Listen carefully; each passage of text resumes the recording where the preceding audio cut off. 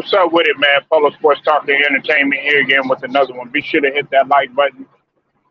Be sure to subscribe to the channel if you're not a member of the channel, and also hit the notifications too, so that you're able to get each and every one of my videos. Okay, now uh, Odell Beckham Jr. Okay, I like to call him Odell, but Odell Beckham Jr. Man, he's showing interest in the Saints right now. Now I know a lot of people are in uproar about the Chiefs and the Packers, but right now he wants to go back to Louisiana and play, and it makes perfect sense. Now look, I've said this before. I never said to any of these people that think that I think that ODB is done. No, he's not done. He's not done at all. Uh, is he a number one? No, absolutely not. He's not a number one anymore. But can he be valuable to a team? Absolutely. And that's only if and only he keeps his ego in check. And I think him being with Sean Payton, being in a winning environment, because the Saints have been doing good, even though they took the loss to Jameis Winston. I still think that the Saints are still going to be somewhat competitive. I mean, that's just my overall opinion. Now they took that loss against the Falcons, okay, and that right there was they only lost by 2 points, but still a loss is a loss. But they're still in good position. They're still 5-3, and you got receivers on there right now, such as you got your Kamara, you got Smith, and Harris and everything. But I think that Odell Beckham Jr. would be a good fit. He is a veteran. Uh, at this point in time, he's disgruntled. But I think him being in a winning environment would truly help him. Now, y'all can say what you want about the backup for Jameis, Simon or Simon, however you pronounce his name. He's still a relatively good quarterback. I mean, he stepped in. He did somewhat decent for a backup. He managed the game, had 249, 2 touchdowns. You know what I'm saying? And it's not like they got blown out. So, it's going to be kind of an adjustment, but they really need Jameis. You know what I'm saying? And Jameis would have been a good fit. Now, listen, trust me, I don't want the Saints to win, but I have to call it. I have to call it what it is. You know what I'm saying? The Saints are still, pretty competitive, in our division. But Odell Beckham, he has a lot to offer to a team. I don't feel like he would be a good fit for a team like the Packers nor the Chiefs, because for one, with the Chiefs, you got dynamic receiver in Tariq Hill, even though he hasn't performed like we want him to. Everything. And what's up with it, Big Hoop? Um, Even though he hasn't performed up to the level like how he wants to, and he wants to go to a winning environment, and the Saints are actually doing a better job, a way better job than the Chiefs. Now the Packers, I don't think that is a good fit for him, for the simple fact that you got two egos that will be through the roof, and that Aaron Rodgers. Say what you want to say. He's got a big ass ego, and then you got Odell Beckham or whatever, and he's gonna be Aaron Rodgers has never been one to kind of shy away from having little friction here and there with his receivers.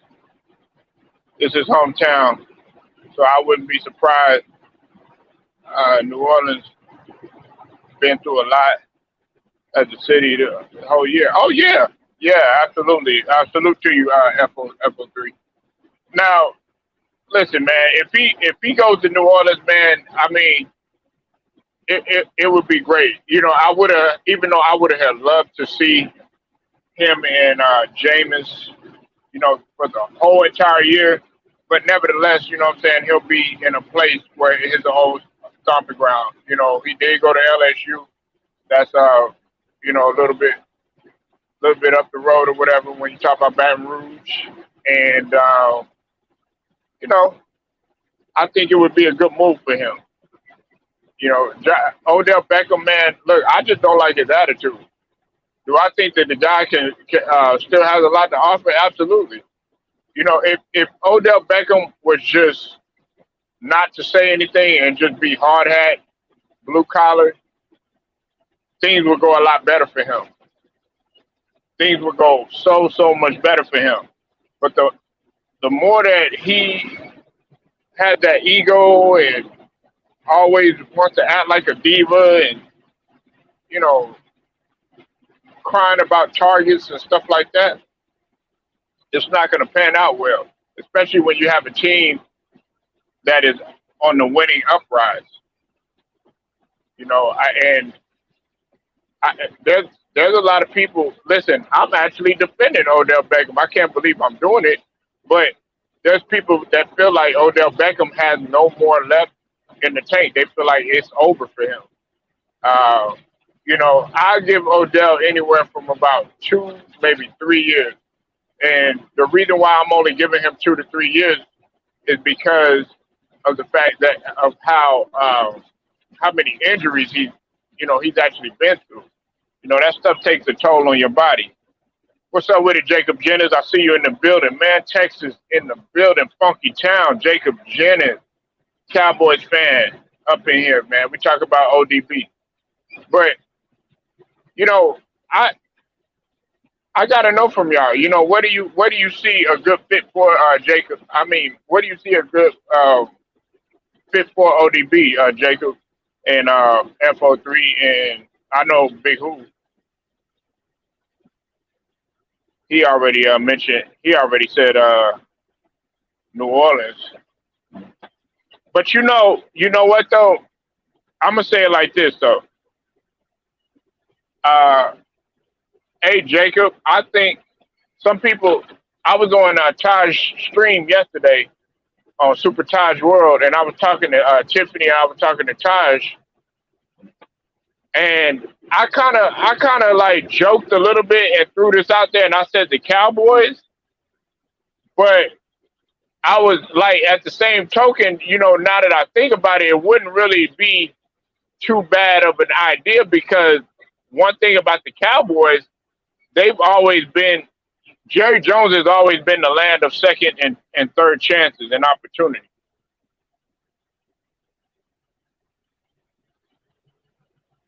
Oh, okay. You talking about, coaching wise, yeah, with Sean Payton. Okay, okay. What's going on, Yo, Jacob? How you feeling, brother? oh man, doing a little trying to do a little shopping, little looking and shopping online. Oh, okay, okay. That's what's up, man. Man, what you think about ODB, man? Because I never really got your take on ODB and where a good fit for him. You know, people talking about either the Packers, the Chiefs, or the Saints. He's trying to eye the Saints, man. What you think, man? Well, if he wants to play with an experienced uh coach, somebody who has a lot of insight on the game, um, especially that's highly offensive minded, knows how to use his players. Uh, and you just think about uh, systematically. If you talk systematically, I think he will fit better with Sean Payton because what Sean Payton has did with Drew Brees' career when they acquired Drew Brees from the Chargers. So and you're talking about he's like, you know, second, I won't say all time, but not first all time, if Brady ain't surpassed him yet. If we're just talking about what we're talking about, as far as like coaching, if we're talking about coaching and coaching a top tier talent, so Sean Payton has coached a top tier talent with Drew Brees, and he has Alvin Kamara, who's probably one of the best all-purpose backs in the league, uh, right now. So I think the Saints would be a perfect fit based off of veteranship and expertise and experience. I'm not saying that not the Patriots, but the Packers would be a bad deal, because if you go to the Packers, I mean, you're talking about somewhat of a super team in a way, somewhat. Now, I'm not, because Devontae Adams is one of the top a top premier receiver, a solid one guy. I mean, you got Aaron Rodgers, and you got what's his name, Randall Cobb. So, I mean, a three-headed foe on the receiving core. With If you put them three guys together, I think it's a win-win for Odell Beckham. But as a catch, the Packers coach does not have the same. Like I said, he doesn't have the same coaching experience like Sean Payton. Sean Payton's been in the game for a long time. He was under Parcells, and you're talking about somebody who eventually evolved and won a title. So I'm not sure, Matt LaFleur, that's the Green Bay's coach name. He's good, but a lot of Odell Beckham's grooming would have to come really from Aaron Rodgers. So that's pretty much where he will. And I'm not saying Matt LaFleur can't coach Odell. I just think from an experience point of view, coaching an Odell Beckham Jr., you will want to be with the Saints because of the coach. The coach. I mean, that's a better fit. That's a better fit for him, because he will get better coaching. Now, if you just want to go solely on talent, like I said, Green Bay wouldn't be bad because you got the better quarterback. I mean, you get the better quarterback, but Matt LaFleur, I don't know. He's sometime especially when, I mean, so what? He goes to the Packers and have 4 or 5 good games, but get to the playoffs and lose again. Now what? You know what I'm saying? What did Odell Beckham go there for? You know what I mean? But I could see him, grind it out and play hard with the Saints and probably get a playoff win and go to the second round. Possibly go to the NFC Championship. You know what I'm saying? Yeah, that's right. I mean, I just gotta. I personally, I mean, if he's just trying to go onto the team, if he just want to go to a team to be a contender and that has the better chance of winning, I would leave with Green Bay just because, like I said, the quarterback. You got the better quarterback in it. If you really want to go and groom and learn and possibly, and hopefully, I feel like be used to the level of returning back to the Odell Beckham that he was in New York. I mean, I could see that probably working out with Saints. Now, look, well, no, it makes perfect sense. I actually thought that you were gonna actually throw your Cowboys in there, man, because some people they've thrown him out there. You know what I'm saying? Because they felt like, okay, well, damn, maybe Coop, Lamb, and Wilson and you got Gallup getting ready to come back. They can pick up. They can pick Odell Beckham's brain. But see, the problem with that would be, okay, well, Odell, he's gonna want to be in the bright lights, and he's gonna want his touches. He's gonna want his targets and stuff. Mm-hmm. And then Dak, he's not really all about their egos and stuff like that. He can't stand that. And they've been gelling pretty good. So you wouldn't want a bad apple to be in there, because Mm-hmm. that's what his whole aura about him right now is, Jacob, is him being a disgruntled veteran. You know what I'm saying? He's disgruntled because, okay, well, he's not getting the touches, and he feels like he should be that number one. But I'm just being honest with you, Jacob. He's not.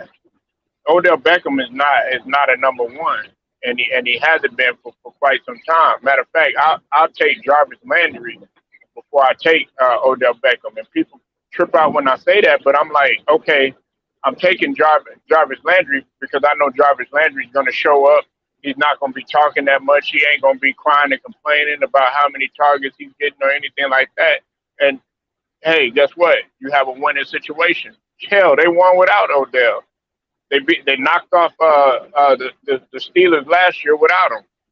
So then he comes back stirring up controversy and all this other stuff. However, okay, I've never said this though, Jacob. I've never said this. I've always said that he's a top tier talent. He can still produce. Hey, look, Larry Fitzgerald, man, Jacob, man, he he's getting up in age. But guess what? He's not the number one. He's having to, you know, play different routes and everything like that. He's not that main guy. But guess what? He's still productive. You understand what I'm saying? Yeah, I mean, uh, I still think that, like I said, you say that he's not a number one, but Hmm. like I said, uh, if he's healthy and he's being used by system, the system that you're in, like I said, coaching. Because here's the deal: he has to be on the same page with the quarterback.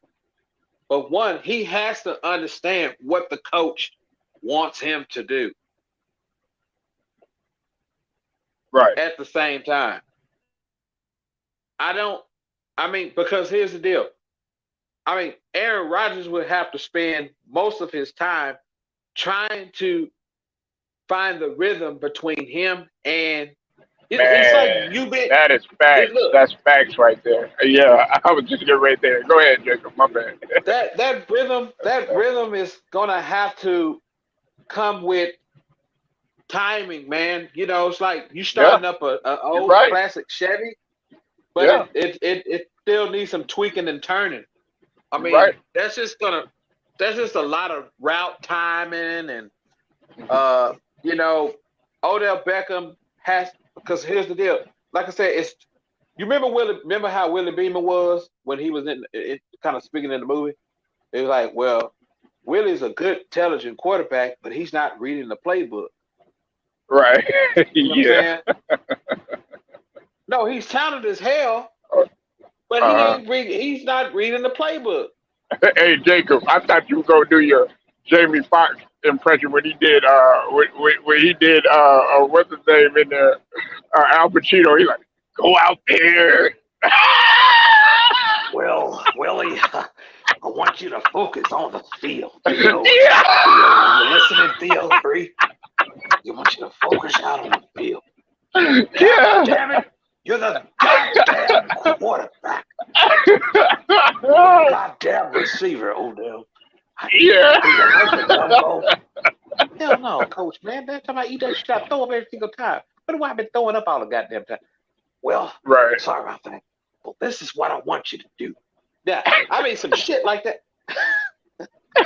Nah, seriously. That's what's gonna Yeah. happen, man. Sis. Hey, But Jacob. Yeah, yeah. You gonna be like, oh, yeah, dude, on what's his name on Amen? He was like, I meant the black quarterback. You know, yeah, I meant the the black, black, the brother. Yeah, yeah, yeah, the yeah. bl- But what the about the black brother, quarterback.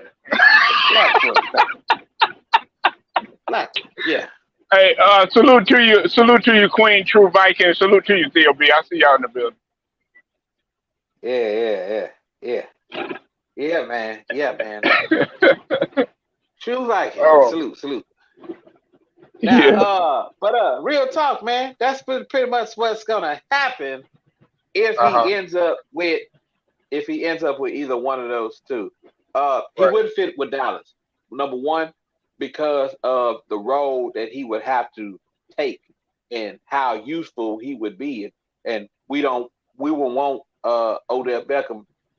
Just I mean, I don't think that I think that him and Dak could get for some reason. I feel like the younger quarterback can connect with him, Uh and huh. I'm not. I don't. It's not that. I don't think that he couldn't connect with Dak. It's just that the touches in the role and how well he can adapt to uh whose system and because you got to think about it. What's the use of having Odell Beckham if he's healthy, but if he's not going to adapt to the system, whose system will he fit with? Who will he listen to? I mean, personally, if I'm Odell Beckham, I'd rather play with a Sean Payton just from the coaching experience. You know, Right. Right. I'm not Aaron Rodgers. Aaron Rodgers. See, you got to think about it. Uh, Randall Cobb and Devontae Adams both know Aaron Rodgers and how he works. They're used to the expectations of what Aaron Rodgers want them two to do is very common. You know what I'm saying? Right. It's very common because we've ran routes, we've spent training camps together. You see what I'm saying? Right. Right. So if they all spent training camps together, they all familiar with each other. That's why it's so easy for Randall Cobb. He could leave and come back and be like it ain't nothing. You know what I'm saying? Like he still know the neighborhood uh where he was staying at when he was living there. You know what I'm saying? When he's playing for them. So it's not really Right. no different. You know what I'm saying? You just left Right. like, oh well, shoot, I still know the city of Milwaukee pretty good, at least from what I remember. Ain't nothing changed. You know what I'm saying? Right. Right. Uh but if you're gonna go with a coach that can fill you in with that can get you to understand the system and what really to be more expected, I would go with the Saints because just think about it. You got an all-purpose back who's pretty much can take a lot off of the receivers. You know what I'm saying? With Mm-hmm. Alvin Kamara, I think Saints got the better defense. My opinion. I think Green Bay's defense is decent, but I think Saints has the better defense overall. So that that's kind of what I would do from a veteran receiver, and I still think he's a high caliber receiver. If Mm-hmm. he can stay healthy and um, fit in somebody's system quick, because it won't do him Mm-hmm. no good to go to Green Bay if he's not filling in. You know what I'm saying? What's that's going to Yep. do for Devontae Adams and Randall Cobb? It'll take a lot of pressure off of them because then now we got two big prime premier receivers. And how do you use Odell Beckham? Uh, use them in the slants, use them in the crossing routes. If you could get him on the crossing routes a lot, I think he's perfect, right? He's perfect on those crossing routes. Really, really good. Uh, Odell Beckham one on one can that can go either way. Can he beat you on the go route? You know what I'm Mm-hmm. saying? The curls, um, you know, that's just that's just a lot. Like I said, systematically, man, where will he fit and who will he learn from?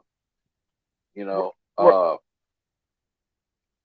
Well, I was Yeah, gonna go say ahead. that I didn't mean to cut you out, Jacob, man. No, But you this good. is what I was gonna say. Like, it's two things. One, man, people forget because I've had numerous conversations about, and believe it or not, this is gonna surprise you, man. I have really defended ODB. I mean, like, because some people have said that he's done, and I'm like, well, I'm not gonna go that far. I ain't gonna say that he's done. This is what I will say, Jacob. I don't know when's the last time you seen Odell play, but the last time I seen him play, he's regressed just a little bit in the fact of his explosiveness and his twitch ain't as fast as what like how it used to be, ain't as sharp as at what it used to be. But that's not to say that it's regressed that much. People forget, man. I don't know if you saw that injury when he was with New York, man. Dude, that was a gruesome injury, man. Hmm. And I don't think people understood how it was like it was in the magnitude of like Dak.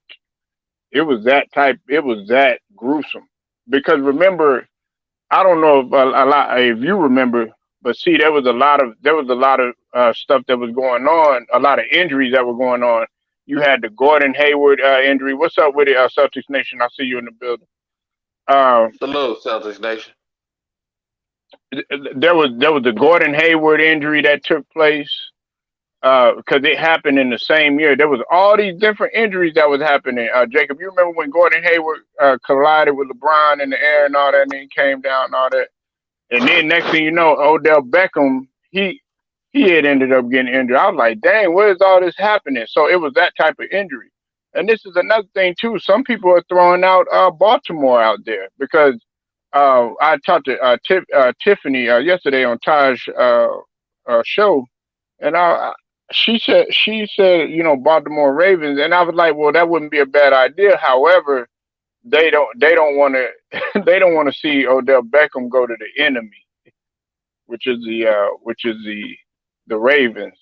The Ravens and the Nah, Steelers he and wouldn't all go that. to the Ravens. You know, He probably come and back. He probably but come back him to the NFC. but him and like a quarterback like Lamar Jackson, man. And I wish Jameis Winston wouldn't have got that ACL, but man, Jameis Winston is having man. We can agree to this, right, Jacob? Jameis Winston is balling this year. Yeah, I think he's been. I think he's been playing pretty solid. Well, he started. You got to think about it. Jameis Winston started most of his career in college, and started his career in college. He was drafted, and then he started, He and started with us. I'm not gonna now. Now we can. Anybody can. I guess everybody can agree or disagree on the as far as like what did he do talent wise? I mean, what did he do as a starter in the NFL? I mean that can be answered. That can be answered. You know, that can be talked about differently. But and now that he has came back and regained or a starting position, you know what I'm saying? He hasn't looked bad. He's actually looked pretty solid. You know, he's not gonna put Jameis, up the same numbers like Dak and uh you know Brady and Kyler, Kyler. Stafford and shoot, hell, even what Lamar Jackson's doing this year. You know, No, Kyler. um, It's been Kyler Murray, Kyler Dak Murray, yeah, Kyler Prescott, Murray, yeah. that Prescott, of course, Aaron Rodgers. People say Tom Brady, Jacob, but I don't agree with that. Tom Brady really hasn't. To me, in my opinion, because I've been looking at Tom Brady for so long, he hasn't performed. If you really know Tom Brady's game and see how he hasn't done as well as some of these other guys, and even Josh Allen has been up there, and Herbert was up killing, but Stafford has been doing tremendous, man, and they got a big one coming up against the Rams. They got a big one coming up uh this next game. because Von Miller's now he over there now. Right. Yeah, but my bad. I mean, I was all over the place, but no, No. You straight. Straight, it's Polo. just that when they sit up there, Jacob, and they say, okay, yeah, Odell Beckham's done. I'll be like, now when we talk about his attitude and him being disgruntled and stuff like that, okay, I'm like, I'm critical of that because, hey, think about it, Jacob. If me and you, we're part of the team. Let's say we're in the backcourt and you up in there, you like a Joe Dumars or like a Clay Thompson or something like that, and you my backcourt mate. You know what I'm saying? Mm-hmm. And you the one playing all the defense, getting all the steals and everything, distributing the ball. But all I want to do is score. But I get mad when you don't give me the ball, and then I'm coming to practice late, or you the one that's up in there putting up your jumpers, working out, sweat, your t-shirt wet and everything. Mm-hmm. What's up with it, T Price? I see you in the building. Go sub the T Price channel. And then CP. I'm Salute, up in big I'm bro. up in I'm up in there like, man, Jacob, man, what the hell wrong with you? Jacob, you gonna be like, nigga, nah, what the fuck wrong with you? You gonna snap because you gonna be like, nigga, how you gonna have the audacity to sit up here and be complaining and be a diva and shit like that when I'm doing most of the work and shit like that? Well, guess what? That's how a lot of the people feel on the football team when Odell Beckham is uh is on there. They Jarvis Landry. I know that's his best friend, but I know Jarvis Landry done laid it to him and been like, "Look, dog, you need to you need to chill out, man, Hmm. because that's his best Mm-hmm. friend right there." Right, right. Well, I mean, like I said, uh, you know, I think what a lot of these players sometimes be lacking, man, is like I said, Sean Payton is one of the Sean Payton. Let me see if I can go down the line of coaches that are, they've been around for a little while. At least the ones I've been around for a little while. See, Andy Reid, Pete Carroll, Mike Tomlin. Uh, who else? Uh, Urban Meyer. Now I'm just playing. well, Irvin. No, Hey, not him. Uh, Urban pulled a Jacob. Urban pulled a Jacob in the bar. shit, that's what I, I'm talking about. Irvin, I man, bet, what's up, hey, I baby? bet That's what I'm talking you about, was dog. clapping That's at how that you day. He's like, motherfucking nigga, do it. man. He's like, Urban, give me a call. Give me a call. Shit, like Irvin, man, you should have called her, brother. Cause I wouldn't have no. With a sister now. Put a sister in front of me. Yeah, Don't put yeah, a white yeah. girl in front of me. You know what I'm saying? Yeah. Man, Nah, please, nigga, Jacob, nigga. you done had her too. Stop it, man. No. Bitch, get up off me. Get up off me. When the song get up off me. Get up off me. Hey, Jacob, you would have been surfacing all over Twitter, IG, all that, man. You would have made Hell headline yeah. news. Right, yeah. That's what I'm talking about. You know what I'm saying? Pimps up in this motherfucker. Herb, get you one of them. That's what I'm gonna call him. Call him Herb. Call him Now you Herb. said You know what I'm saying? right. Call him Now Herb, you man. You know what I'm saying? now you said You or Jake. me. I mean, you said Belichick. Did you already say Yeah, Belichick? Belichick. I'm sorry, Belichick. I forgot. I left Belichick off the list. But a lot of those coaches that have been in the game, see, Mm-hmm. those are the type of coaches you want to play for because Mm-hmm. those guys have been there before. You know what I'm saying? Pete Carroll won a Super Bowl. Belichick, he won a Super Bowl. Andy Reid, he's won a Super Bowl. Mm-hmm. Who else did I name? Tomlin won a Super Bowl. Those type of guys you want to play. Those type of coaches you want to play for because uh, Matt LaFleur, he hasn't won a Super Bowl. He has Super Bowl. He has Super Bowl caliber quarterback. You know what I'm Mm-hmm. saying? And like Theo said, we'd rather see him with. He'd rather see him with. Uh, he'd rather see him with Aaron Rodgers, which is not bad. If he chooses to go there, that's great. But here's the deal. I mean, how's this gonna balance out with when you still got you still have two good 1-2 guys, a 1 and a 2 guy.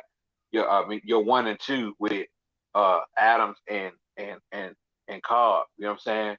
So, right. Which would have to move. Somebody's got to move to third, but I think Odell Beckham would be perfect because I think he's a better slot receiver than he is on the outside as a 1 or 2. I said the same thing, man. And people, they thought I was tripping. They thought I was tripping when I said that. What's up with it, Scrub Zero? I'll let you go in a minute, man. Mm-hmm.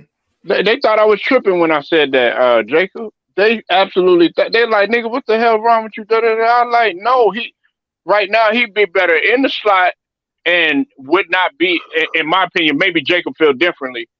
Not a number 1 option. He'll be like a number 2 or something like that. You know what I'm saying? But he can't. I'm not gonna rely on you the first guy. You know what I'm saying? That's just my opinion. Mm-hmm. Like I said, man, I think that because here's the deal, I think Odell Beckham is a good cross route runner too. You know what I'm saying? He can run a lot of those cross routes really, really good. And if you get Odell Beckham in that cross route really good, man, I'm telling you, man, you talking about big time reception. You talking about easily 60 yards, probably 4 or 5 receptions. You know what I'm saying?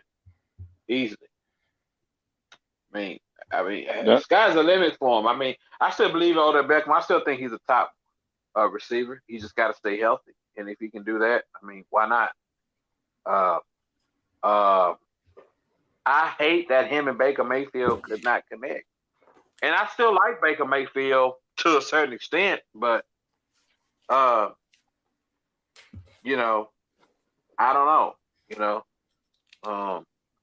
That's the thing. Like I said, coaching wise, where I think he'll fit. I don't have to go with.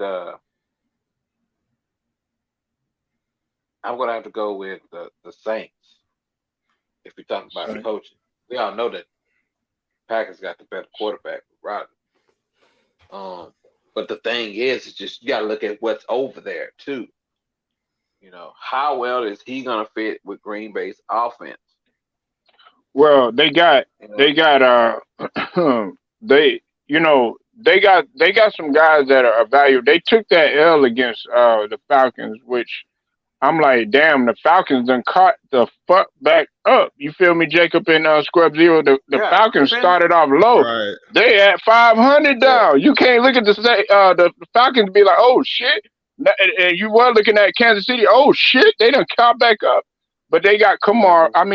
They got what's it called? Kamara, and they got Smith, and they got Harris. You know what I'm saying? And they got them guys over there. He could be like a decent guy, and they could still pick his brain. Because let's make no mistake about it. Odell Beckham is talented, man. I'm not gonna sit up there and say that. But Scrub Zero know what I'm talking about, man. He could be a bit of a diva because he a New York fan and everything.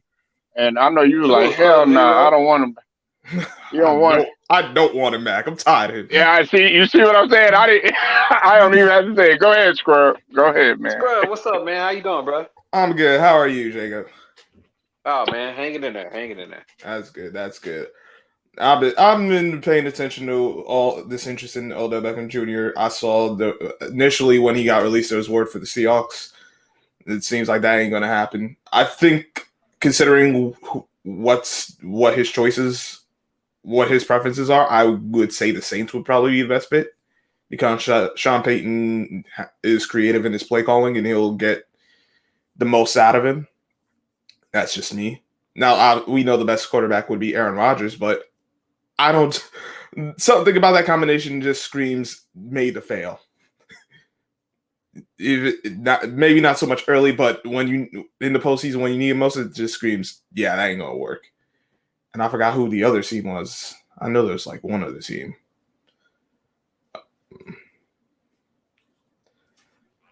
I mean, I agree. I think the whole Rodgers hookup will, because here's the deal. You got to think about it. Father Time gets the best of all of us. Mm-hmm. If you're playing with I can guarantee you this. If he's playing with Tom Brady and Bruce Arians and the Buccaneers, I think it's totally two. I mean, you might as well say that super team of the Buccaneers. Might as well go ahead and give them the Super Bowl. Because, I mean, if you line up with, you got Chris Godwin, Mike Evans, man, just the matter. There's just way too much talent over there. I think the Saints will be a perfect fit for him because, like I said, Sean Payton has been there before. Sean Payton is a he's a great coach. He can get top money anywhere if him and the Saints, what's go to separate ways. But he's not. He's been there. He's been going on 15 years now. 15 years as a head coach. Has Super Bowl champion. He has his postseason record. I'm not saying haven't been all great, but he's put the Saints in position to win several times. He's got good talent over there. I like what the Saints is doing and what they have right now. Like I said, I think it would be perfect because of what you were saying.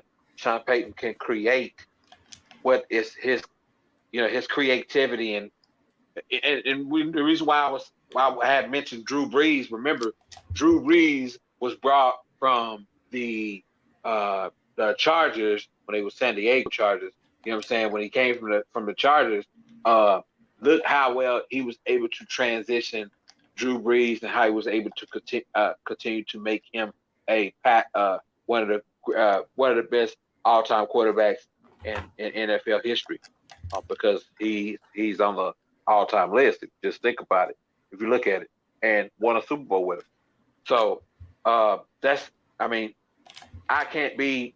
Matter of fact, and then think about it. He did it within 10 years, which is also good too, because they won 2009. I think Peyton took that job in 2006 or something like that. Yeah. Which is, that's perfect. So the Saints should strongly pursue Odell. I think Odell's relationship with the coach has to really be good first, man. So you want to look at that. How well is he going to get along with the coaching staff, get along with what the quarterback does with him, and I don't think it'll be a problem with Sean Payton because, if it is a problem, he'll be gone because Sean Payton ain't right. Exactly. Yeah. So that's really my take on that, man. Like I said, I wish Odell Beckham nothing but the best, man. I really hope that he can, I hope that he can get it together and still be that dominant receiver that he was when he was with the Giants. Still a top, like I said, he's still a top premier receiver. I think those days are long gone. I think he so? can being a dominant number one. Yep. I think those days are long. Perennial receiver. I think I still. Well, look. I think he can help a team. He's not. Well, he's not old. In some football years, he's a veteran now. Here's the deal. I come from an era the era that I watch, where receivers were in the league. I mean, you're talking about the Jerry Rices, you know, Gary Clark and all those guys, man. These guys were about getting the ball, but they were playmakers. I mean, they were the best. You know, I mean, these guys' numbers proved. I mean, showed it. You know, it's like now the NFL is just like one thing I have seen missing from the NFL. There are no more great fullbacks. They don't run I formation anymore. Like everything is, they don't run out of under center anymore. Everything's shotgun these days. Yeah, I mean, you understand what I'm saying? Yeah. I mean, Emmitt Smith does not have his yards that he's had for his entire career if he did not have two, a good offensive line. I mean, one, an offensive line, and two, a great fullback, a great lead block. You just don't have it anymore. And, you know, it's like now you're becoming single-handedly. That's why you very seldom see a running back getting, you know, most running backs would average almost 100 yards rushing every single week. You know why they're not getting that? They ain't got no fullback. They ain't got no lead block. They don't commit to the that, and they don't commit to the run. As soon as it doesn't work out, it's all right. Let's pass the ball, and that doesn't help your team, particularly when you're in your team with a bad defense. Running the ball protects you, helps protect your defense. It controls the tempo of the game, but these teams are so obsessed with passing the ball when they don't need to pass the ball those times. It's just crazy. Right. Yeah, man. It's just I don't know. I mean, like I said, you know, I still think that he can still be a you know, I ain't saying that you sign him to, you know, $100 million deal. I ain't saying that. I ain't saying giving him that top amount of money because numbers wise, he's been derailed with injuries too for some of his career. You know, some of his career, he's dealt with injuries and he has not been able to get to that level of play, you know, to play at that high level. You know, you know, that's just, I don't know, man. It's just, I'm so stuck in the old, you know, I'm so stuck in the old school of football and way things used to be. And, you know, I just got to accept it and get it out of my head that it's just never going to be that anymore. You know, and it ain't going to be that no more. Got to get over it. You know, football is just not what it was when I was 10 years old. You know what I'm saying? I ain't 10 years old no more. You know what I'm saying? Like shit. You know, it just ain't gonna be that same shit that I seen in Pee Wee or middle school and high school. You just ain't gonna see that shit no more. But people are like, damn, but them players did it so well, it's so great. Like you would expect that, but that's just not how. It's just not. You know, that's. I mean, you know what I'm saying? You know, like you said, it's a different. They're just not committed to that. It's just something that they just not committed to. They're not committed to running the football anymore. So,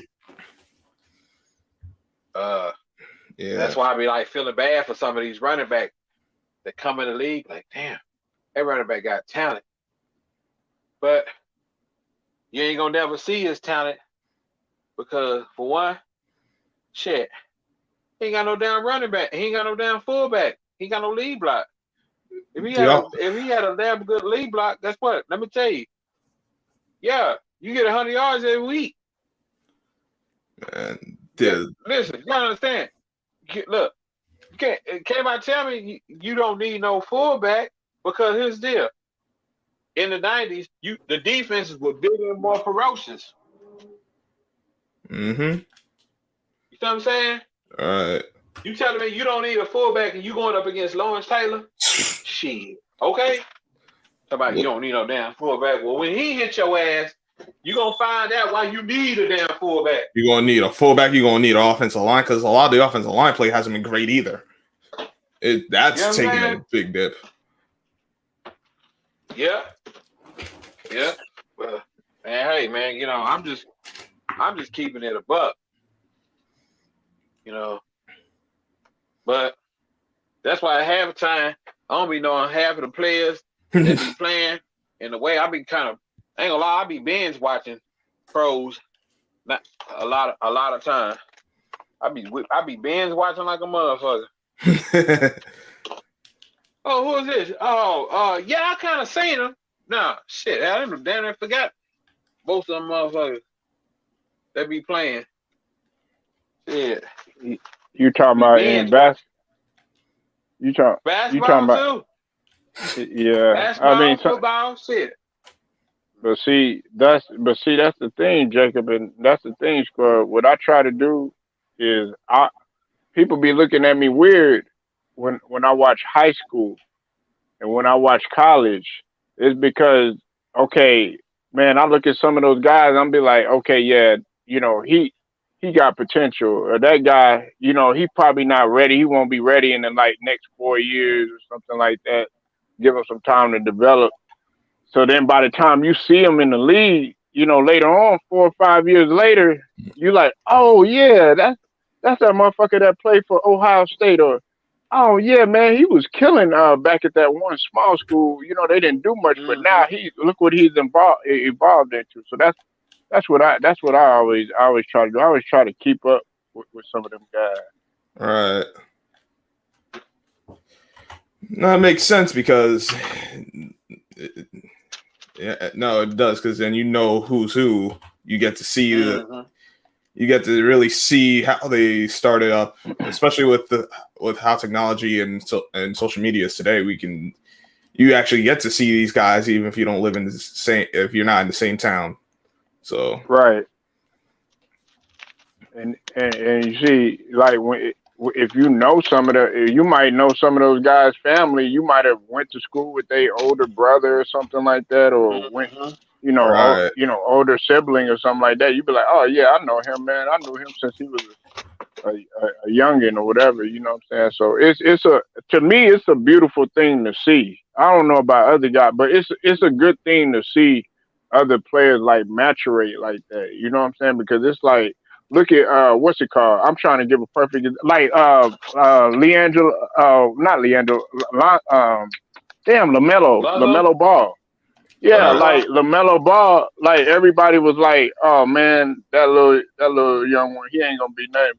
But LeVar Ball always told him he was gonna be the best one, and look what ended up happening. Look who's the most talented one. You know, it works out like that sometimes. True that. Yeah, you got a point. It's the same thing with Canelo, you know, and I know like Jacob likes to bring up Mayweather, so I'm gonna keep on bringing up Canelo. Like with Canelo, when he got whooped by by Mayweather, you know, I was like, okay, and we talked about this already, but like you saw Mayweather beat Canelo, and you were like, nah, hold your horses, because I first started watching Canelo when he fought Sugar Shane. I was like, damn, I never seen anybody besides Mayweather do Sugar Shane like this. And he was just making Sugar Shane miss, and he was doing all this type of. I was like, this dude, and I started following him. Had a bad fight against Mayweather and everything. I was like, nah, he gonna bounce back, and look what happened. True enough. Well, on that note. Uh-oh. On that note, Polo. What's up? In order for you to be the best, you got to be the best. Yeah, we know. You know who said that.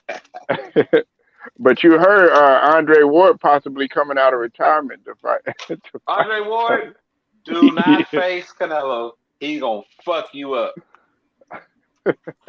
And Floyd, you know damn well you wrong for trying to weight drain Canelo at 150 pounds. Floyd, you my boy, you my dog, but stop the cap on that shit, nigga.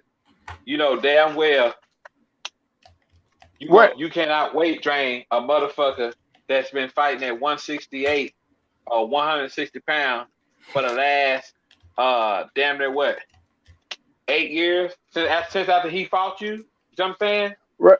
But didn't he? Hey, but let me ask you this, Jacob, and maybe Scrub, maybe you. How come you can't fight at 160?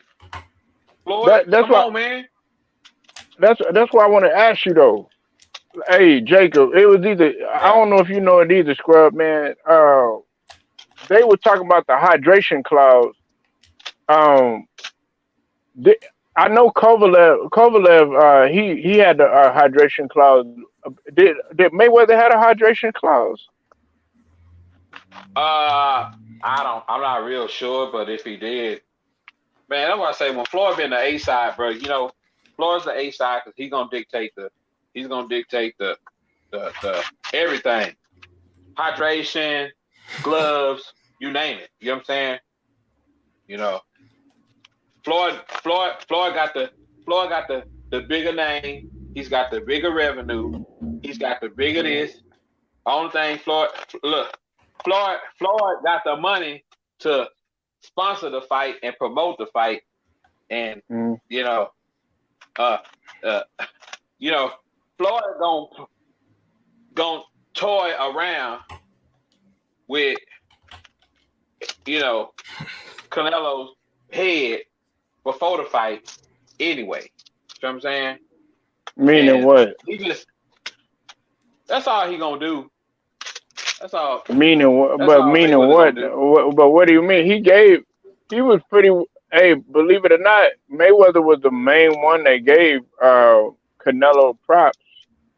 And then, you know, what's his name? Caleb Plant has came out and he said, okay, yeah, at the end of the day, he's the better man. He kind of came to his senses after waking up and everything, you know, from that fight. He came to his senses and stuff. But I know he has to be hurt because he talked a lot of shit at the press conference, Scrub Zero. Like, this guy was talking about his mom. He was talking about Eddie Reynoso, talking about he was a badass, disrespecting him and all that shit. So, like, man, come on, man. You going to feel some type of way after you get your ass mollywopped. Right. Yeah, you lost. You lost and you lost bad. Yeah, you supposed to feel that way. You lost. He don't even want to face nobody, man. But see, they up here talking about the fight was rigged. They talking about the fight was rigged. How the fuck you gonna rig somebody getting knocked out? Dang, if I could rig someone getting knocked out, I'd like to know how.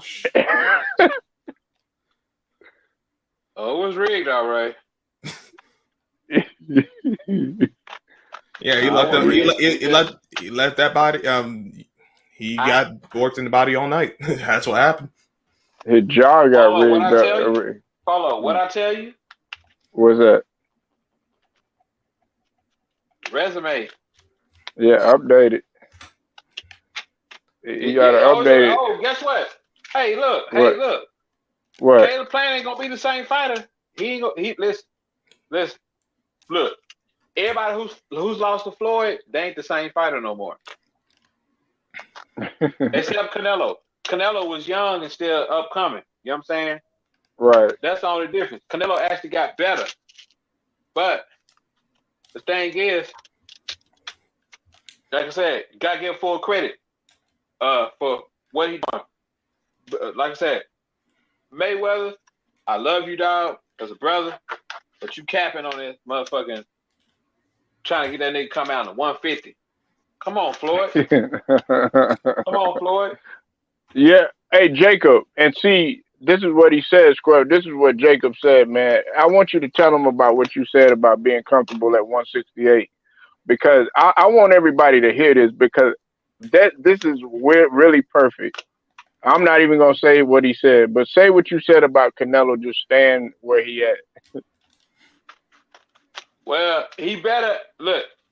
Okay, a lot of these fighters when they fight at a certain weight, right? If we fight at 130, right, 130 pounds, right? Give you a prime example. Well, once fight time come around,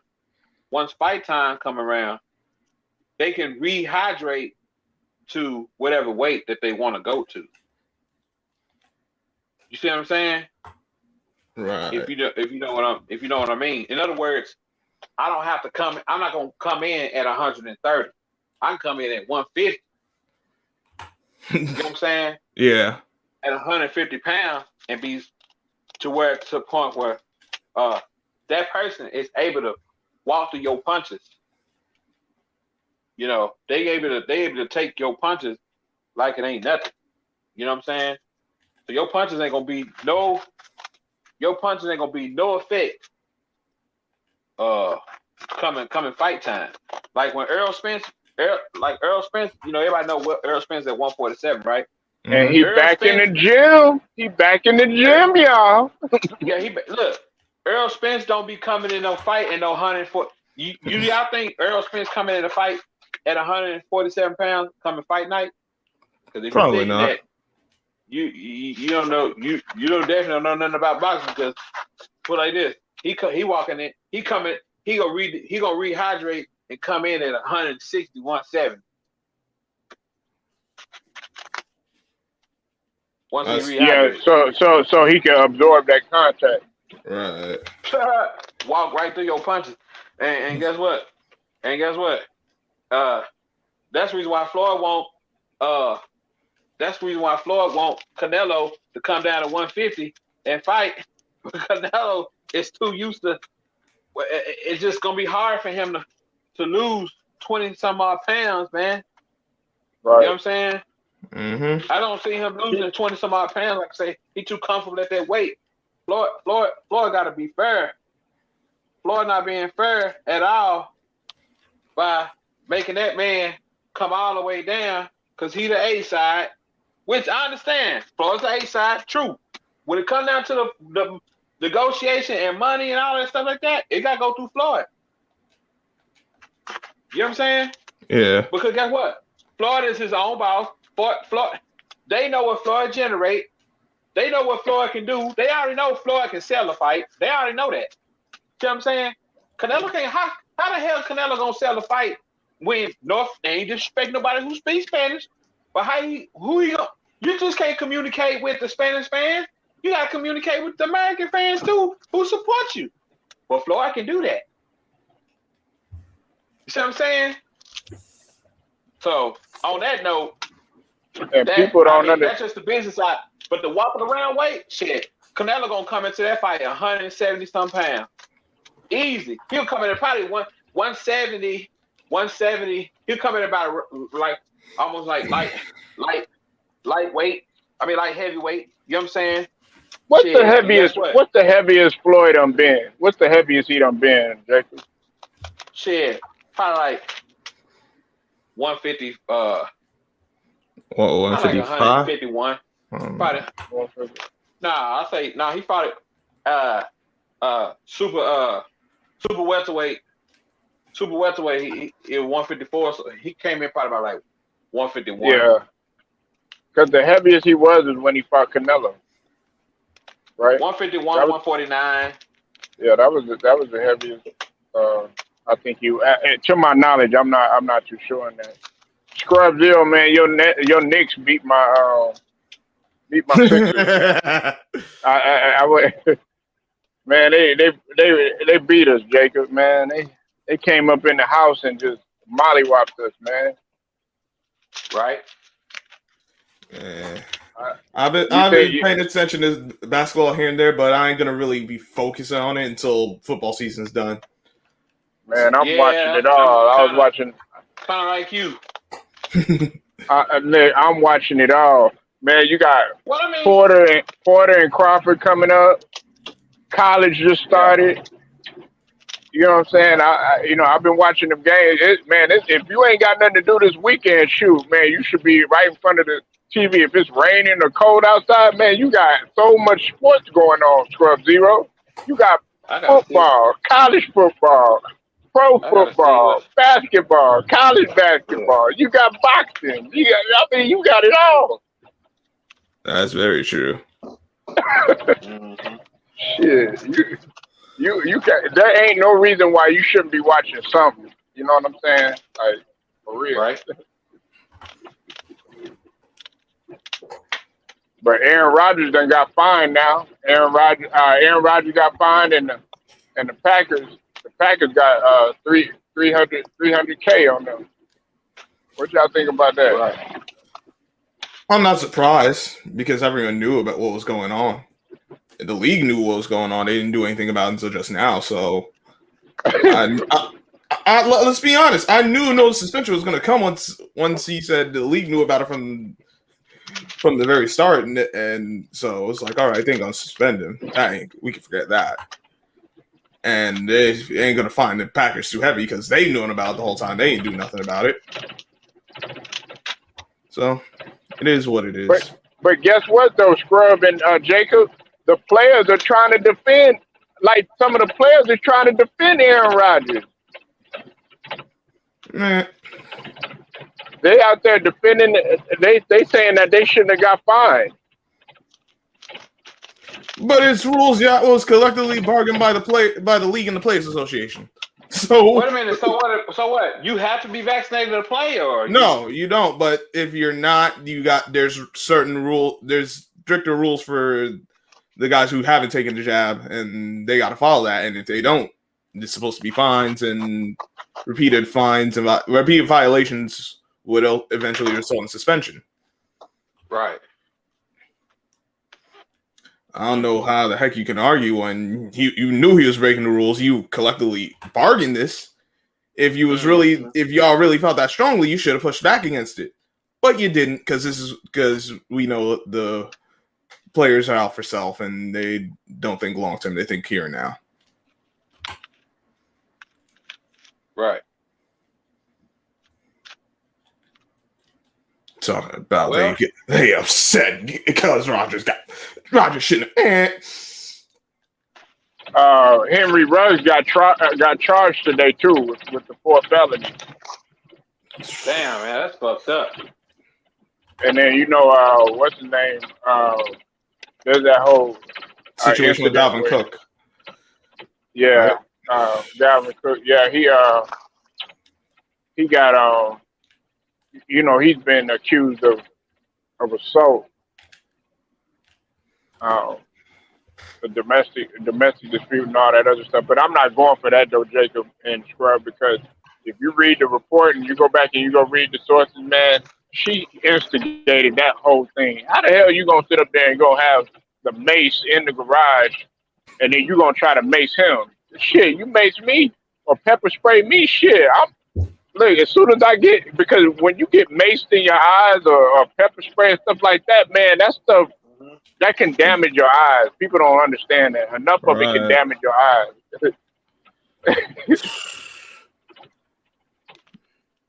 Oh, you talking about Dalvin Cook? Yeah. I don't even know what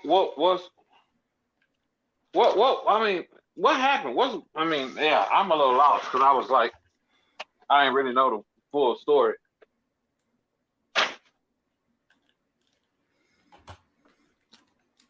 Yeah, you gotta explain to me.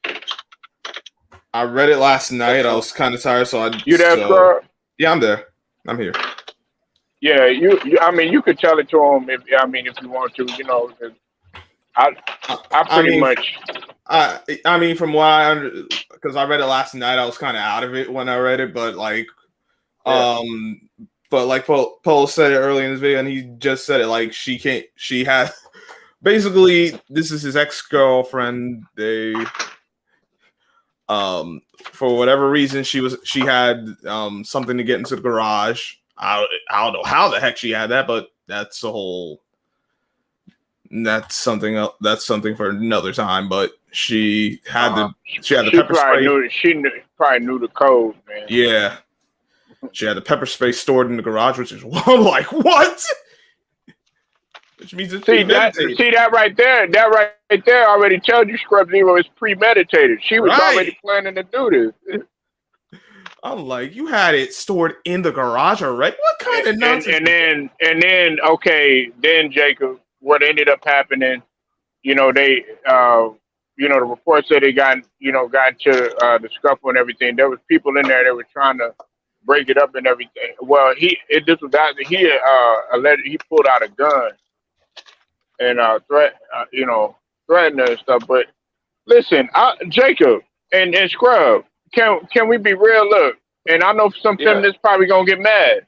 Man, you come up in my house after unless you coming there for the kids or something else, man, you better knock or say something. If I'm done with you, I'm done with you. If you intrude into my house, look, it's no holds bars, because I don't know what you finna do to me. Right. Even if it's there for the kids, you ain't here no more. Yeah. What if she would have picked up? What if she pick up a knife or something? Right. Yeah, she coming up in there set tripping. Hey, there's too many people out here with bad intentions. I can't just tripping. You coming up here set tripping, like East Coast, West Coast, puffing up cone, Snoop Dogg. Oh, shoot, man, you know what I'm saying? But see, and then he already said, Jacob, he said the truth is gonna come out. I believe that Dalvin Cook was just chilling with a few friends, but the NFL, whenever they see assault and domestic and all that other stuff, they real sensitive about that. Yeah, exactly. All the black guys, every time they get in, they always get slightly aggressive.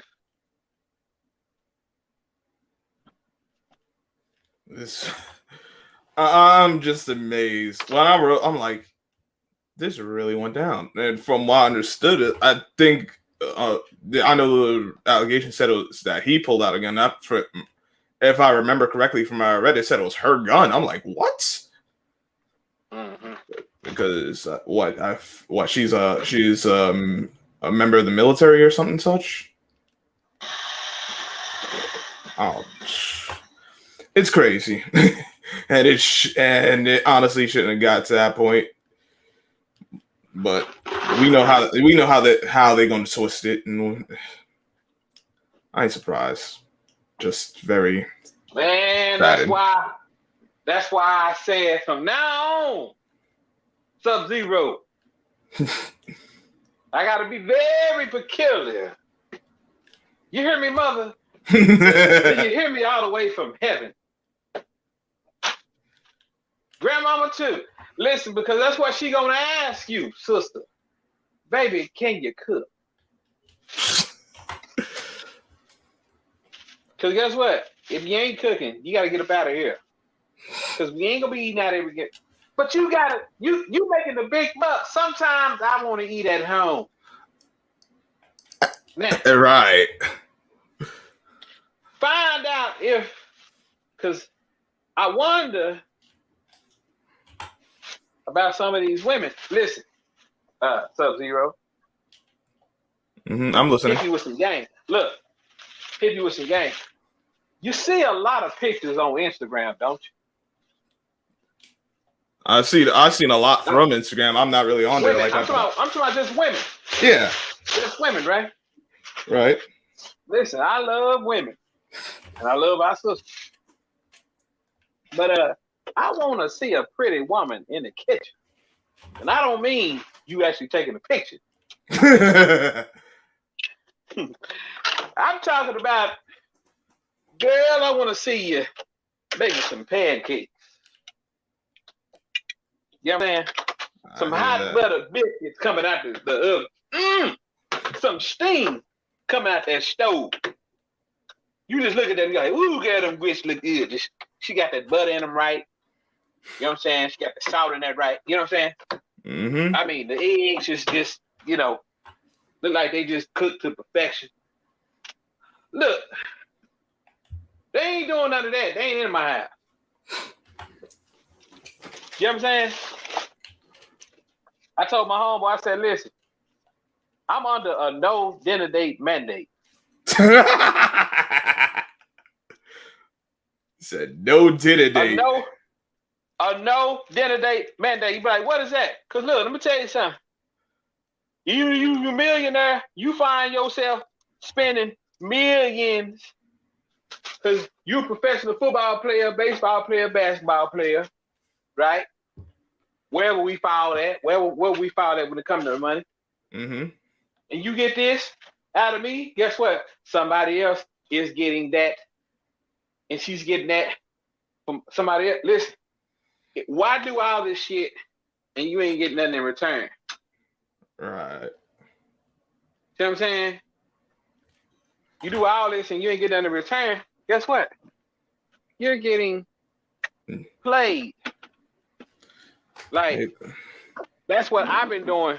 I've been getting played, and I played myself so many times. Like, man, I ain't did nothing but played myself so many times because guess what? I've always been the one that's giving. You know what I'm saying? Right. I've been the one that's giving. But hey, when it come to receiving, see, find out if these motherfuckers is actually cooking. Guess what? They ain't in my house. You know what I'm saying? I'm gonna start. Listen. You gotta start asking these women that. You know what I'm saying? Right. Because that pretty face. Listen, that pretty face. That's all on the good. Can you cook, lady? Can you throw down in the kitchen? Really?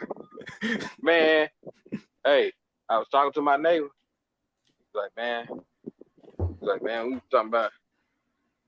He was talking to Shorty. He's like, they talking about, oh, I'm hungry. I'm gonna give me something to eat. He said, girl, you can't cook. I said, there you go.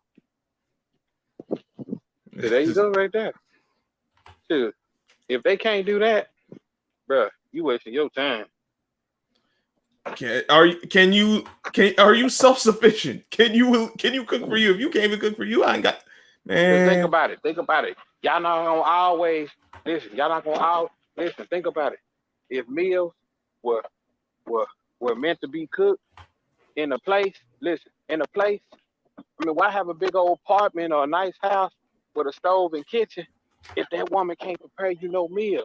How she gonna be romantic towards you if all the time you gotta go out and pull out the goddamn credit card? You know what I'm saying? Now I ain't saying ain't no wrong with every now and then. right. Here's the deal. Look, I'll tell you what. I tell you what. You want $100 steak? Well, guess what? If you was cooking for me 3-4 days out of the week, you know what I'm saying? And guess what? At the end of the week, we go to the mall. But all right, baby, here, go. You know, go pick you out a earring, or a pair of earrings, or a bracelet, or a necklace or something you want. You see what I'm saying? Mm-hmm. All because you've been doing that for me. You see what I'm saying? You've been holding it down after you get off of work. Like a nigga don't be hungry. Motherfucker sweating up for tears. You getting your ass beat in week in, week out. And motherfucker can't cook you no meal. You know what I'm saying? You gotta come home and cook your own food after you've been gone from the house 8 hours. What? Man, you gotta be careful who you picking, who you choosing. Cause I ain't just finna just pick a pretty face. Don't get me wrong, this morning, boy, I seen a thick tenderoni. Working at the Whataburger. Ooh boy. Yes. Sister looking good. Yellow bone. You know what I'm saying? Mm-hmm. I mean, hey, but look, as pretty as she look, what else can she do? Right. See what I'm saying? Listen, cooking.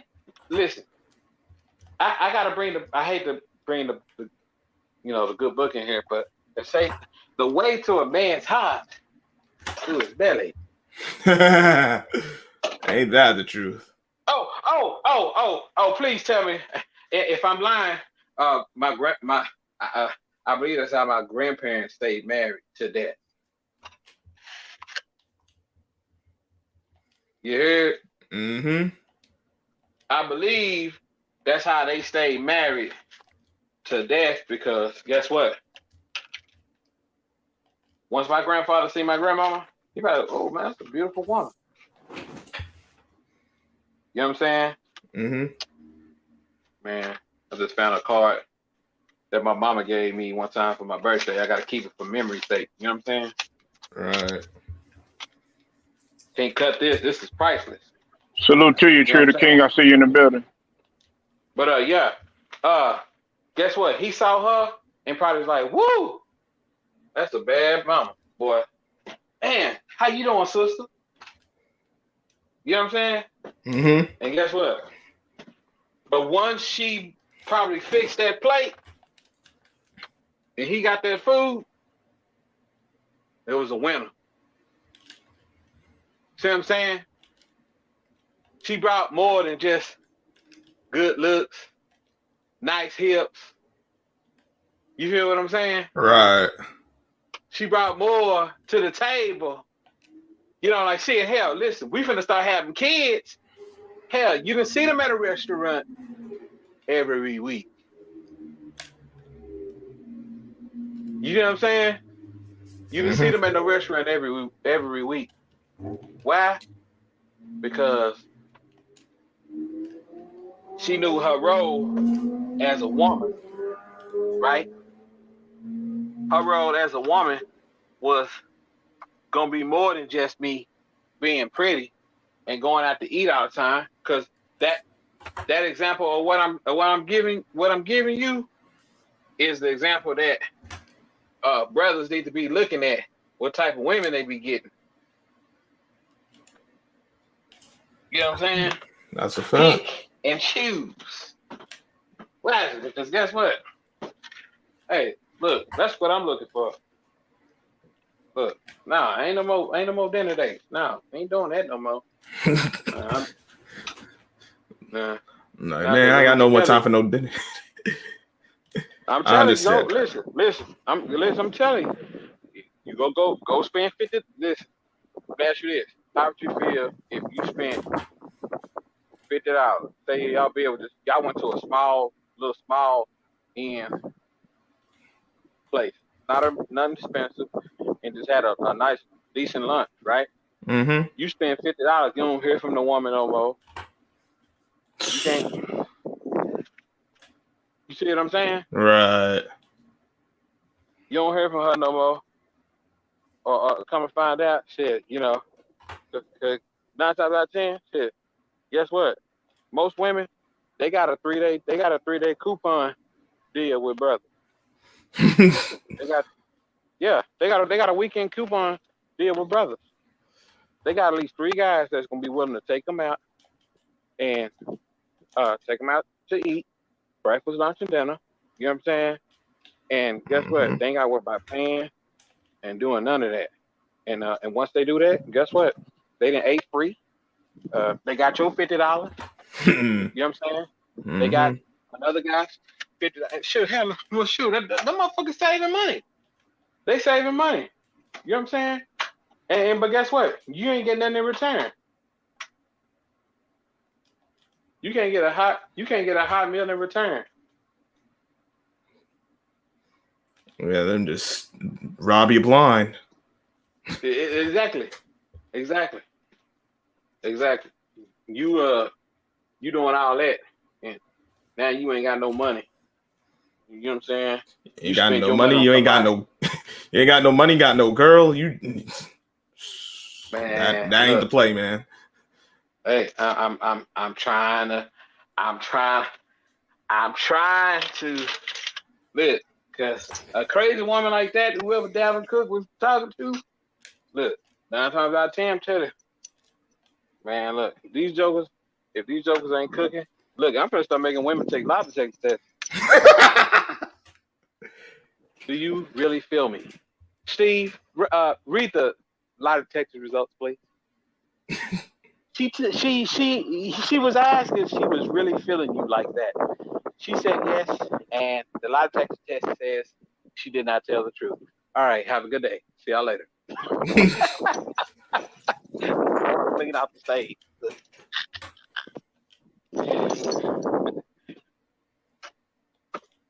You know what I'm saying? Right. Just like that. That's how bad. Look, for real. I'm telling you, bro. Y'all got to get with the program. Look, I used to do all that. Take women out on dates and shit. You know what I'm saying? Like that. I ain't doing that shit no more. So we've evolved past them times. So no. Look, man. I was talking to my mentor. My mentor was like, "Man, you've been going on all these dates. You've been buying this. You've been buying that. Let me ask you a question. What are you getting in return? Are they trying to take you out? Are they offering you anything? See what I'm saying? Is it right? How are they? Is it all give and no take? Is it all like I'm giving everything, but I ain't getting anything back in return? If that's right. I'm saying that's all. Look, all I'm saying is I can see if that woman say, "Hey, I planned a dinner next week. I want you to, Mm-hmm. I mean, what's wrong with trying to find out if that woman can do this and that? They ain't saying, now look, if let's say, see, when that's the thing. None of these guys that been on the Black Bachelorette show, they never asked that shit.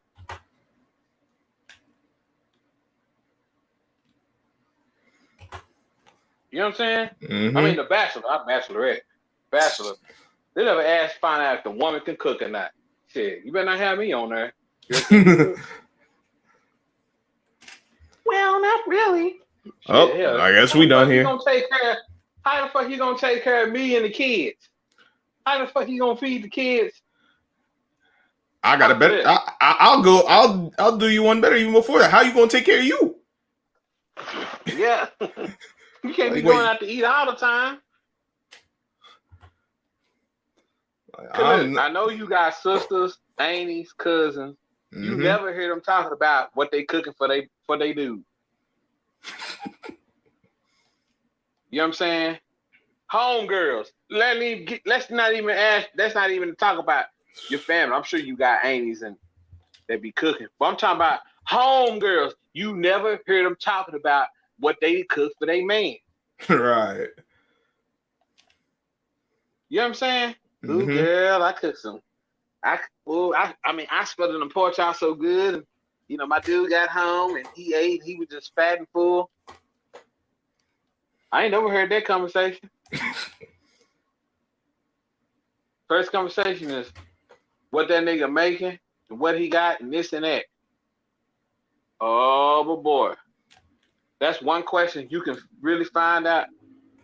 Man, your relationship, man. Now listen, does that mean that your relationship with that woman gonna fall or it ain't gonna work because of that? Nah. That's not what but it's a huge plus. Cause if you listen, just think about you got a woman, badass, bad. You got a nice, attractive, beautiful woman. She's naturally beautiful. Pimpology 101. You know what I'm saying? But you got one that's Pimpology 101 with Jake. Cooking. Yeah, but you got one that's cooking for you on this side. Without asking, come on over. You know what I'm saying? Mm-hmm. Oh, I just thought that, you know what I'm saying? And then she make dessert too. Oh, good. Man, look, I'm telling you the difference between a wife and a woman. See what I'm saying? Right. See, a wife is that's a Proverbs 31 woman because she come over, she got the house clean, smelling good, kitchen smelling good. You know what I'm saying? She got the music playing. Oh boy, pop out the drinks, champagne. What y'all know about that? Come on, Polo, man, Polo. I'm trying to get you to hit a home run outside the park, Barry Bonds style, in the open. Trust me, I already done did that. That's where the ball should be, huh? If I didn't hit no home runs, man, I wouldn't have these little rugrats running around. Yeah, that's right. That's right. You went from first to home plate. God damn it. Man, nah, man. I feel what you're saying, though, man. Like he said without asking, it's second nature. It's second nature for for her to come and treat you like a king. Pretty much. Mm-hmm. Look, because guess what? If they expecting for you to take them out, but guess what? Ain't nobody asking you in return. You know what I'm saying? Because every time you say 50-50, like, damn. You know what I'm saying? Like, you said something forbidden. What you mean 50-50? Okay. That's how they be acting. Now, some of them they acting. Now, 50. We got that boy, Nola boy in here, 504 in here, ready to cook gumbo style, shrimp escapade, all that. So look, I come here to get some lessons from Jacob.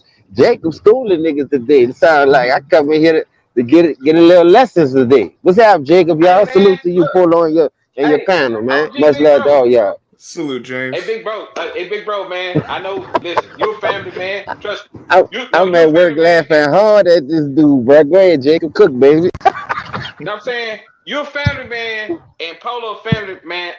Sub-Zero, I'm not sure you're a family man or nothing like that. But I'm just saying, if we as men don't keep buying and doing all this treating, and we ain't getting nothing in return, man, we getting played. We're playing ourselves. And we're selling ourselves short. True. You know what I'm saying? That's right. So, yeah, I mean, don't get me wrong. Ain't no wrong with treating your woman.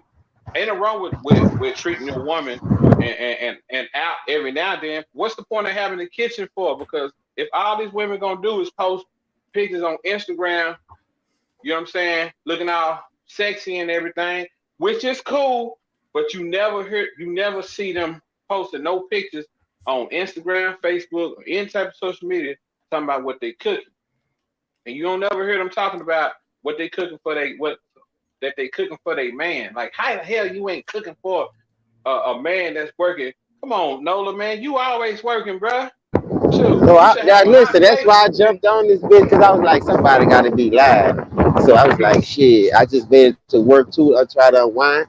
My nigga Polo do a good job. Man, salute to you and your channel, Jacob. Like I say, you hitting it on the nose, so you can continue to cook, and I just rebut after you finish, because you hitting it on the nose. You think I ain't got to really say nothing.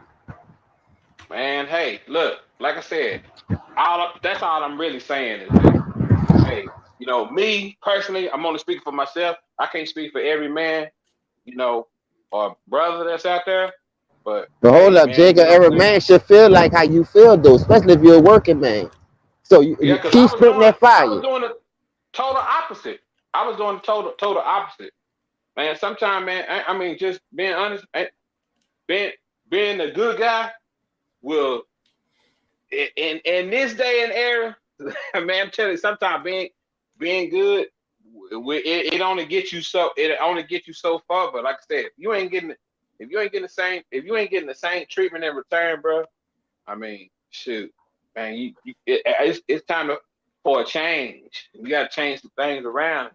Man, I mean, once you have a daughter, though, much less two of them, your whole man, some of that's gonna. I'm not saying all of it, but some of that perspective is gonna kind of dwindle away. If you understand what I'm saying, because you got to think about it. If you have a daughter, Would you want a man? You gotta think about how you want your man to treat your daughter, much less your sister, much less your aunt, much less your mom. Right. You know what I'm saying? Mm. But like, yeah, hey, we could do that. Hey, we could be gutter if we want to, Jacob. Man, with you, Nola Scrub, man. Shoot, we could go close the room on a hoe and go run a train and shit. But what that gonna prove? You know what that gonna do? You putting that energy. Nah, I'm being for real. I'm No, I sorry. know. I had to be gutter. But some people just be thinking like, oh, I'm square and all this other bullshit. Nah, listen, man, listen. If you put that energy out there and you still doing that type of shit or whatever, hey, you can't be surprised if that shit hit you back with the boomerang and it's the okie doke and you're like, oh shit. Nah, you got to remember what you did back in the days, how you was treating them, how you was inflicting all that negativity. Right. You know, but I'm just talking about if you really mistreat women. You know what I'm saying? I'm not talking about if you playing the field. Hey, that's on you. You know, if you single like Jacob, I'm pretty sure he knows how to treat a woman. You know what I'm saying? Just by the fact of how much God rest his soul, God rest his mom. You know what I'm saying? Like how he felt. I was hurt by that shit. You know what I'm saying? Because I lost my grandmother. And niggas be like, oh, well, you crying over your grandmother? Hell yeah, my grandmother was my best friend. Man, Shit. please. I wish somebody would tell me that. I'm trying to My listen, grandma. Polo, man. Salute to you. Like I say, once again, all the real stuff you be doing. Salute to Jacob for being the dude that is, because I heard his story. At the end of the day, when you're a single man out here, salute to you too, sir. If you're a single man out here and you work a 9 to 5, you want equal opportunity. That's the same thing we all complain about as a community, as blacks, because we don't get an equal share. So when you see a black coming, like Jacob, he's a working man. He might be single, so he mingling, trying to see what he can find so he can make a family. That's how hard it was for me. My first family wasn't all peaches and cream. I struck out, so I was the same way. Well, fuck, you gave me this old dog ass bitch. Now I'm about to dog everybody. But that's not how it go. You're not supposed to fight fire with fire. Now that I had to get all that out of my system because I had a son, I ain't have no girls. See, when my next kid was a girl, my second kid, that shit hit me different. Because like Polo say, when you have females in your family, you don't want that shit to nobody do that to your people. So why would you do it to somebody else? That's what made me slow down. Then you got all these man-made diseases they putting out here like they ain't got no cure for it. Your shit gonna fall off. I'm telling you, you better go sit down somewhere. Go find you a nice, good, clean, wholesome girl. If she want to be a housewife and you got enough money to pull her weight, to pull up the bread, shit, long as she got that water ran, that kitchen clean, and I get it when I won't get it, I ain't tripping. Cause I'm a man anyway. I watched my grandpa do that for years, and he ain't complain at all. My grandma always had her own job, but when she caught cancer twice and had to lose both of her breasts, nigga, my grandpa pulled the weight and ain't cried a lick. He ain't never cheated. They was married over 50 years. So at the end of the day, I just lost my grandfather last year and my grandmother this year. This month just passed October. Man, that shit shook me, man. That shit changed my whole life, dog. That's why I ain't been into doing no videos. I just come on here and just cook it with y'all because I don't be up to do that shit. I just had, dog, this shit just hit me hard, and that's a lady. So you know how I feel when it comes to certain people. You don't have a lot of bad women out here. You can see the gold diggers from a mile away. Just put that fucking fishing pole out there and shake it a few times and watch how they come jumping out that water. At the end of the day, it's the places you go. You can't go to no hoochie ball looking for no wife, nigga. Right. Go to them old cellular balls. Stop going to these hole in the walls and go to one of these fancy restaurants and catch one of these single ladies sitting at the bar, nigga, by themselves, just enjoying life. Shoot your stick, man. Let me pay for that bill. You understand? I like what I see. That's the type of women you treat, dog. Don't go treat no scallywag can't give you nothing back. Because guess who's gonna keep calling? That motherfucker. Yeah, I need my hair, my nails done this week. I need my feet done again. Hold up, you ain't got no job? I thought you had a job. Now I gotta take care of all this. And you ain't good at sucking dick. And you don't want to take it from the back or the side. So now I'm just stuck in one position looking like the 10 man. Man, come on, man. I ain't gonna fuck with no bitch like that. And no disrespect to the real ladies, and you know who I'm talking about, Jew type females, because they got more of them right now because of the way they got the money situation, and that's all it's about. If they could get a milk you dry, dog, they gonna get you.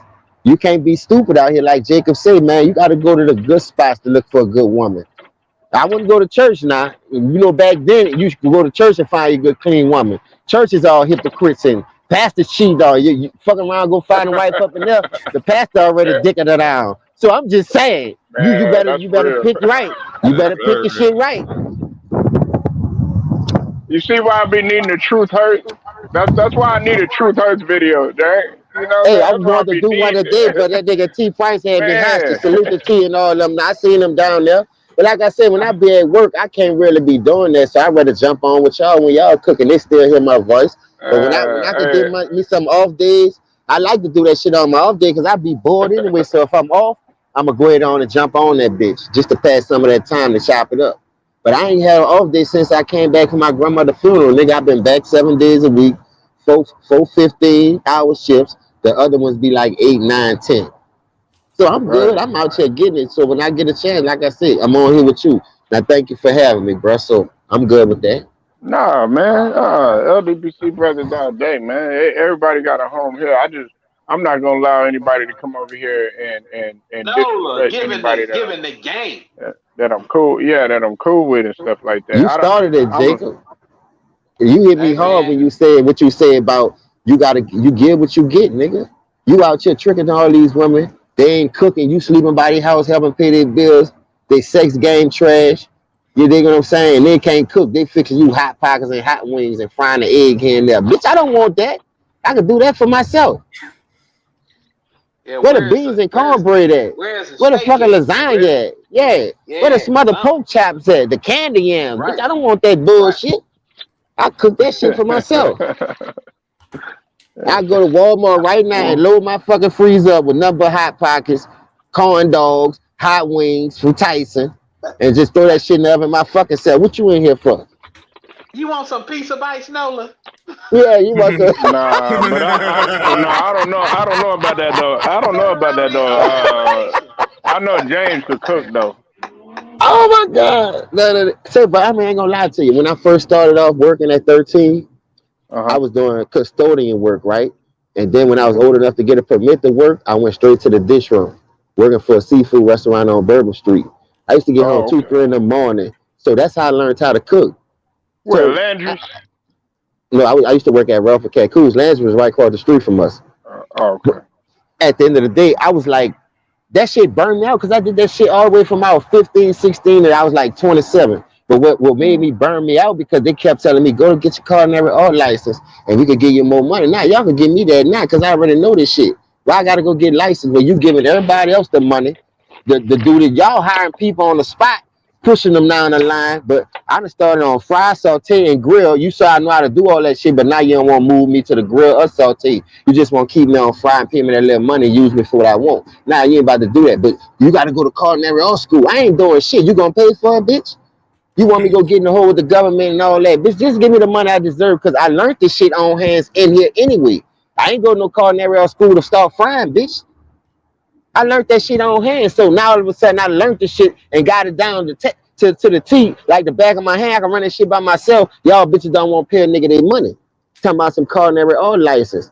Like I say, that school ain't nothing but a fucking gimmick, man. I ain't going to no school. Give me my motherfucking money. I'm doing security work right now, sitting on my ass, riding on the golf cart, making more money. And I get overtime. So I ain't worried about it. And I'm my own boss because I ain't And got nobody benefits. looking over me. And And I got benefits. benefits. Yeah, I got health benefits, all that, vacation paid. You don't get paid vacation with them bitches. You miss it. If they close on Thanksgiving and Christmas like they always, you ain't get no paid holiday. We get that over here.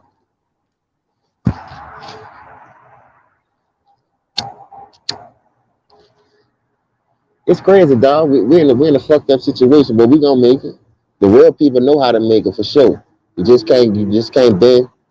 When you do bend, just don't break. And when you do fold and get a little crease, don't fucking tear that shit, man. You can fold a piece of paper without tearing it. All right. It's hard for everybody, dog. I pray for everybody, man. I don't just pray for myself. I don't know if I got enemies, y'all, and I be like, I pray for my family, friends, and enemies, dog. Even if I don't know 'em. That's my 3 favorite words: family, friends, and enemies. Because you always got enemies. People gonna hate. People gonna troll Well, your page. the way I see it though, James, man, you going through a struggle. part of the struggle is having enemies, and if there's enemies there, Yeah, facts, you gotta weather that storm. I'm gonna weather facts. whatever storm. What we say, James, just sink or swim. Man, Yeah, you, you're not dunking no, we're not dunking no any type of smoke, but at the same time, we're not out here trying to create nothing. You know what I'm saying? So it's see, just this the like, hard but if part for me. When you're a black guy in this world, you know we mhm. got a target on our back anyway. So it's even in our own community. So when we go outside our community, you got the other races looking at us all under-eyed and sideways, don't want to give us a shot, want bird feed us still, want us to sell out to get the big money, to be on TVs and shit. So what I'm saying is, when it's gonna take us to see this shit and be like, you know what? I'm not about to support none of that shit. One, just like they did that fucking capital shit.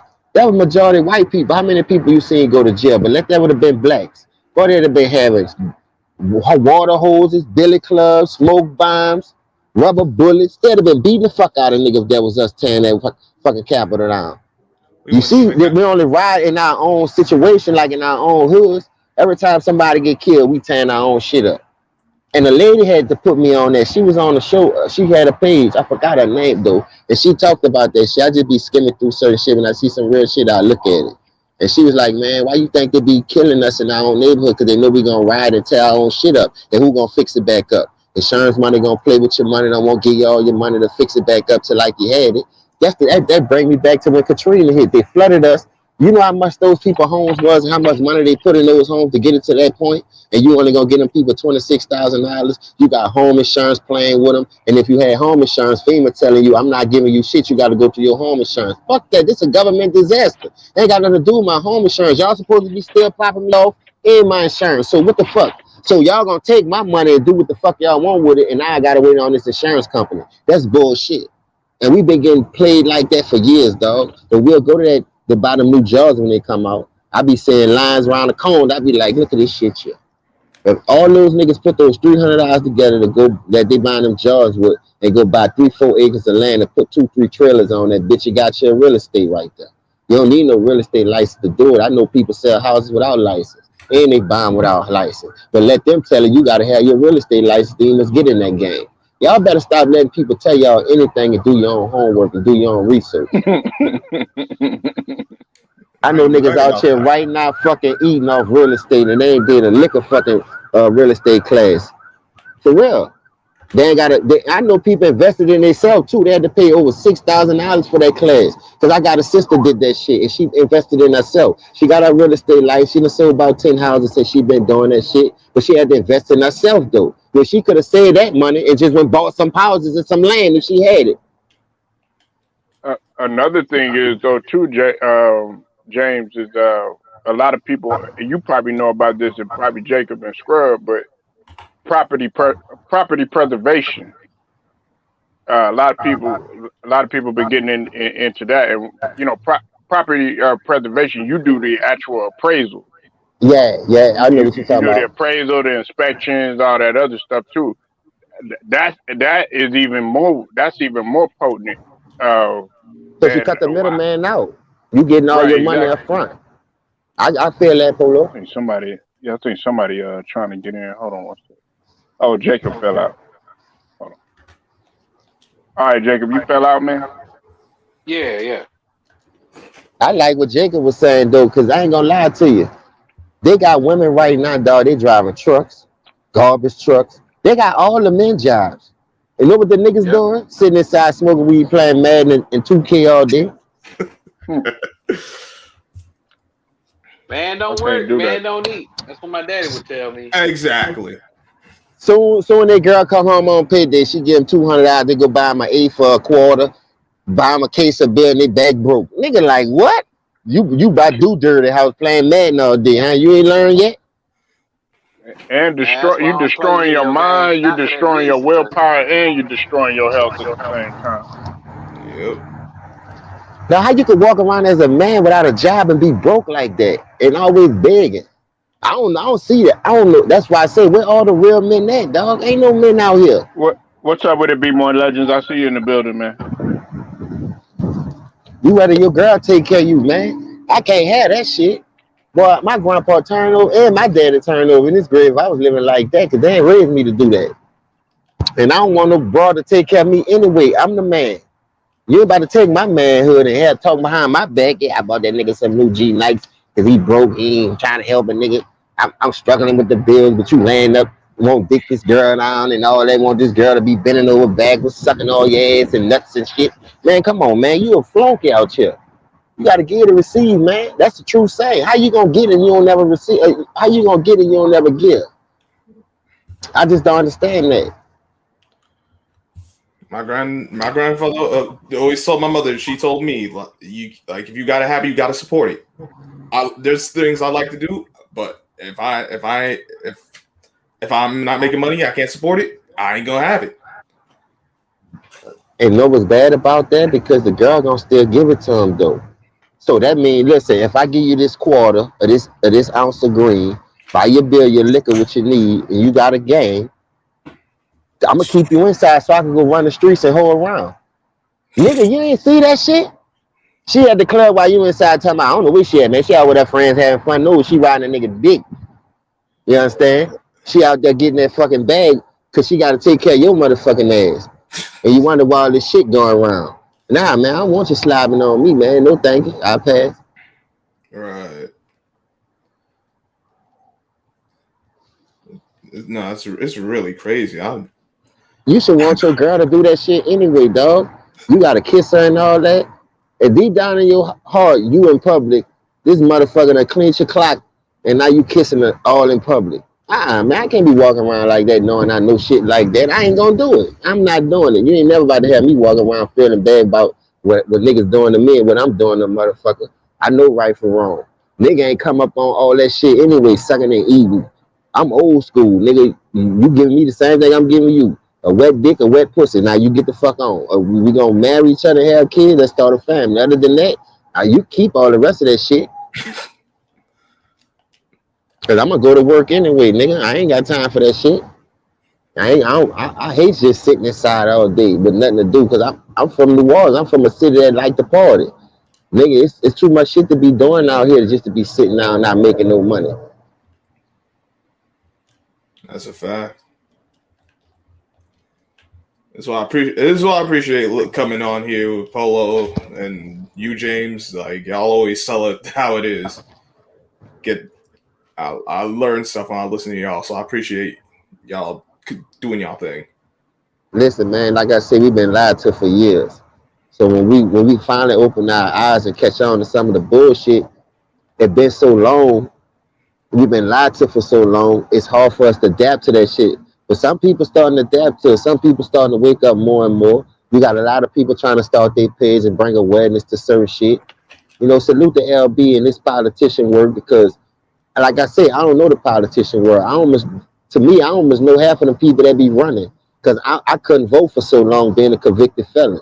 Now they saying everybody can vote, everybody need to vote. Nigga, y'all ain't been feeling that way because y'all been blocking us from voting.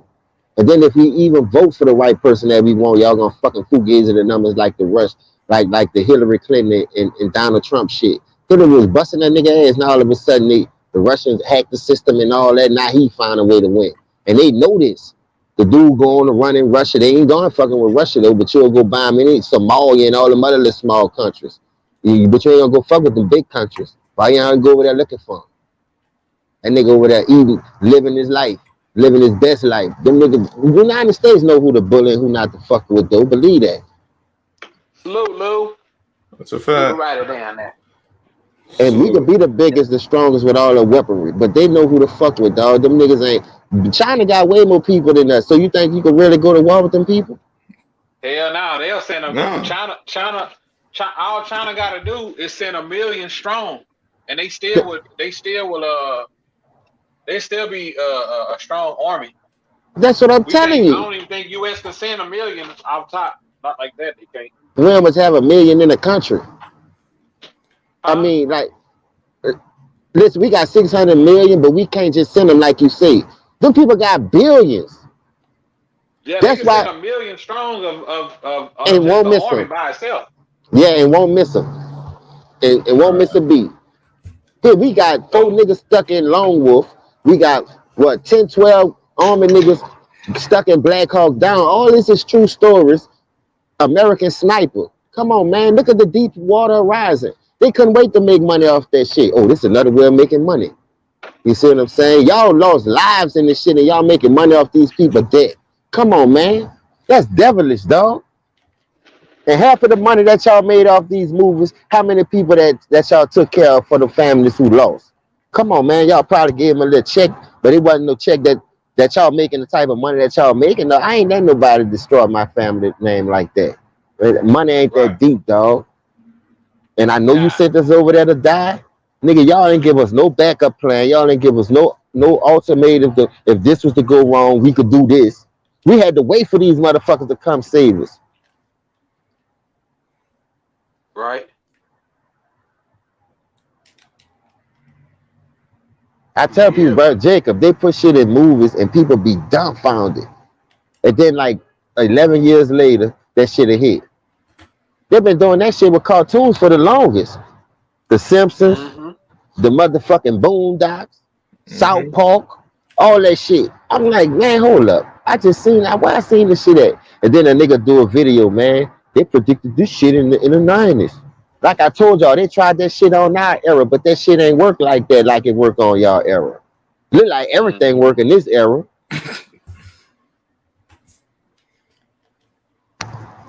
Right. You're right.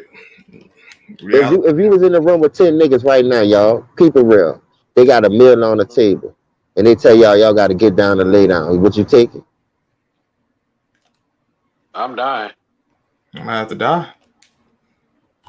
No, I ain't saying like kill them. I'm saying it's whether they open the lanes for you to make money like everybody else, like for as a sellout. You know what I mean? Either you gotta, you know how they rules is. You gotta get down and lay down. You gotta take somebody Right. out, or you gotta disrespect your manhood in some type of way. Would you Hey, do you it for gotta that troll in the million? chat. No. I ain't doing it for that meal. You can have that money, and this is what they're gonna You tell gotta you. Take troll this in the chat. meal. I take care of you for the rest of your life. You ain't gotta worry about no cops. You ain't gotta worry about none of that. That's why you got the TIs getting 9 months off of gun charges and silencers that carry 10 years just alone. And you gonna sit here and tell me this nigga ain't being protected? He ain't telling the people nothing. R. Kelly was the downfall for this scandal. Why he had to be the downfall? Everybody else was doing that shit. He not the only one doing it. But tell me why he the only one in jail. That's why you talking about he about to rat. Mm. You think it's a coincidence? No. Of course not. Mm. You nigga talking about ratting now. Shit, I ain't going out by myself for this shit. I'm about to tell on everybody. But the whole while they was letting you get away with that shit, you wasn't worrying about telling on nobody. That's the type of shit I'm talking about. You have to know by you being black, you're gonna be the downfall for some of this shit. So what you telling me? You're gonna sell out for 4 5 years of fame, and then the next couple of years after that, you got to spend the rest of your life fighting, trying to get out of jail. Look what they did, Bill Cosby, all because he wanted to buy a network. Now all these accusations coming up. Why is it only the blacks?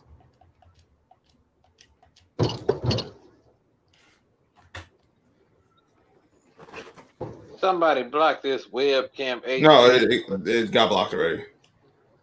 I did. Yeah.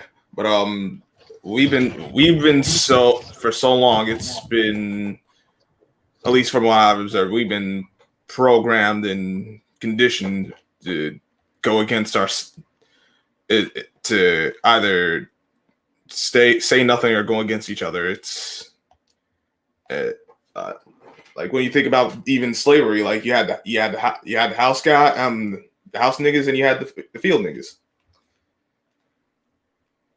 So and it's Yeah, you got a lot of Stevens running around this bitch. mm-hmm. Stevens or Steve, whatever his name is. What you doing on that nag, boss? You mad because you can't get on this bitch?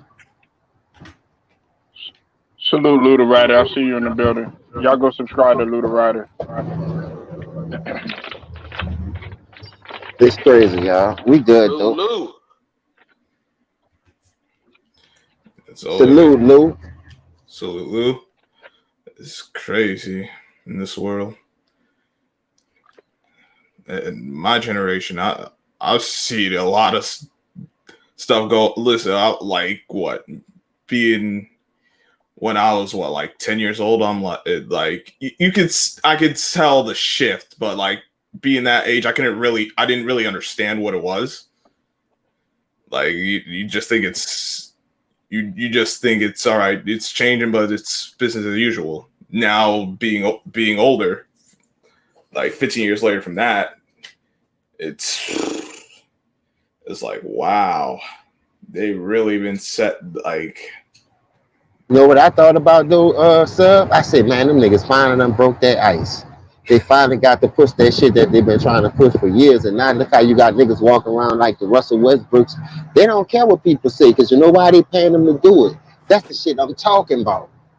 right? And you can't pay me to walk around like that as no man. And he made more than LeBron. You talking about Russell Steinbrück make more than Breezy? Yep. That's Now that nigga, he's doing all these commercials. You've seen him on all these commercials. He got his own clothing line, and then I seen he that. I got seen that. the credit card. It was either the credit card or the some sort of card or whatever. I seen him advertising for it. I was like, man, this dude is. Now you see him on all the commercials. Is basically what I'm trying to say.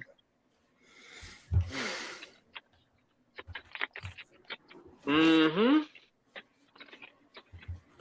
And see, this is another thing too. This is going to trip you out too. Okay, James, I know you heard about the whole Aaron Rodgers thing and all that bullshit. They find them. They find the Green Bay Packers, and they find Aaron Rodgers and Aaron Lazard, right? Yeah. Guess who got Aaron Rodgers back, and guess who's trying to speak out against them getting fined? Stephen A. Smith. The NFL players. They're Hold trying up, to back fine. Aaron Rodgers. Okay, now check this. I'm gonna let you cook on it. Check this out. How come they wasn't backing Cam? Thank you. See what I'm Exactly. saying? Thank you. And Cam just took the jab, James. and still And he can't get a still, job. and still ain't got a job. That's what Still I'm ain't saying.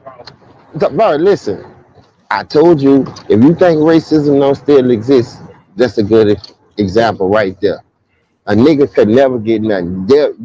They'll break you to the point to still make you get something that you know you ain't gonna benefit from at the end. Now Cam Newton went took that jab after standing on his morals and still ain't got a job. Saints need a quarterback. So many people need a quarterback right now because he black and he Cam, I guess. Oh shit, he ain't about to get no job. Why? Same thing with Bradley Beal and Kyrie Irving. Bradley Beal in the same situation with Kyrie Irving, but he get to travel in and out New York and still play these games. Because Kyrie Irving stand for something. He went against these motherfuckers. Now he can't play. But they still gonna pay him for all the road games. But he haven't played a road game yet. He still ain't paying, so you gonna pay him just to stay away? That just goes to show you how that's a slap in the face, but I'm gonna throw you a bone just to keep you quiet. Man, I don't want that, man. I played this game for a reason. I won't play. Salute anti. And no, he ain't ass. If he was ass, he'd be in the situation that Two was in. Two was ass. Who you talking about? Antisocial. What up? He's saying that can't Cam, die. he said Cam is Take some more. Nah, he still got some value. Is he the same as before? No, but he shows up better than some of these other quarterbacks. He better than Mac Simmons. Jones. He better than Simmons. Exactly. He better than my quarterback. We Yeah, could have Two had is that still in the nigga. league. Yeah, he's still in the league, but he losing. Man, they underperformed this year. Man, Miami Yeah, was what 10-6 last year. Look at their Right. record now. they hurting. What about Deshaun? Anti? How come he ain't got a job? But what's his name just got charged today? Henry Ruggs with them 4 felonies. Oh, they hit him with it already. Yep, for They, that and listen, DUI. it's bad for him and that cornerback. I seen that cornerback on Instagram threatening people with the iron and all that. Nigga, you a millionaire. Demon What kind of shit? yeah. What the fuck is you doing? Like, that's the type of niggas they want with the money because they know they're gonna give it right back and be stupid. They don't want no smart nigga with that type of money. They want them coons and them sellouts, them yes sirs, yes ma'ams niggas. They don't want no nigga who gonna question, well, why you want me to do this? Why I gotta do it that way? Why I can't do it this way? I'm the one who play the game. I'm the one on this court and on this field who see the shit different. I understand they say you see a lot of shit from the sideline, but when the game is fast, nigga, you can't see shit. Man, y'all better stop being sellouts for that bag. That's all I know. All them sellout ass niggas. Russell Westbrook in commercials because he decided to dress like that. Why he ain't been in no commercials? Oh, because he never wore no dress.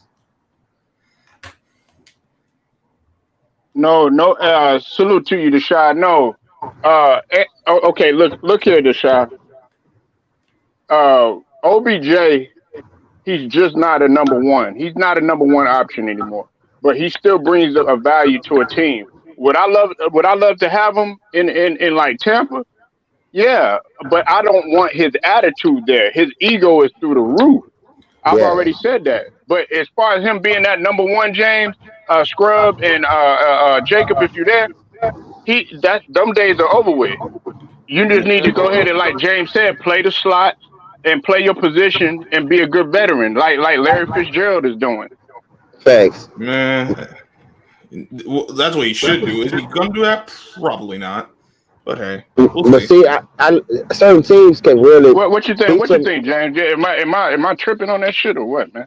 No, you're not tripping, but certain teams can still feature him as a number one because they really don't have no number one. Like Saints missing Michael Thomas, and they talking about he about to be out the rest of the season for some reason, whatever beef they got going on. So Odell Beckham can go over there and shine. Then when you think about Devontae Adams and Odell Beckham, and you could use Lazard and Scandrick and for the two slot receivers or your full receiver set to run the middle of the field, that could be good. And you could switch him and Odell up over there.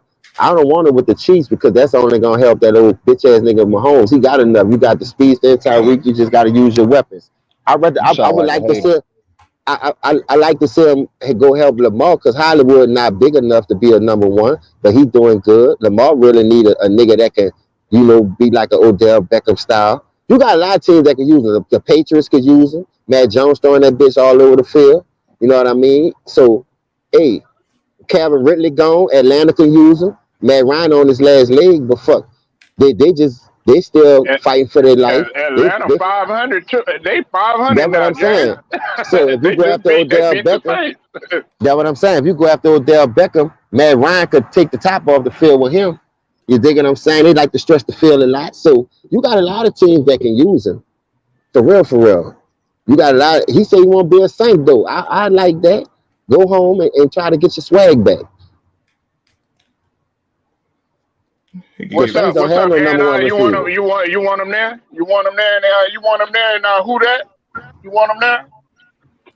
I mean, me personally, dog, I don't really care, dog. I mean, if he want to come there, he come there. But he said he wanted to be there though, Anti. Our quarterback situation kind of like I don't really know. If I'm him, he talking about he want to be a contending team. The Saints this year ain't a contending team. So like, if I'm him, I'm either going to the Chiefs or I'm going to the motherfucking Green Bay Packers. He say you want to win a ring, so it's either or. Wait. You said the Saints ain't a contending team? No, sir. They're 5-3. If we just lost to the Falcons. Jameis, you cannot tell me that Jameis wasn't doing good this year. No, that's what I'm saying. We lost Jameis. That's why we're not a contending team. I know. I mean, Simon's all right. He's all right. Yeah. Man, stop it. Bro. We is not winning We ain't winning no playoff game with no Simeon or no fucking Taysom Hill, dog. Stop. But hold up, anti. Y'all defense the one sold y'all out though. They get They can't gonna have to put point, bro. When you go up against Green Bay, when you go up against Tampa and them boys in the playoff, Dallas and all, you got to put points on the board, dog. We are dead last in offense and everything, dog. Especially in passing. So like, we ain't going nowhere this year, dog. It's dead. We probably make it to the playoffs, but it's dead after that, dog. Yeah, I agree with that. But y'all were coming into week 9. I mean, week 8, y'all was in the top 10 in defense. Yeah, we still is. We top 3. Yeah, that's what I was saying. But y'all haven't moved.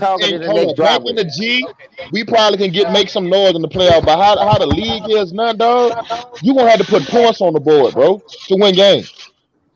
Yeah, you're right, Anti. I agree with that. Cause the bitch you're gonna have a great defense, but you gotta have a great offense to go with that. Or at least an effective offense. At least a comparable offense, like middle of the pack.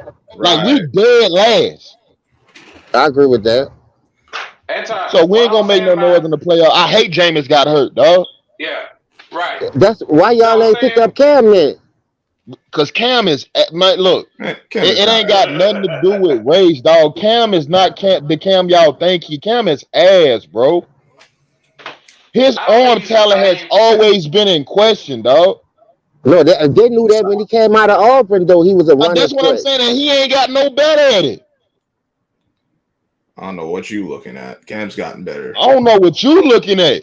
Well, that's y'all debate. Go ahead, bro. Ass, bro. I'm about to back about that motherfucker real quick. Ass, man. I try to help up for Cam, but Cam is ass.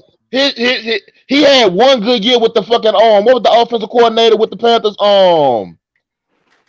Damn, dog. He threw for like.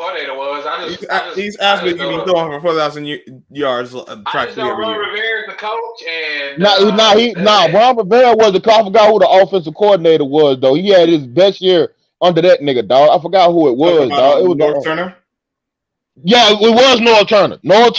Was it North? He had his best offensive year with that nigga, dog.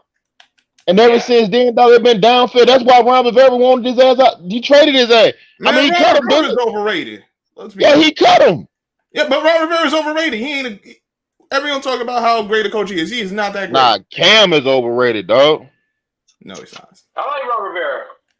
Cam is overrated, dog. Cam ain't that same Cam that he was a cup. Cam is ass now, dog. I would he's take not MVP, but I take the quarterbacks on my team right now with the Saints over that nigga now, dog. That's fact. That's why your team gonna be going home. Nigga, you really hold up. So you tell me you think if Cam come to the Saints right now, you think we'll make noise in the playoffs? Yes. You'd have bumped your motherfucking head, dog. You'd have bumped your head, dog.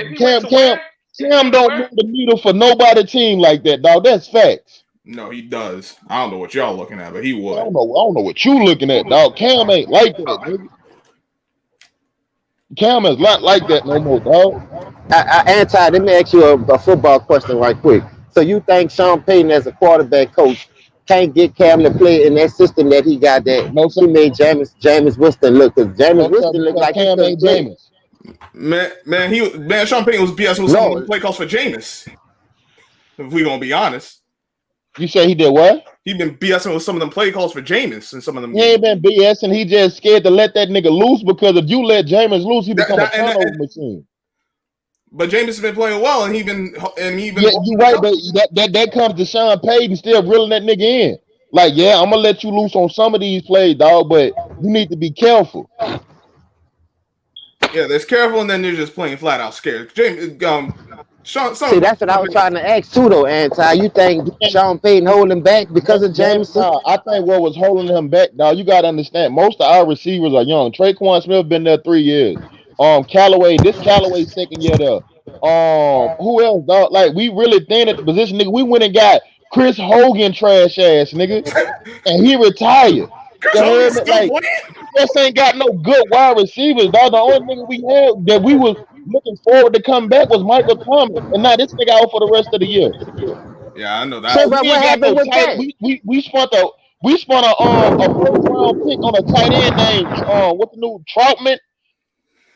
The tight end, like he was a third, like I think he was like the fourth. I know who you're talking about. Like that. I know who you're talking about. I like that black dude though. That black dude better than him. That nigga be going to get it. So like it's just like our receiving core ain't just up the par like it need to be, dog. So Jameis was doing the best of what he was working with. Like, bro, all them dudes are like third options on other teams, at least, dog. Well, hey, look, man. I think if you want to put a Odell Beckham Jr. in a system that I believe that will, but when you talk about coach, if we're going to talk about coaching, I feel like the Saints wouldn't be a bad fit for him because on the coaching side, I mean, Peyton has the experience to be able to create. You know, he has the ability to be able to create and, you know, get some looks for him. I'm not saying that Matt LaFleur wouldn't do it because he has the better quarterback, right, overall. Yeah, because he has Aaron Rodgers. but you also If I'm gotta look Odell, at bro, I'm going to either Green Bay or to the Chiefs, dog. Man, after I watched yeah. something about for this Sunday, I don't know about him. He And left to me. tell you the truth, nigga, I would love to play with Aaron Rodgers. Nigga, you crazy as hell. If I'm Odell, I I'm mean, going to Aaron. Fuck Patrick Mahomes. so I'm going to so whether Aaron, you dog. put him, Man, but that's a here's the deal: disaster waiting to happen. if you put him, if Exactly. you put him there, Hold up, you he's said gonna that's a have what to waiting to move to the happen? 3. A Man, disaster. yeah, hold on, Scrub. Hey, that's a disaster waiting to happen. Let You me give tell you Aaron why. Rodgers Odell Beckham Jr. You saying I that's a know. you done bumped Listen, your goddamn head, Polo. No, bro, I don't no. care how Listen, I don't care so how much the distraction that nigga is. You give Aaron Rodgers Odell Beckham, nigga, it's raps. okay, That's so facts. okay. Look, think about it. Nigga didn't work out with Eli, and I'm not making no comparison with Eli and Aaron Rodgers. That ain't even no Hold comparison. up, who didn't work But out with Eli? but hold on. Let me get it Odell. out. Let me say Hold up, this. who didn't work out with Eli though, Polo? Odell, Nigga, you know, better he shut he your was he ass was up when he was complaining. playing with Eli, man. He was complaining about that, and then once he got that gruesome injury that he had, he really wasn't the same. Went over there, got the Baker. We all know that situation that happened. That was his father's fault. His father intervened in that shit. Now you take him over there to His Green father Bay, did what he was hold up, Polo. His father did what he was supposed to do, dog. Get man. his son the fuck out of that situation. That shit was I ass. disagree. Baker Mayfield is ass. Okay, no, well, I mean, nah, he's not as. I mean, they just got the win the other day, and plus they knocked Yeah, off the and you know the off of top who? team in the. Not off of Baker They Mayfield, off knocked of off the Nick top Chubb. team in the AFC last year in the Off of Steelers Nick Chubb, twice. nigga, not off of Baker Mayfield. Yeah. Nick Chubb make Baker that team win Mayfield, back to win games. he was over 100. He was over 100 QB rating, so he managed the Nigga, game what did Nick well. hold up. Only thing he need to Hold work up. on What is did his Nick Chubb do downfield in that game? accuracy, and they's working on that. What did Nick Chubb do in that game, Polo? Huh? What did Nick Chubb do in that game? I mean, he did his thing. Nigga went for 150. Nigga, fuck you mean? He did his thing, you know. But okay, look, If that run game ain't clicking, Polo, they are ass. I know. Baker Look, Mayfield they is had the ass. defense. They had the defense. They had the run. But listen, I've always held my stance on this though, Anti. Look, if you're gonna be a fucking game manager, manage that motherfucker to the best of your abilities. They called Dak a fucking game manager the first year. Guess what? It landed him 13-3. Oh, but then he came back the very next year. You got to give him time. It's just what you talking about the Bears. I'm talking about the Shy. You talk about the Bears. It's just like with Justin Fields. Look at him. He's starting to evolve. You need fucking games like that. But him being with a receiver that got an ego through the roof, he's still kind of, disgruntled and everything. It ain't going to work out with a guy like Aaron Rodgers. You crazy as hell. I mean, you give Aaron Rodgers Odell Beckham you want to, dog. Dog, he with a young receiver right now that's feeling himself in Adams. That's all he needs, man. Nah, nigga, nah. You get that nigga Odell and Adams you want to on the same team, nigga. Watch them niggas work. I'll watch him work. You remember the season Tom Brady? Hold up. You remember the season Tom Brady had, dog, when he got Randy Moss? It's gonna be some shit like that. Trust me. Odell Beckham is not anywhere close to Randy Moss. But Randy didn't have Randy. Randy wasn't no diva like that. That was T.O. Devontae Adams was a hard worker. When you add another number one to that offense, dog, and 9 times out of 10, if he go there, they're gonna put that nigga in the slot. Man, say, bro, that nigga gonna eat. Odell is not. Yeah, because Odell Beckham and Devontae Adams are they both came in the league around the same time. So them niggas the gonna same year, eat. actually. So you got, well, here's the deal. How come? Is Randall Cobb going to move to the 3 or is he going to stay at the 2? Nigga, Randall Cobb get the fuck off the field. Nigga, fuck you me. I don't give a fuck where he go. No. Lazard is their number 2. He can get off the field. Nah, he's still valuable though, man. But I don't know why that nigga ain't more valuable than Odell Beckham.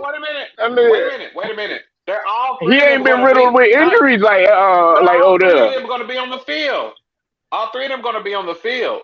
At majority of the time, a lot of formation, it's gonna be hard for you to stop all 3 of them. It just nigga. I will run either. It's gonna be Marquez Valdez Scantling, nigga, and Devontae Adams and Odell Beckham on field at the same time. Cobb ain't gonna be on the field no more, dog. No, No, man, Rodgers. I'm Unless saying they I'm unless they talking getting in about on five, certain plays. unless they running On spread certain or five plays. wide. No, I'm saying not okay. Look, this is how. Let me give you an example of what like my Cowboys, right? Okay, so when Michael Gallup is healthy, whenever he's healthy, usually it's him and Cooper on are going He to be coming out back. 1 or 2, right? So Uh-huh. when he comes back, guess what? That's going to move. That CeeDee Lamb is always going to be that third option as for a receiver. You know what I'm saying? So I don't think. Hold up, I I disagree disagree with with you. that. I think CeeDee Lamb your best receiver on your team, dog. I agree No, with I that. know. No, yeah. I Amari ain't is say still that. I the think top CeeDee Lamb receiver. is the best receiver on that fucking team, dog. You crazy as hell. He the top receiver right now, man. Listen, that's No, why I they think go to he's the him. best receiver on that team. You mean talent wise? Yes. Period. No, he's Period. not. Man, Not Amari Cooper overall. ain't got I'm nothing on still going CeeDee with Lamb, Cooper. dog. Amari Yeah, he Cooper got does. Amari Cooper He got got the the only skills, but thing he he get, got on. The only thing he got on. CeeDee Lamb got on. Amari is the yardage this year. Everything Nah, else, nigga got heart too. Fuck you mean? exactly. No. CeeDee Lamb is doing. I mean, he did good. Now he had a whole Man, bunch of CeeDee drops Lamb the last best season. He receiver on had that 9 team, of them. dog. I don't care what nobody say. And then you got Wilson. You can't sleep on Wilson. Yo, I like what Wilson's been doing. Every week I'm like, yo, he making another play. I was about to say even Wilson. I like that little young nigga, dog. Man, you don't like Cooper, man. What's up with the Cooper hate? Cooper, because I done seen Cooper for but he's soft. I done seen Cooper disappear in so many fucking games it don't make sense, dog. Oh man, Cooper always disappearing and shit, dog. Hell no. That's not true. Because CeeDee Lamb had how many drops last season? But Paulo, the We thing talking about this season though. Yeah, but this season, I mean, the one thing about Amari Cooper he lacks they is the killing this heart. year. They just lost. They just lost to the Broncos. Nigga Bronco put them niggas in a blender, nigga. Yeah, nothing for y'all, nigga. We look. Honestly, let me tell y'all what I think. And I said this last week. I told somebody this. I said, let me tell you something. I think they should have started Cooper Rush this last game. Dak shouldn't have played that game. He did not look comfortable in the pocket at all, bro. Not ready. He was not ready. He didn't look comfortable in the pocket at all. He got a little cocky because Cooper Rush run a game on the road and he threw the game-winning touchdown and he played under pressure. And you know what? Here his prideful ass gonna want to rush back and look like shit the following week. Yep. Come on, man. I said they should have kept Dak Prescott another a week or two, dog. Y'all got a division, dog. That division is ass. This division is ass. So y'all don't have to worry about games, dog. So like y'all should have helped out Dak until he was 100%. And they stole a game they probably shouldn't have if Minnesota was a better team. Man? You could hang out for 2. You could hold out for 2 weeks more. I think Cooper Rush could have handled a Falcons team. Not saying that they bad, but I mean, we just overall perspectively, I think he could have handled them. You know what I'm saying? Come back following week. I think we got the Raiders or something like that. Whoever we got after them. I mean, come on, man. He come back against. I think it would have been better. But I feel like his pride kind of, got the best of him. Well, remember he was a game time decision in the game against Minnesota. So if they cleared him, he was going to play. They weren't going to hold him out. Yeah, but you're not. Just because of you, they say that still don't mean you 100%. No, I agree, but you know how these things go with the NFL, especially when they paying Dak all that money. If they clear him, they're gonna have him play because I'm not gonna have this guy who's cleared making all this money just sit on the bench. Y'all got the Falcons next. He's just not gonna be accurate with his throws. Huh? Y'all got the Falcons next, man. The Falcons. Listen, what I'm saying.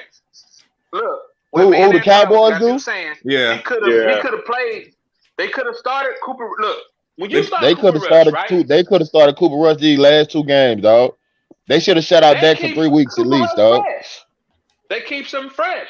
They should have kept. They should have let Dak because they said whatever happened to that calf, dog. It happened to the leg that he had surgery on with that ankle. Wait, hey, hold on, Anton. Let me address this. Okay, this is why I got to count it because hey, look. There was no excuse for anything because as much as head y'all want to get on everybody else about leading drops like I think it was old boy from the Steelers. He led it last season, and the season before that, it was Calvin Ridley. Now check this out. You said, okay, how are we gonna get on him as a rookie?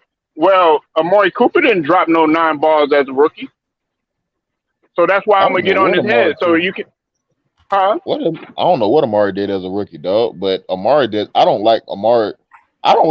Period, dog. You got to remember, hey, he had an ankle injury coming into the season. He always got some type of injury, dog.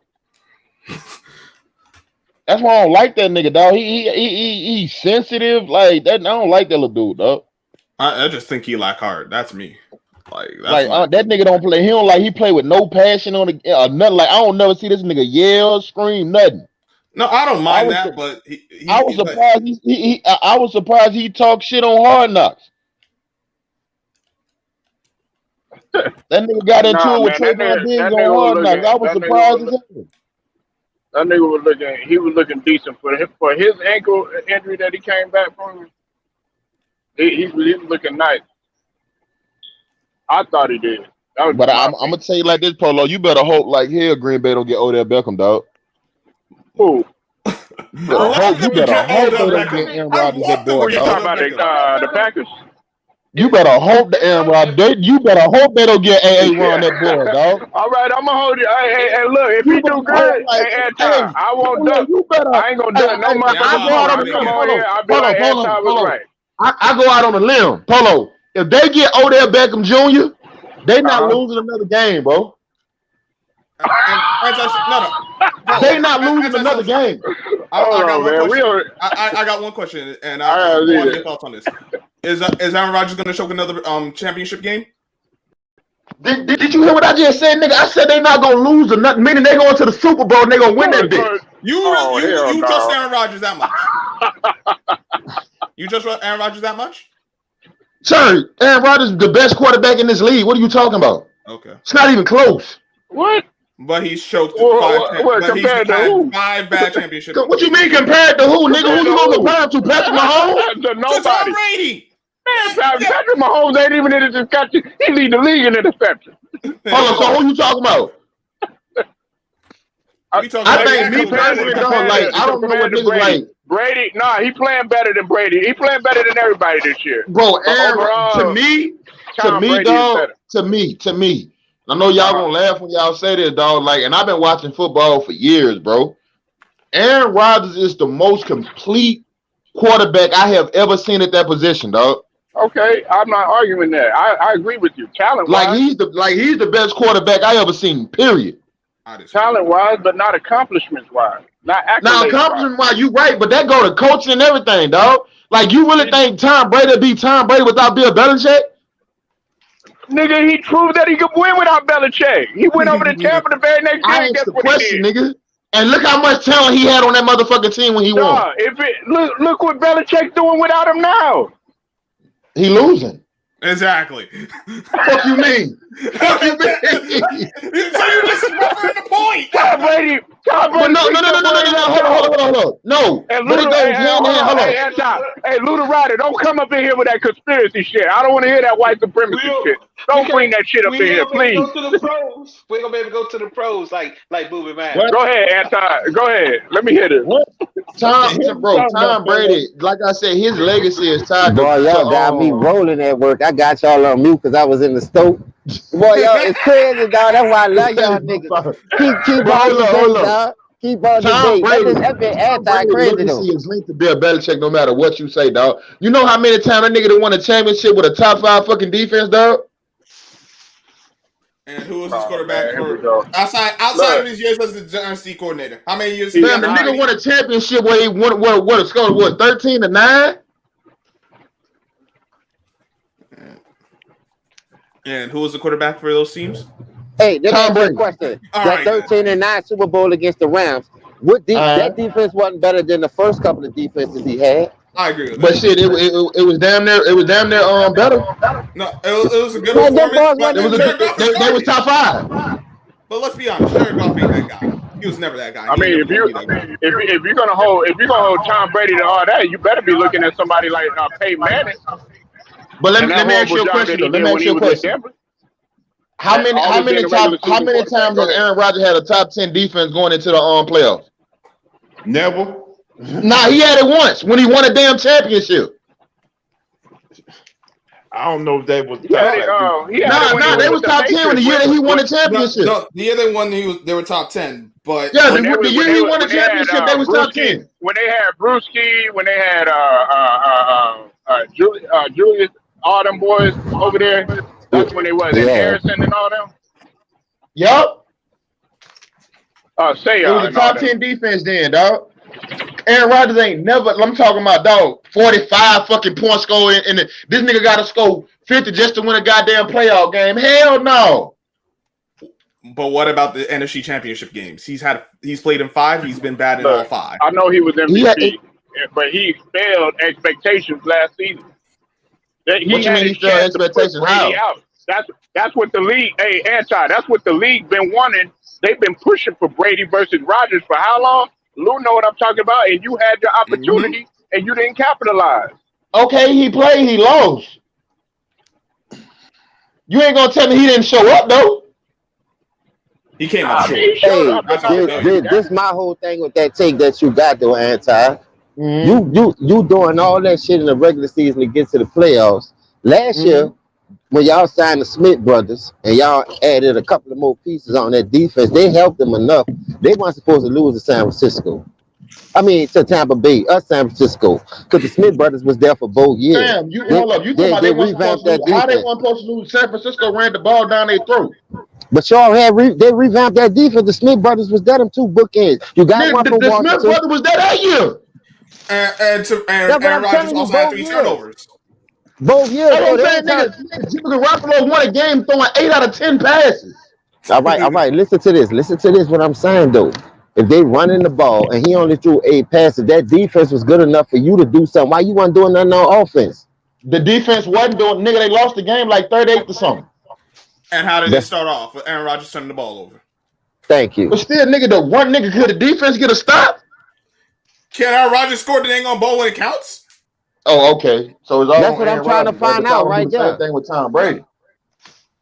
Because Tom Brady ain't got to worry about nobody running on his damn defense like that. Believe that. My thing is why people we gotta pick it up this year. We got to pick it up, man. We still in the top 10, but we still got to pick it up, though. We were number 7 last time. Who you talking about, Polo? Tampa Bay. We were ranked number 7. I think going into week 8, we were number 7. Tampa. But we still got to pick it up. I'm not pleased with our play, man, at all. But y'all still hurt on that back end. Y'all banged up right now. That's the only problem with Tampa Bay. That's gonna hurt y'all. Y'all secondary need to get healthy. But every time one guy gets healthy, another guy goes down. That's the issue. Like, you know y'all bad when y'all had to go sign Richard Sherman bum ass off the street. Oh yeah. Hey, that that's like Rondo, man. We just using him so that he can pick his brain. You feel me?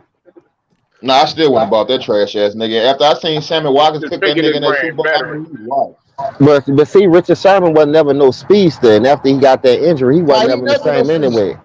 Yeah, so a nigga was gonna burn him regardless. They used to stay getting him on double moves. But you had Earl Thomas on that back end to help control some of that shit. Exactly. You had Cam Chancellor playing linebacker at safety. Yeah, facts. So you know that team was well put together. That's how big that nigga was. At safety.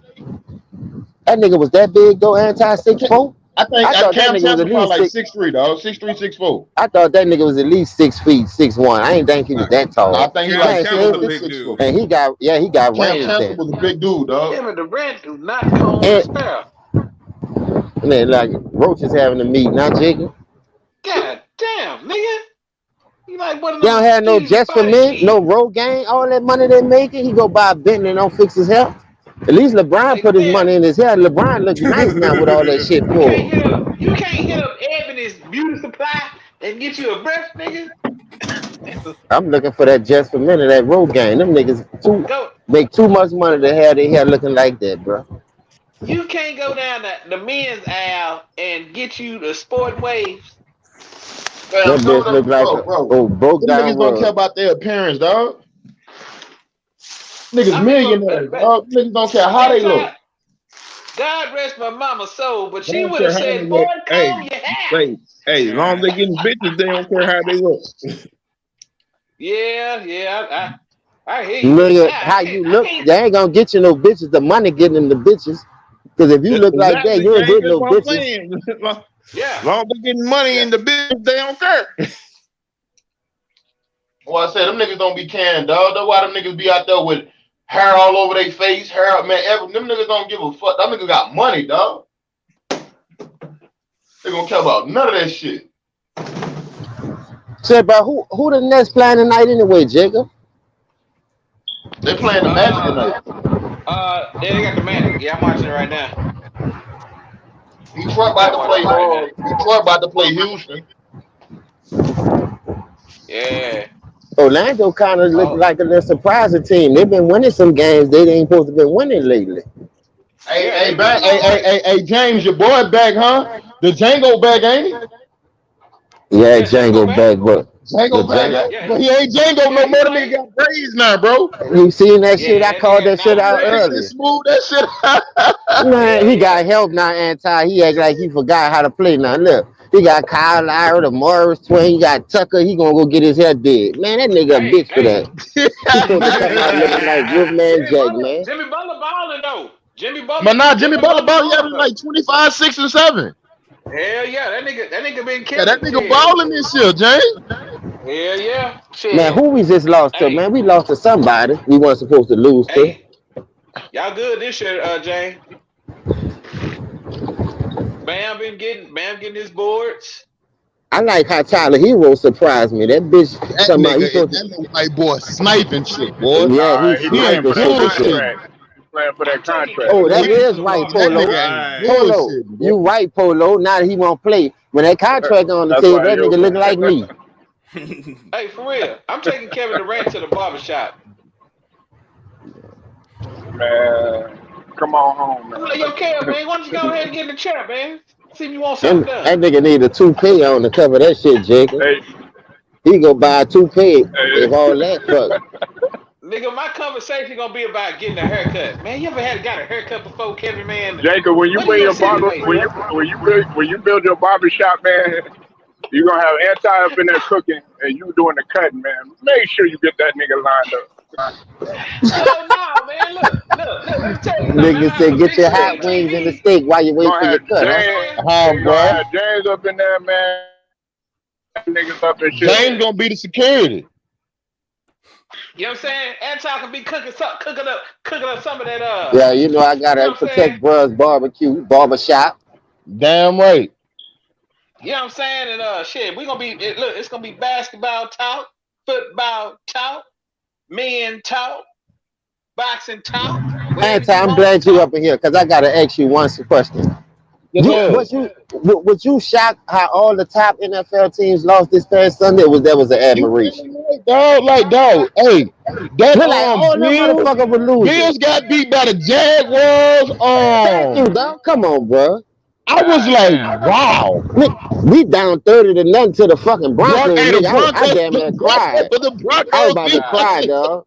I said, I'm about to leave work. I was at work. I came for 11 o'clock. I looked at the score. I thought it come on at 4. It was 30-0. Nigga, Dak was like 5 for 19, 79 yards. I said, hold up. What the fuck? What is this, Jay-Z? What I'm watching? Yeah, I started to ride the Dallas. Boy, I wanted to slap somebody that did. Boy, I'm like, ain't no. Then I seen the Saints down 24-6, but I seen they came back. And then we came back and lost it. I was like, dude, how you let Cordell Patterson? Thank you. Man, hey. Who that cornerback was? I cut him right now. Who was that got smoked? Nigga said that was number 29. No, that wasn't Lattimore. Lattimore would never do no shit like that. They said that was number 29. Whoever number 29 is. PJ Williams trash ass. Oh, damn. Nigga, Cordell piped his ass. I was like, what the fuck? I'm like, bro, y'all did this effort and came all the way back just to lose. I'm like, oh my fucking God. I think Sean Payton could do wonders with your boy, because just think about it. When he was in Denver, he was 6-1 at one point before they went on that little losing streak. Niggas went to get hurt. No, they're not. The Cowboys coming our way in I NFC. got them coming out of the NFC. What, the NFC East? Yeah, no. Out of The NFC East, I that got what you talking about? Hey, anti. That's why, like, when you said Green Bay going all the way, I said listen, nobody got the better, well balanced than the Cowboys. But they got a dominant defense to it. The Rams do. That's cap. No, they got The Rams is the Man, most the complete Rams team in just- the NFL right now. That's They cap. just started The to Rams get can't stop the run. they added Von Miller. Now they all that. Come on, man. Now They've all been that just 'cause on got it an the old-ass whole veteran. season. What are you talking about? No. The Rams issue, they can't stop the run. You get a team that can run on them, they fold. Hey, bro, they just lost a kingless Derrick Henry team. Yeah, but But guess who leads the league in interceptions? No, that defense did. exposed that offensive line though. Number Parsons. 96 and 98 But Polo. for Tennessee. Simmons, that nigga was terrorizing Matthew 98 Stafford. was Justin balling. Simmons. Oh, Tennessee Yeah. ain't fucking around.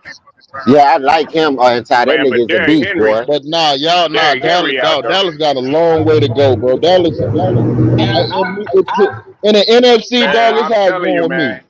Hold up, in the NFC, to me, it's the Packers, the Bucks, the Don't say the Rams, Cardinals. No, and the Cardinals. No, I got the Rams, the Cardinals, and the Bucks. The Cardinals. Nah. Like I don't think the Cowboys can beat none of them teams, dog. I think they can. Well, you know what? I think J.J. the Watt only is way out. the We'll Cowboys find can out beat if the we Packers. make it to the postseason. Trayvon if we run Diggs, the he football getting his well. dumb ass cooked. Nigga talking about he one of the best corners in the game. You do a double move, What? he out of He there. was leading the league in interceptions. No, Yeah, Diggs and now he leading the league and getting his ass cooked. You put a double Nah, move on yeah, that nigga, it's all he wrote. Man, that's not all the time, man. No, Man, all the niggas time, but cooking that little nigga, dog. He's very aggressive. That's why. Yeah, That's exactly. Why He too aggressive. Man, you right. supposed to be. No, he is. Look, and losing You hit Jabril that Cox, nigga with a double move, nigga, he burnt. and losing Jabril Cox is really going to hurt the Cowboys because now you got they had two linebackers that could go side on the sideline. Now they only And got then Zeke dealing with a knee contusion, so you know what's up now, dog. Oh, here we go again with Zeke. Who is? Zeke dealing with a Who knee is? contusion. Zeke. Oh shit, Oh yeah, Zeke got hurt. man. But they still got Pollard. Hey, this the Y'all whole better get thing hurt though. before y'all This take the that whole play. thing though. No, hold up. This the whole thing about that. The nigga still was averaging 5 yards a pop. They just only rushed them 10 times because they was playing behind the chains the whole game. They went up 13-0 so quick. Dog, the game had just came on. I'm like, what the fuck? I didn't even know the game was on. Dog, I started to ride the Dallas my motherfucking self. Niggas ain't no fucking way in the world. I'm gonna be waiting outside you bitches locker room like Carmelo Anthony. Bro, Let I'm one like, I of you know bitches come out damn here. well. I'm like, bro, I know damn well Dallas ain't about to lose to Denver, dog. And then, dog, I'm not gonna lie. I don't know what's going on with Patrick Mahomes, dog. Like, dude, for Aaron Rodgers not to play, and y'all only scored 13 points. That was my next question. They struggling, I'll tell you what it is. He's not on the That's same not page. good. He's not on the same page with Kelsey, and he's not on the same page with him. It's not the defense. Why he not? Everybody Nigga, they've think been it's on the same defense. It page ain't for the years defense. now. No, what it is that they're keeping Mahomes in the pocket, and he's not consistent enough. No, to what they doing is what I've been saying, do double Tyreek Hill, double Kelsey, That and make too. the other niggas beat you. And he can't do that. And then when he can't get that big play, he forcing turnover. He throwing them weak ass turnover. A lot of that shit supposed to be checking down, dog. Running backs Right. be wide open. If they get them to 3-4 yards and play in front of the chains. The Chiefs know what's the only thing they got to do is run the ball, bro. They showing they are the number one team in the NFL. They're seeing an 85% light box, dog. Everybody, it Run ain't the gonna work. fucking ball. Everybody Andy done never runs the figured ball. out their blueprint. Everybody done figured out their blueprint. Run the ball. But Andy Reid doesn't run the ball. He's never No, run the ball. exactly. If That's you their look back fucking at Philly, problem. that's been an issue of his. He doesn't run So the they ball. got They need coaching to run the problems over here fucking ball. too. Stop trying to put everything in Patrick Mahomes' hands, dog. I been said that, anti. Even when they had Le'Veon Bell, they wasn't even much running that dude. So that's what I'm saying. You got to run the ball to ease the pain. You can't throw that bitch 58 times a game. Come on, man. This ain't When I college. heard Marcus Spears say this stat, dog, I kind of lost my shit. They are saying an 85% light box. Do you understand what that means, right, James? Man, Hell yeah, they're playing the yeah. pass. They're not worried about the run. Exactly. They not worrying about the run. They playing the pass. So why not fucking run the ball? Because Andy Reid has never ran the ball. If you look back at his history in Philly, he did the same thing with Donovan McNabb. He would never run the dang on ball. That's why. Yeah, he had some good running backs too. That's why they He had never some won a good running championship. backs. Yeah, because whoever that dude is, what's the nigga name? They had The Deuce nigga, Staley, they I had thought it was Brian Frank Westbrook. Gore out there, nigga, like last time when we watched the nigga last time. Whoever that Gore nigga was, that nigga was running through That's shit Frank for the Gore's, Chiefs. that's Frank Gore's son. Oh, that's his son? Yeah, That nigga was running through shit, boy. but they don't commit to the run. That's why we keep seeing the same thing we always see from Andy Reid and his offenses. Hold up, y'all. Hey, bro, I never did Hey, like Lou, Andy Reid as a you kind of coach. quiet, man. Hey, we got to talk about your 49ers. Man, Oh man, didn't they just got their ass slapped too? Who slapped them this weekend? Arizona. Oh, without Kyler Murray. Arizona. Yo, how the fuck y'all lose to Arizona without Kyler Murray and D Hop? Man, I don't want to talk about them. Damn, James on his helmet already. I'm still not forgiving AJ Green. Because the Who's coach, still in because for some Cincinnati. reason, the coach wait till they get behind and start calling the right plays. That's the reason. Boy, why I told you, ever since Kyle Shanahan lost that 28-3 lead in the Super Bowl, he got exposed. Then he did it again when he got the head coaching job at San Francisco. You up 20-10, and you still trying to slang that bitch when you could have ran that motherfucker like you been doing. Just this dumb shit. Yeah, these offensive coordinators, like, they have to prove they're the smartest guys in the room and they have to run what they want to as opposed to what actually works. Doesn't make not a lick of sense to me, but you know, maybe someone else. Fell out. Oh, Lou, Jacob, if it ain't you broke, back up don't fix it. Lou, if it ain't broke, don't fix it, bro. Y'all had them niggas on the ropes, man, and y'all let them off. You let Colt San McCoy go Francisco. 22-26. Come on. Lou said that he want Trey Lance in, Jimmy Garoppolo gone, and Shanahan gone. Oh, I agree with that. I definitely agree with Trey Lance in. Boy, and I No, I ever said- soon no, Shanahan hold on, would have I said lost that game against the Chiefs. I He'd have said got this. fired. No, Polo, Do I you said want this. Shannon? I Go said ahead. this. What's up? If Jimmy lose on Sunday on Monday against the Rams, that's gonna be the last time he's gonna be starting quarterback for the 49ers. Trey Lance, they're gonna let Trey Lance rock the whole season. I think they let Jimmy Garoppolo play too long. I think they should have had him starting 2 weeks ago. Trey Lance. No, the reason why Trey Lance wasn't playing because he had that knee injury. Okay. Now that And look, I buddy here. Listen, I got to give Lou his flowers. Pause. No homo. I got to give him his flowers, James and Scrubzio and Jacob, because I said Jimmy Garoppolo should continue on, but now I'm like this. After seeing Justin Fields doing what he did, I'm like, I started thinking about it. I was like, throw him into the fire. Put his ass in there, man. Throw him to the wolves. Just let him fuck up a little bit. I would have been more confident. That's the only way you're gonna get better, though. Go ahead, big dog. Yeah, I would have been cool with letting him sit the whole year, but after I saw a few performances of Jimmy Garoppolo going games, I'm like, at this point, you know what? You're just gonna have to throw the kid in and let him work because Jimmy Garoppolo ain't do anything more. But Jimmy's getting his receivers hurt too. The way he keep on overthrowing the ball, like they going at Kittle's and Debo's legs. Hey, know what I noticed too? Y'all played the Arizona Cardinals. Y'all lost 17-10 that first time. How the fuck y'all get blowed out by the backup this time? I don't understand that. Because we turned the ball over. Kittle's fumble. Lou? What's up, Jacob? Go ahead, Lou. No, what's up? I was like, go ahead. My bad. When you turn the ball over 4 times, you let James Conner, who to me still ain't that great, dominate that game, then you ain't gonna win. Mm-hmm. This what I see too. When your defense is that potent like San Francisco is, the way they built it, you can't keep them out there on the field without putting no punts up neither, because they're gonna get tired at the end of the day. And that's what I see with Jimmy Garoppolo keep putting them in that situation. But when Trey Lance can stretch the field, can stretch the play, he giving you a defensive little rest because he can be able to move the chains with his athletic ability. So why not just throw him to the wolves? You drafted him 5 anyway. You act like you drafted him in the later of the round. Anything in the top 10 got to get thrown to the wolves to me, dog. Period. That's what I'm saying, James. I'm saying the same thing to my 49er brethren. Like we be talking 49er football. Everybody keep on saying, don't put Trey Lance out there. Jimmy, you don't got it no more, and you still got those Jimmy guys who still love Jimmy. And like now, Jimmy gone. Like they could have cut Jimmy a long time ago. Like they had a chance to cut him this offseason, but they had to keep him. I don't know why. Like, Hey, James, Scrubsy and Jacob. Man, I was on here talking about 49ers one time. Luke came up in here quick. He said, "That's my team. I know the ins and outs what's going on, man. Not you."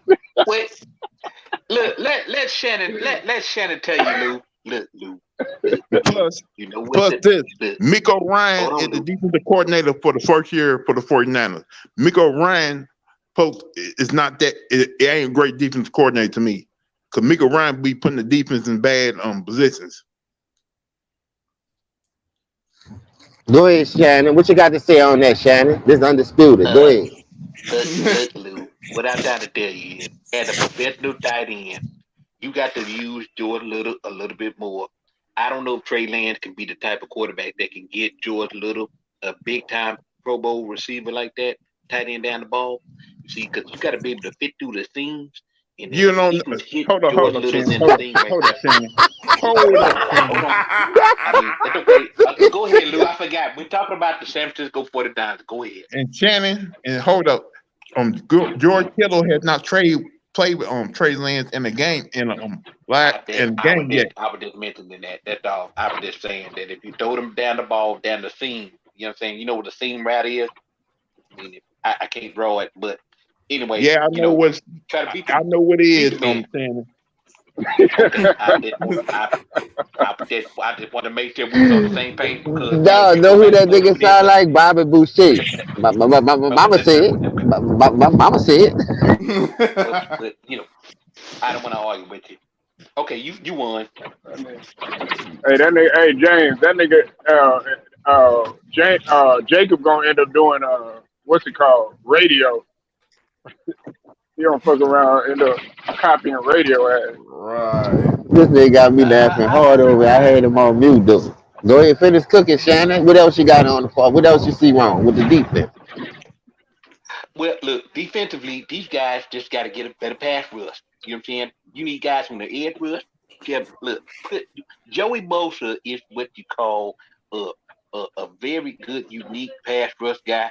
You got to get more pressure up front. Got to get the front 7 guys to be able to stop that running game. You let a big running game happen between the Colts game, especially in the rain. They tell you right there that San Francisco definitely got to get better against the rush. If they don't get better against the rush, I'm telling you, it's basically going to keep your secondary wide open, and pretty much you're going to get beat in a lot of press coverages and stuff like that. That's pretty much what you're going to struggle with down the stretch. That's right. Damn, everybody quiet and listening and shit too. It make you feel like you really listening. Hold up. Do you understand? Go ahead, Lou. Hold up. Do you understand what they doing when we try to pass rush and the blitz? They throwing spring plays and they throwing slant routes on our defense right now, and we're getting a whole lot of pass interference calls. So, like I said, Miko Ryan is putting the defense in a bad position on I'm calling defensive play calls. That's about right. And Kittles, I like Kittles, man. Do y'all think y'all need to run more stunts with that defensive line y'all have? I think y'all more athletic on the defensive front to switch it up instead of trying to bull rush and use the speed all the time. Throw a little crosses in there, like far as stunts on the back end to free some of that shit. Send the blitz on both sides where they ain't gonna double team him, so he could beat that pressure 1-on-1 for us when he get that tackle or that tight end or that fullback who trying to chip in and slip off into that flat. So to me, like if you got, like you say, by this being y'all defensive coordinator first year, he got to implement his schemes and what he like. He might don't have the players to execute that shit right now because this is his first year. He got to see what he got. So next year it might be a little bit better for D'Amico Ryan for defensive wise. But I don't think the way they winning. I mean, the way they still in some of these ball games, they ain't like they getting blowed out. It's just that the offense not helping out. That's it. The offense not running the ball like they used to. They putting a lot of onus on the defense. I can say this, James. The one game we totally got ass whooping was this past Sunday. Other game we'd have been losing by at least 3 points or a touchdown. Like the offense wait till the fourth quarter to show up instead of showing up in the first half. First or second quarter, or late in the third quarter, that's when when Shanahan decides to throw the ball down the field, decided to run these little saint plays. Like I'm like, why you keep waiting until we get behind to do all this bullshit? Why you doing it in the first place? Oh, okay. Yeah, you got to do it to open it up to get the lead. You doing it when you down 10 and 12, 17 points. Now you got to exert so much energy to get back in. I understand that, Luke. You right. Yeah, James, because listen, I'm going to let you continue, Luke, but see, this involves Scrub Zero right here. See, it was Scrub Zero, and it was Lou the writer, and it was Matt Moses. Matt Moses and Lou was saying the thing about Shanahan, and I kind of see what he was saying now. Now that you really broke that shit down, now I understand what y'all was saying. Because I was just like, well, and remember, I kept trying to argue that Jimmy G, he's just following the game plan, but I had to go back and I looked at some of those games, and I was just like, damn, I hate to come in here and admit that they right, but I had to look at it twice. Because at first, you go on, you become a prisoner of the moment. But I'm like, maybe Trey Lance would be better, and just getting another coach in there, man, is gonna fit that. See, the thing about Trey Lance, you got to worry about his legs. With Jimmy G, you don't got to worry about his legs. Yeah, he had those 2 working touchdowns in that win against the Bears, but it's at a point right now where you cannot have Jimmy G sit in the pocket and take it like 4 to 5 sacks. That's been happening almost every game since he started. And didn't y'all spend like a bunch of money on the O-line? And hey, I ain't gonna lie, Lou. Y'all fucked up when y'all drafted Trey Lance. Y'all should have grabbed Justin Fields, nigga. Fuck y'all, let that nigga go and draft Trey Lance when Justin Fields played for a big time university. Wait, James. We're trying to get the Packers to trade us. We're trying to trade number 3 pick to get Aaron Rodgers to come be quarterback, but the Packers turned it down. So they said no. We need Rodgers. And when they had to decide take Trey Lance or Matt Jones, they decided. Once y'all saying y'all wanted, you said Blue, you said that Matt, what's his name, wanted Mac Jones or Joe Montana, right? No, Joe Montana didn't say nothing. Like nobody didn't say they wanted Matt Jones. Like everybody was saying like, hey, if we can't get Rodgers, let's go ahead and take Trey Lance. Was everyone on the outside that was saying get Mac Jones? Oh, okay. I thought you said it was either Joe Montana or somebody. It was Chris Sims. I know he was harping on that. I ain't gonna let no damn Chris Sims. I mean, look, y'all still are. Everybody, all hope is not lost. All hope is not lost for y'all. Yes, it is. Like the way things are now, you need a quarterback who can move his legs in this offense, because it ain't like it was when Elway was running the offense with Shanahan's dad.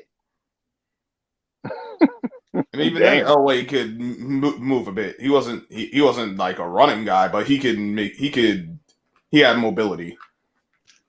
Because the same offense we're running right now that the Broncos used to run when Shanahan was head coach. For the Broncos, like, we still got to run the game. For some reason, Shanahan refused to do what he did best. We did best when he first got there. Because remember, when he first got there, the offense was moving the ball all the time. Right. Even with all the injuries. I think Jacob fell out. Yeah, that come with running the ball though. All your running backs. So ain't your top 2 starters hurt at running back? Yeah, like, but James, it was that point. It's that point where it don't matter who was running back. The running back was still getting yards with this offense.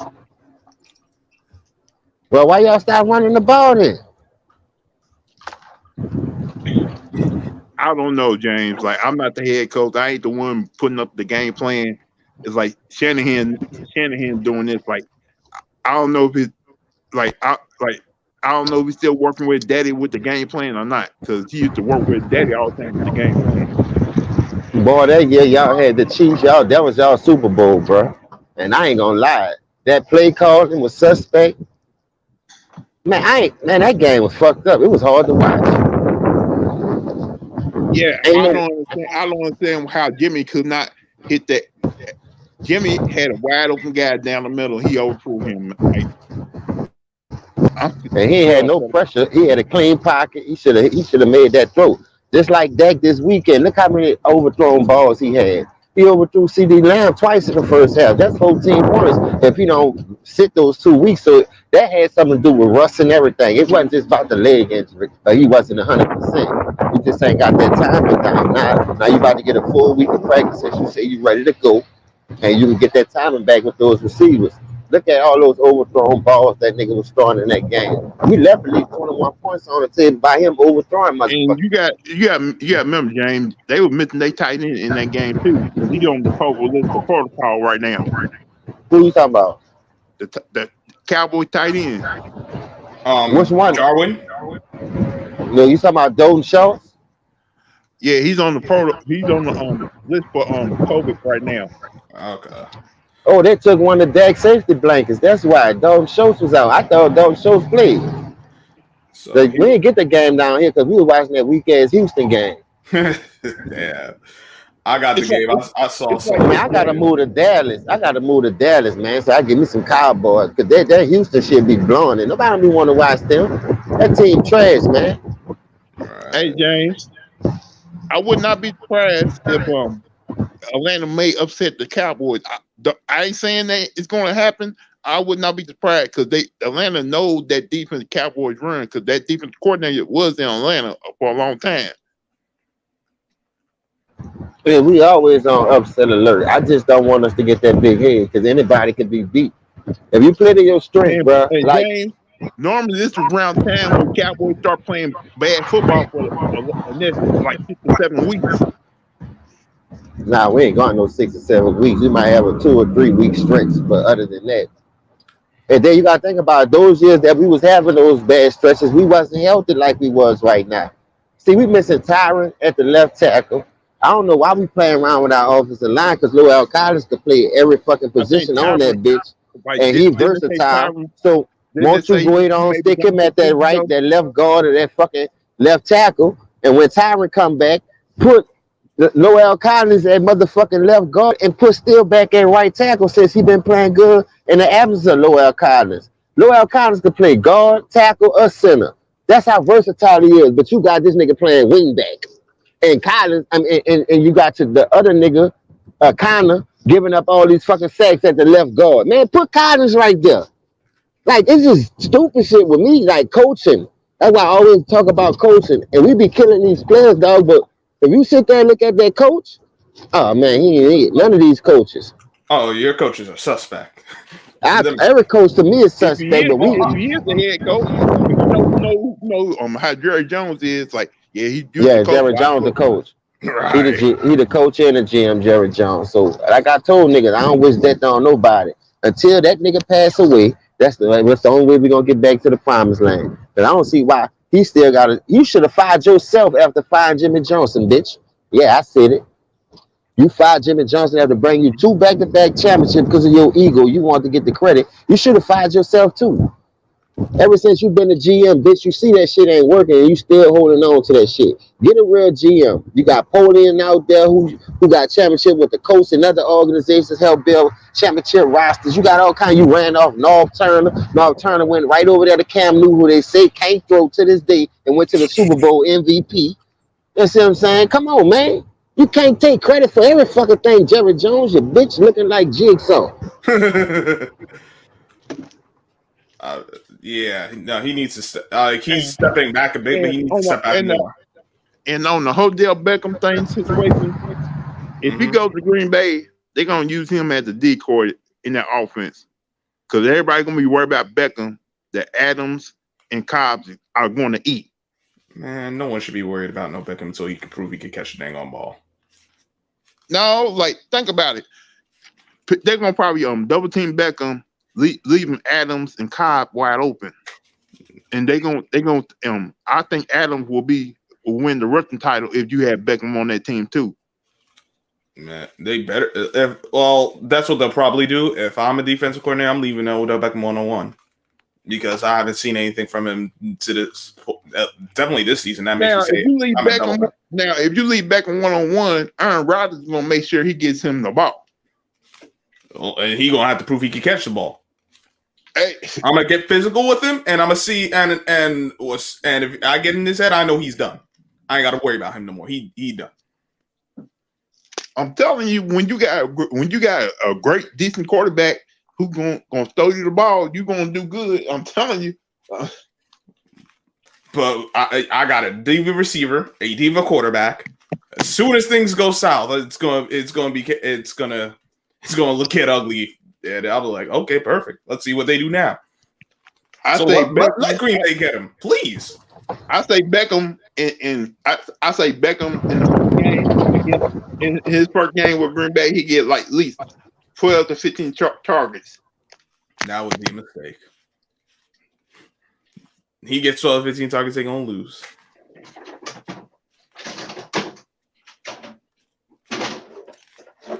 That's just how I look at it. Like I said, I think he could help someone, but I'm not putting all my eggs in the Odell Beckham basket. Like I don't trust him. I tell you this too, Beckham will be signed back tomorrow. He got too much lead in him now. I wish the team luck whoever do pick him up. I think he still could give something, but not that number one version. That's all. I don't even know if he could give you number two, quite honestly. I'm just saying, if you have a number one receiver like a Devontae Adams or Tyreek Hill, it shouldn't be hard for him to just go in and blend in with the talent that he had, knowing those type of quarterbacks like to spread the ball around anyway. And you still have a little big play threat in you for speed-wise, but I ain't saying you're the same Odell Beckham from Newman when you first came at LSU, that type of speed, because I know you got miles on your legs now, but still, no, he can still take the top off certain shit. And if you get with certain quarterbacks, like a Mahomes who's going to slang that bitch and look for those type big plays, that shit can work, though. But is he going to be content and willing to play into that role, though, knowing he was a number one receiver? Will he go over there having that big head and be like, you know what, I'm still a number one. I don't give a fuck what y'all talking about. We all know why he want to go to New Orleans. Because I don't know, is he from there? Yeah. He from New Orleans. He went to Newman. I think he just wanted to go back home because be close to his mother or something. That's probably why he want to go to New Orleans. So he figured if I go back home and be a star there, then people gonna get off my back. If the Rams had cap room, he'd probably be lobbying to go to LA because he's been trying to get out over there for a minute now. But I don't think the Rams have the cap room for him. That just let go of D-Jack though. So I'm saying if we're gonna let go of receiver to get another one, what sense does that make? No, and that's the other thing. I don't think they're gonna get. Like I said, the cap room, and like you said, they released Deshaun Jackson. I don't see that happening. That was a stupid move by the Rams, letting D-Jack go like that, man. Because now you don't got to worry about D-Jack. You can focus on those other two receivers. No, because the rookie Jefferson has taken over that role. And so that bumped Deshaun Jackson down, and they're like, all right, if we're not utilizing him. I'm telling you, you saw them have trouble against Tennessee past Sunday. Man, they weren't winning that game with Deshaun Jackson. I'm not saying he wouldn't have helped, but they weren't going to win that game with Deshaun Jackson because Matt Stafford is still Matt Stafford. and that defense. Hey, I told niggas that though. I said, yeah, he got a better squad, but he's still Matt Stafford. He's still a turnover machine. Oh, he got the Rams. Oh, Sean McVay. Oh, Sean McVay ain't no fucking Sean Payton. See what I'm saying? Sean McVay ain't no Sean Payton, nigga. Believe that. Listen, you could take Matt Stafford out off the Lions, but you can't take the Lions out of Matt Stafford. Thank you. He still got that line in him. Wow. But Tennessee had a great game plan. Tennessee had a great game plan. They kept Matt Stafford in the pocket where Because they got a good front four, Lou. Go ahead, Lou. if you keep Stafford in the pocket, that's when he don't do great. When he rolls out and throw those deep passes when he's moving his legs, that's when he does. That's when he dominates. Keep him in the pocket, then he's in trouble.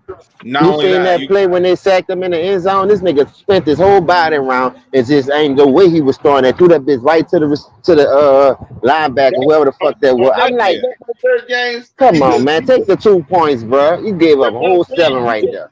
2 points. Cause y'all still would have been up 3-2. Thank you. But that's the thing. If you get Matt Stafford early, he's gonna fold up and he's gonna make plays like that. I like Matt Stafford. He's a whole hell of a big old upgrade than Jared Goff. He's an upgrade off of Jared Goff, but you get to him early and he won't fold up. He could be rattled, and why nobody ain't talking about him? Look, they talk about Brett Favre. Aaron Rodgers. That dude got an arm on him since Georgia, dog. That dude been slinging that bitch since the SEC. I've been watching Stafford, but he always had chinks in his armor with the big game. That's his problem. I wish him luck over there, dog. I ain't saying he can't throw it. He ain't got the own time to do it because he showed you that time and time. How many 5,000 yard seasons that nigga got? I think like 2 or 3. He right behind Drew Brees. Drew Brees the only one with multiple. He was up in there, man, because this is what I was gonna say, James. Remember when he was with Megatron?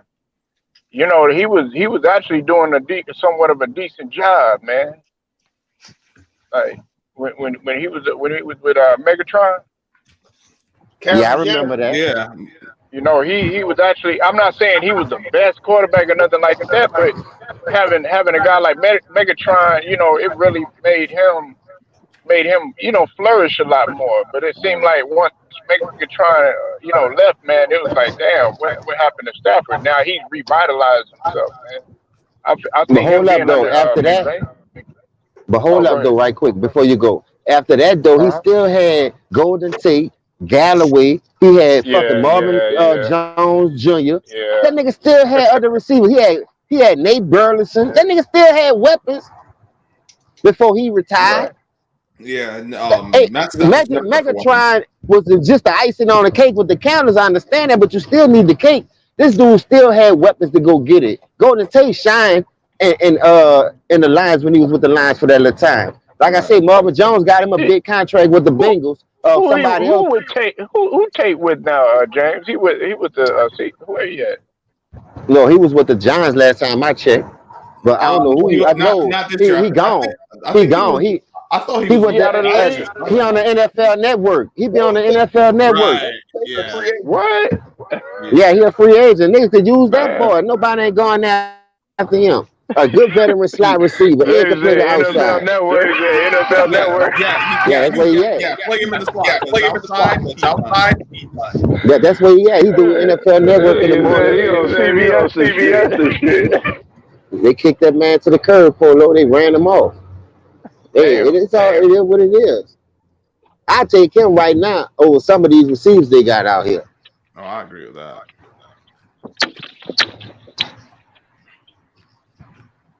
Yeah, he been on NFL Network in the mornings because you know they come on like 4, 5 in the morning, and he be sitting up there sometime with them because you know Nate Burleson got that big money now.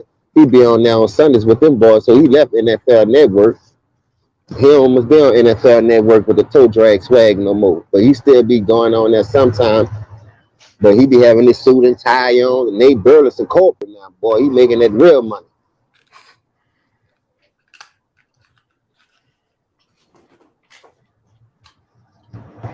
He got his own little show and everything now. talking about this slam? Who? That Slam Time show they got on Nickelodeon now.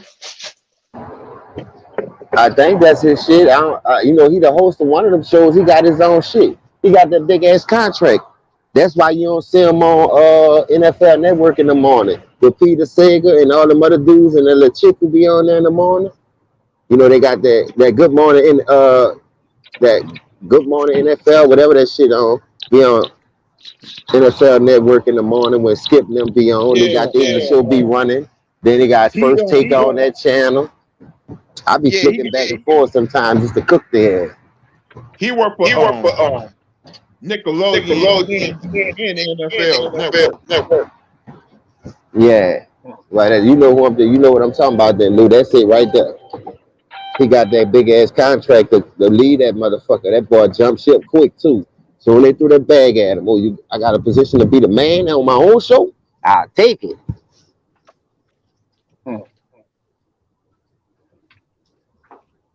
Salute to Nate Burleson though, because he know the game. He played the game at the right way, at a high level. He was nice with the Vikings and the teams that he played for. I know when they first drafted him with Randy Moss and Chris Carter. I was like, what? Y'all know who the NBC NFL Vikings. Say that again, Lou. Y'all know who. Oh, go ahead. I hear Anthony. What you had said, Lou, about the last time for Polo go? No, go ahead. My bad, man. The girl, ESPN, they setting her up the football game.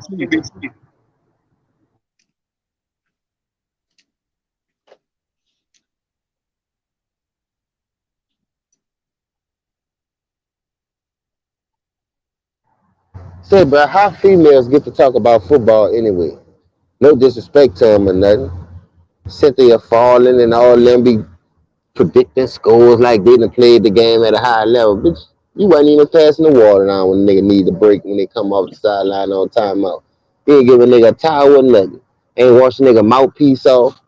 So why is you on this motherfucker talking about football? This is a man sport. I'm just saying.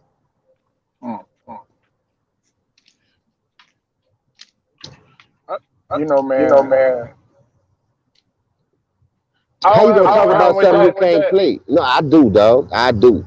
Because you can't talk about nothing you can't play. How you know the game? I'm talking about stay your ass from off the field or analyze it. Like I can see you interview. That's what I'm talking about right there. But all the analyzing it, coming up with scores. Oh, they should play a 3-4 defense because they gave up so many touchdowns in the last 5 games they played. Man, get the fuck out of here with all that shit, that analytic bullshit. You ain't suit up now. You ain't put a chin strap on a helmet yet. Bitch, you talking about. You probably came up knew how to put a jersey over a pair of shoulder pads. They just be killing me, dog. The women should stick to their sport. Who? That's his son, you saying? Who his son play for? Frank Gore finna fight Deron Williams. In a celebrity boxing match? Yeah. That's fucking crazy. I seen Peter Guns and that other dude off Love and Hip Hop. That shit was bullshit. I seen Lamar Odom. I seen Sweet Feet. Sweet Feet got his head knocked out. Man, Peter Guns. This niggas just was swinging wild. Your boy. Tonight. Hold up, what happened? You got James Harden sighted. James Harden showed up tonight. He must have got 19 foul shots then. That's the only way I see him showing up. Yeah, right. He got less than 10 turnovers. Right now, he got 13, 8, and 8. How many out there 13 free throws though, Lou? Keep it real.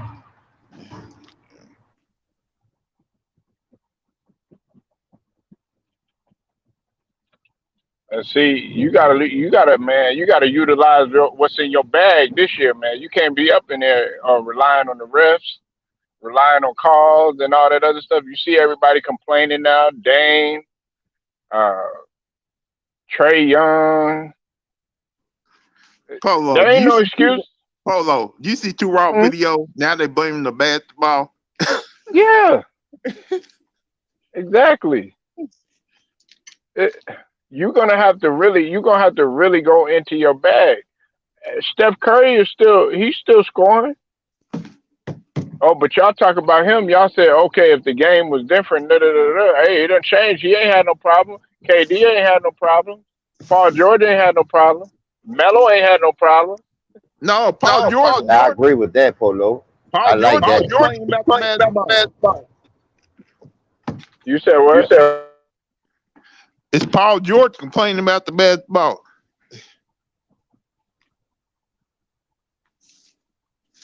You cutting out a little bit, Lou. Did you hear him, James? Maybe I'm missing something. No, Paul George. He said Paul George crying about the basketball. Now he calling for fouls. Oh yeah. I was on Movie Channel yesterday. Him, C Hill, and Showtime was on there. You know they the Clipper boys, so they was on there repping for their team. I was on that bit tripping out. Man, the Clippers. I'm not talking shit about them like that, but man, they gonna be what they are. Listen, I don't have nothing against Paul George or anything like that, but when he gets in a sticky situation, I guarantee you he's not gonna show up. I can guarantee you. Pull out that rat trap. Huh? I say, you say pull out that rat trap. I'll get that sticky rat trap and put him on there. Yeah. Listen, he took a shot earlier in the year. He had a chance to ice the game, and it was like 30-something seconds left to go in the game. He was right in the corner and took a turnaround three-pointer, like with all that time left to go. You know, doing shit like that. You know what I'm saying? Like, that's unnecessary.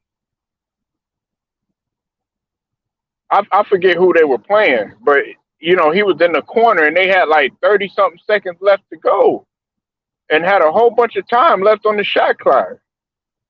Like, what the hell are you doing?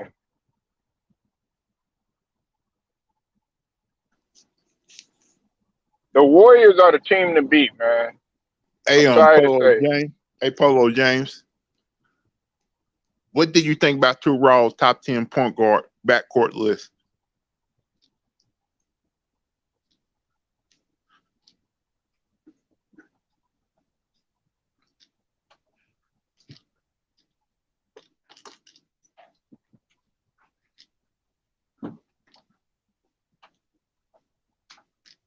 I don't think Nola there. Scrub, are you still there, man? No, I was asking y'all what y'all think about Two Raw's top 10 backcourt list. Well, I like where he had Mono and Tony Parker, and then also I like where I'm here, Polo. Huh?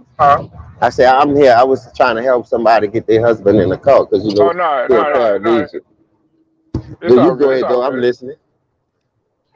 I was kind of indifferent about the D. Fisher and Kobe Bryant one. I didn't think he was gonna come with that one. Because to me, Derek Fisher wasn't. I mean, he was point guard size, but in Phil Jackson's system, everybody was handling the rock. Fucking Lamar Odom was handling the rock.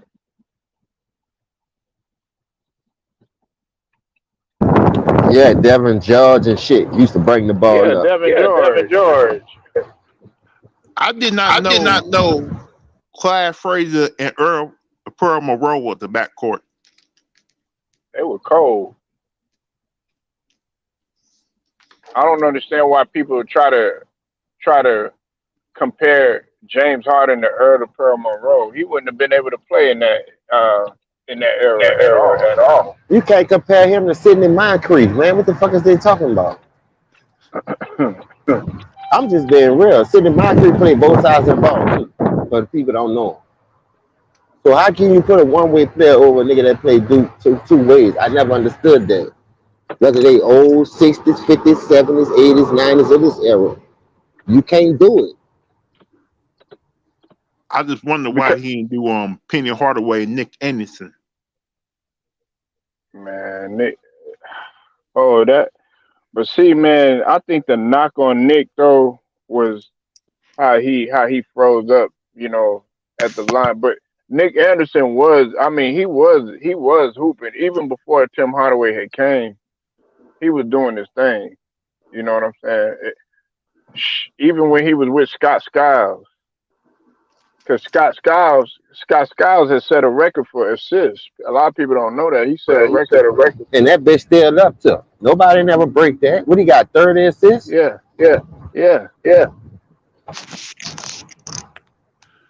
I'm just saying. When Penny and Nick started playing together, that was a dangerous factor. No, Nick Anderson will fuck his career up, and it happened to the best of them. Only if you don't put that work in. Now, I'm not saying he didn't, but when he like Polo just said, when he missed those 4 free throws to win that game in that championship game, that was game 1, I think. That's the momentum right there. And you at home, you got the best record in the league. You wasn't supposed to lose to Houston with that team. Houston ain't have enough firepower to go against y'all like that. For y'all to collapse, I understand you was young, but you made it. You made it being young. So you can't get the big head and start smelling yourself. You know what I mean? So Shaq and Olajuwon canceled each other out. Ain't nobody was out there that was gonna take on Penny like that. Penny was killing too. But at the end of the day, Shaq was getting all the praise because of the battle that he had going on with Olajuwon. But Penny was killing, dog. It was Nick Anderson that missed those free throws that killed that whole momentum of that series. And it looked like by them being the youngest, that shit affected them. Point blank period. You could see it. The rest of that series, they wasn't in tune. Their defense collapsed. They wasn't hitting threes no more. Them niggas was hitting threes the whole season. But Dennis Scott and motherfucking Nick Anderson. Yeah, Donald Roy on that team, man. Come on, man. That team was stacked, man. Ain't no fucking way in the world you gonna sit here and tell me a number 6 seed gonna be the number 1 seed. That nigga was depressed too. He went in a dark place after that shit too. I didn't know that shit. He was contemplating suicide and shit. You know how hard that is. I know they didn't win championship. Another backcourt I thought it was dangerous was Clyde Drexler and Terry Porter. Oh, and I love Terry Porter. Man, I love the way he played the play. He was underrated to me. He was underrated. He ain't getting no kind of recognition. And I used to like Terry Porter, number 30. That nigga used to be a sniper too. Man, like, if you want to know, that's what, like, I was listening to you yesterday, James. I meant to tell you about that, about Isaiah. When they were doing the Isaiah, I made a video about it today about Isaiah and Steph Curry, that nonsense. Horrible comparison, but, like, you want to talk about a true point guard?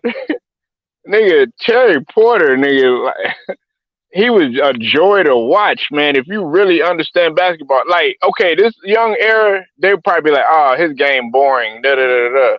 But, like, to me, James and somebody like Lou or Turod, some of the other guys, we'd be like, man, that dude, I would love to play with that dude.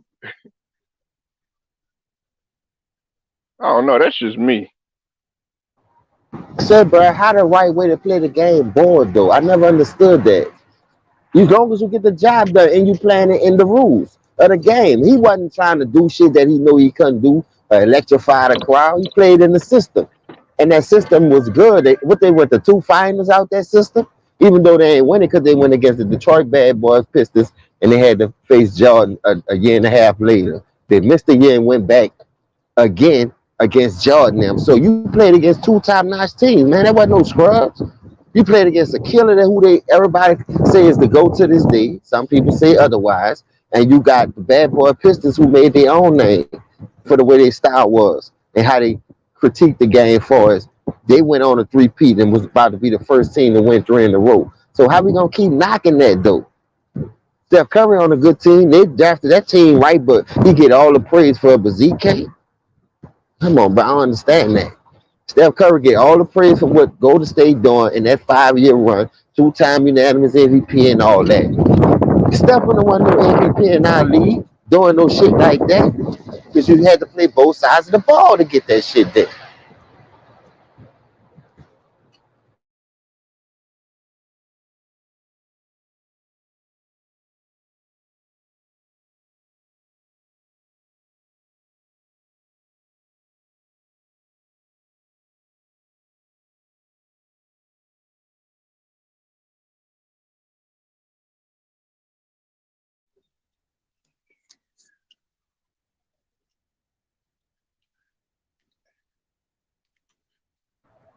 Do y'all think Steph gonna keep this up? What he doing this year? You know they 8-1 right now. They looking good. I So do think you I think think they could withstand all that? How long they going? I think when Klay Thompson come back, his point total is gonna go down a little.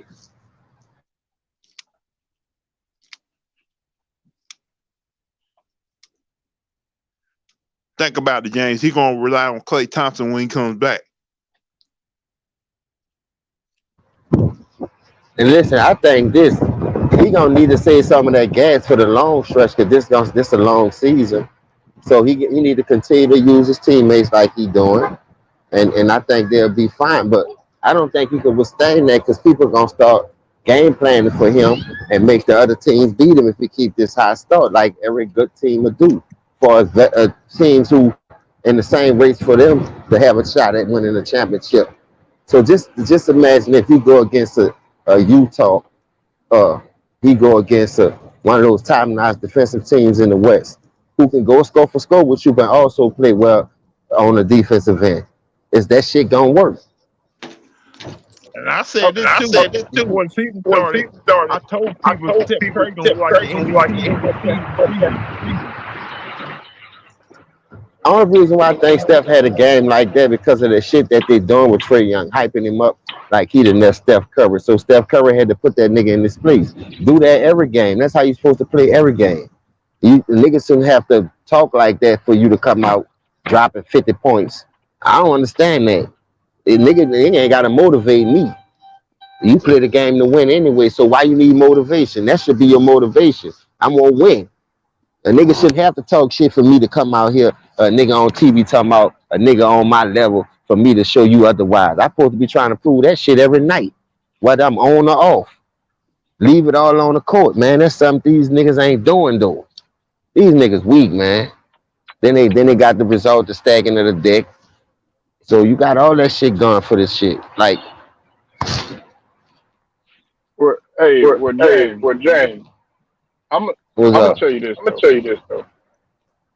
Like the thing that separates the reason why I got hot about the whole Isaiah versus Steph Curry argument is because first off, Steph Curry he hasn't gotten it done to where you could say, he deserves the finals MVP. You know what I'm saying? Or when he gets under pressure, under situation, in crucial moments, other guys that have come to his aid. Not in the regular season, but I'm talking about the marble. And then also Isaiah Thomas, he could take over a game with or without scoring. Isaiah could dominate a game with his playmaking alone. Isaiah could just draw defenders and everything, and make a nice little pass, do that like 10 times, and that'll be impactful for the game instead of him pulling up 40 or something like that. He knew when it was time to take over. He was like, okay, set the table, feed the men, feed the big, more importantly, and everything. And then when he saw, okay, hey, look, the game is close and everything. Not Dollar doing no hero ball shit. But I'm talking about really trying to get the game in position to where okay, we need to get this motherfucker away from this other team. That's what he did. And he did that time and time consistently on the highest level when it counts. That's why I can't ever put Steph Curry on any type of level like Isaiah or any of that. Because he's not a true point guard in my opinion.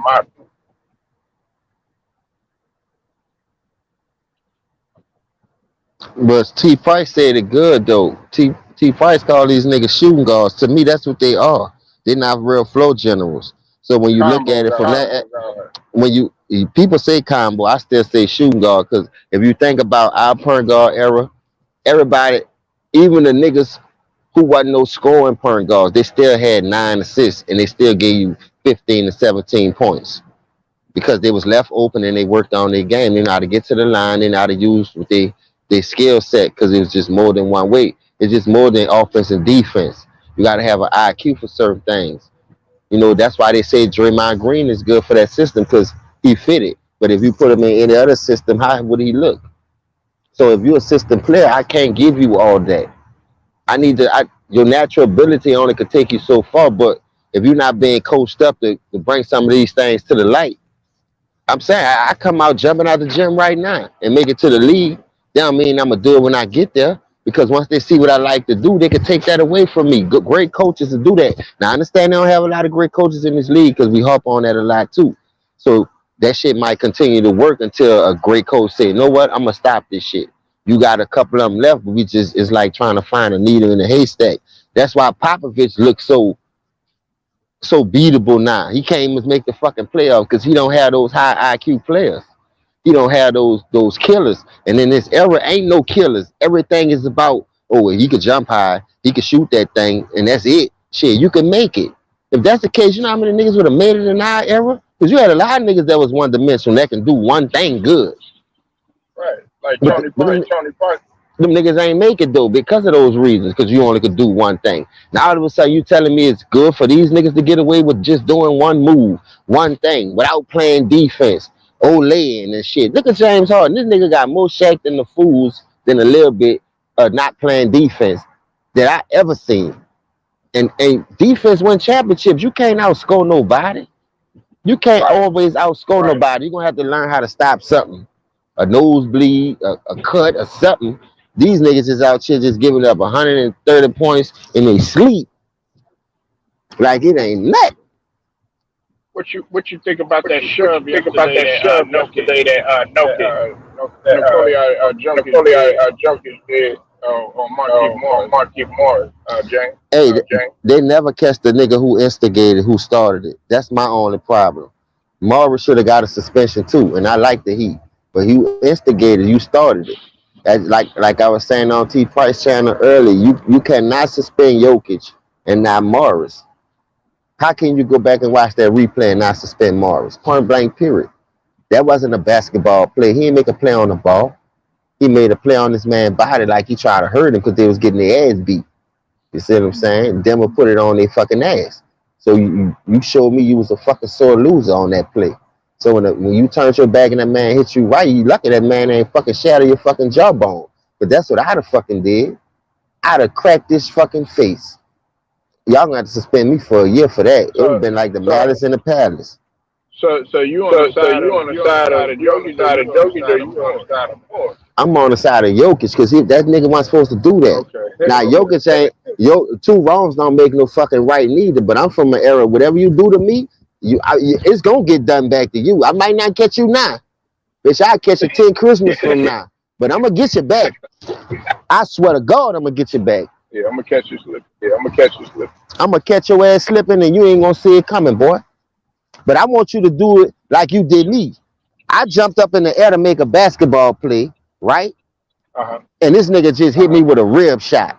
Boy, you know if you get a broke rib, how hard it is to breathe and cough and laugh with a rib cramp. I know a lot of people hey James, you could kill somebody like that. Yeah, man, that wasn't a basketball play. That's my only thing. He ain't make no basketball. If he would have made a basketball play, then I'd have been mad at Jokic trying to retaliate because you know he made a basketball play, a play on the ball. But you didn't make no play on the ball. You made a play on a man ribs. The man ain't got no rib cage on. He ain't no fucking quarterback. Come on, man. You can't be doing that. And like I say, the only reason why I felt like he did that because they was getting their fucking ass whooped. Don't do that shit like that. Stop them niggas from scoring, nigga. Beat their ass the right way. Don't play dirty. They already missing Murray. I about to say Jamal Lewis. They already missing Jamal Murray with the Achilles. So I'm just saying, you trying to take the other nigga out? They ain't gonna have nobody. But Michael Porter? Come on, man. Don't do that. Don't play games like that, bro. My teammate or no teammate. Look, we come out here to play a good, clean game, and that's it. It is what it is. We get your ass whooped, you get your ass whooped. Like you say, sink or swim, nigga. I don't think that Denver is better than Utah. Utah right now, man. They look real good right now. Especially the way that they ball. I know everybody talking about the Warriors, but I still got Utah the best team. That team is clicking right. It's just that they got to show up to playoffs. So Utah. But see, they don't have no veteran leadership. But the thing about them, they're young and they're growing together. They're going through those growing pains together. So let's see what happened this year. Let's see how they done got the #1 seed from that bubble collapse. People ain't expect him and Jamal Murray to put on a show. To me, that was the best series out that whole playoffs. That Denver and that Utah, oh my God.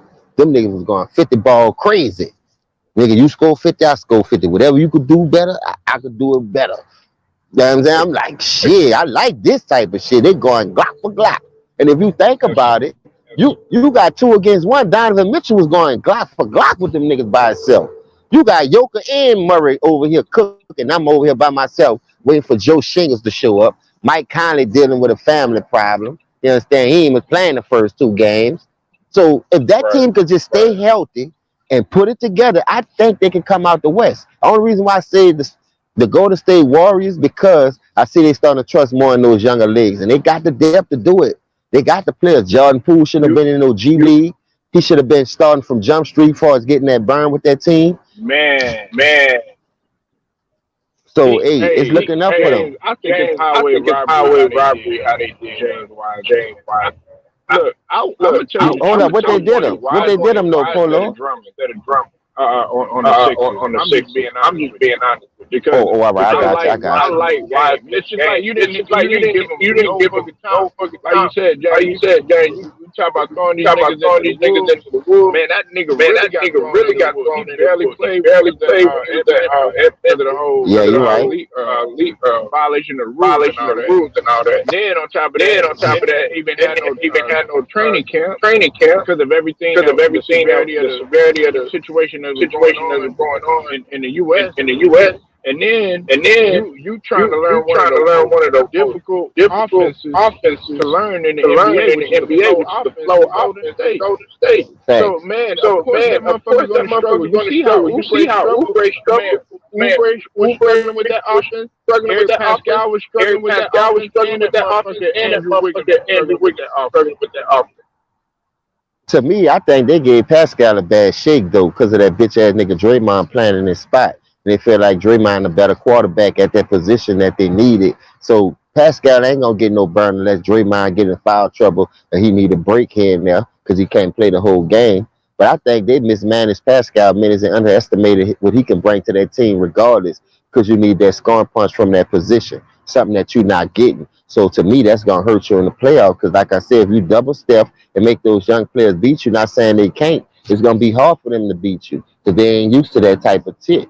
Even though they went to college championships with Michigan and all this other shit, 64s and Elite Eights and Final Fours, this is the pros, man. This is a different ball game when you get on that next level. Every level is different, bro. It'll bring a different monster out of you. So that's what I do be saying. Like some of these dudes get frozen out, and they shouldn't be getting frozen out because of the potential that they have. Because if they don't fit that system and they feel like they can't catch that system, like you said, look what they did, Chad Ochocinco. This man one of the best receivers, route runners in the game. But you mean to tell me he go over here in New England and he can't catch a playbook? Man, get the fuck out of here. But Wes Welker can. Julian Edelman can. Chris Hogan can. Come on, man. Y'all blackballed that dude when he went there. Y'all try to make a mockery of that fucking dude.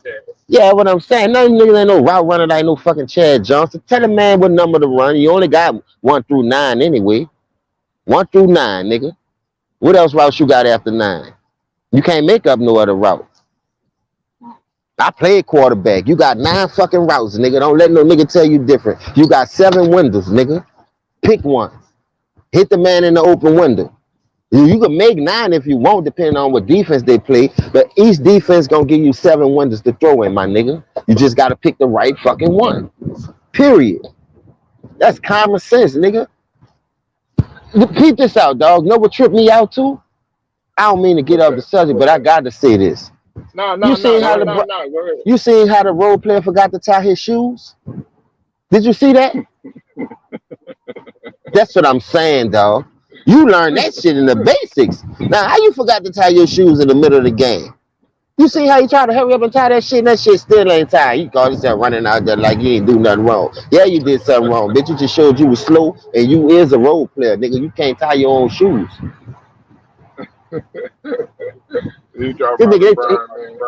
Yeah, he checked back in the game, and he bent down seeing the shoe was untied. That nigga tried to hurry up and tie them bitches, get back in the game, and bitch still ain't tied. I said, oh my God. How you learn? How you forget how to tie your shoe? I'm gonna tell you like this, man. That nigga LeBron been hooping this year. Melo, man.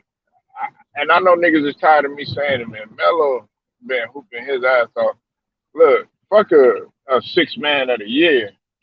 That motherfucker man going for the goddamn MVP, nigga.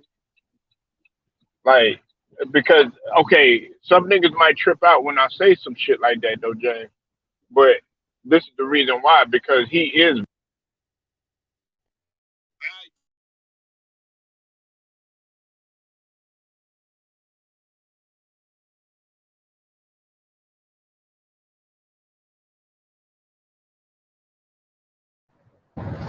I can't hear you, Polo. You faded out.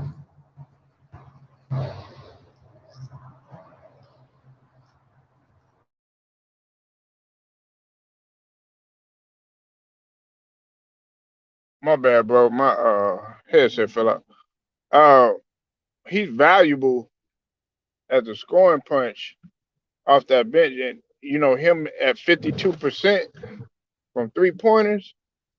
Like, that's phenomenal. He's shooting better. Like, I know Steph Curry doing good, but he's shooting better and a lot more efficient than Steph Curry.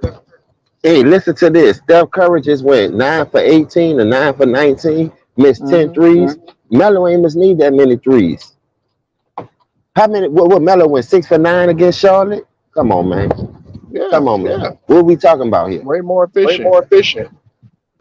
And that's why I called him a Renaissance man, James. Because everybody was doubting him. Oh yeah, he's a ball stopper, all this other stuff. Melo said, okay, you know what?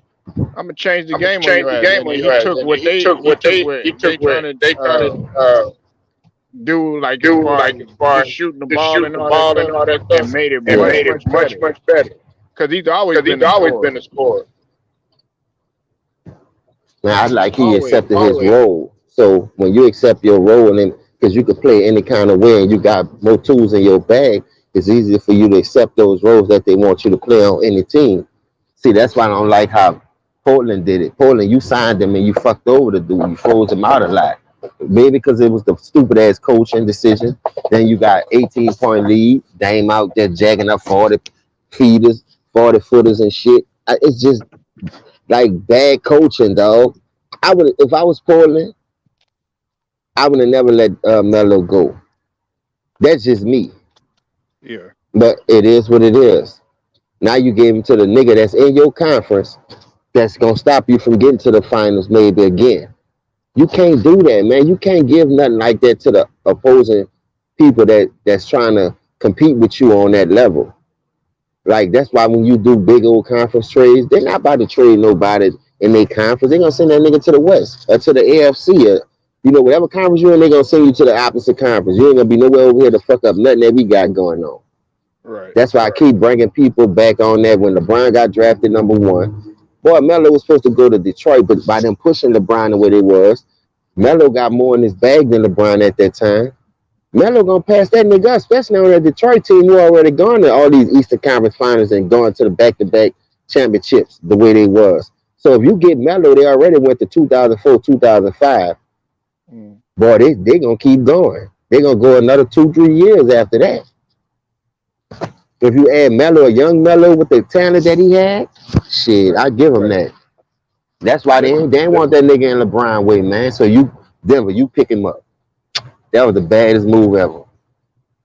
Yeah, and see a lot of people don't understand that Melo was Melo and D Wade were more successful than LeBron when he came in the playoffs. It was. Melo made it to the playoffs his first year with the Nuggets. And they had the same record though. Both of them niggas was 15 and something. The top 3 teams had the same record. How the fuck Detroit? Oh, Detroit was shitty that year too, huh? They was. Yeah, Detroit. Hey James, man, go make that. Go cook that motherfucker. Some barbecue.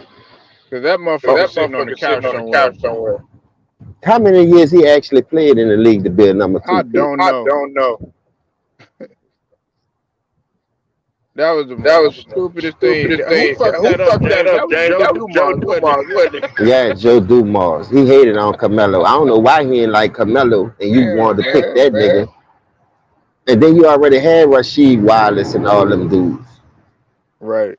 See what I'm saying? So why would you do that like that? Why would you go for another dude like that when you already had Tayshaun Prince and Rip Hamilton that needed more help at that scoring position? You still had Rasheed Wallace and Ben Wallace to carry it. You had McDyess to back them up. So you didn't need no help right there. You needed more help scoring to help Big Shot and to help Rip Hamilton on those pin downs and ISO type plays. Like I said, man, coaching always fucked up. Ownership, they overthink themselves. They use analytics in the game, not to the point where they done forgot the fundamentals. Oh, shit, he shoot 58% from the 3.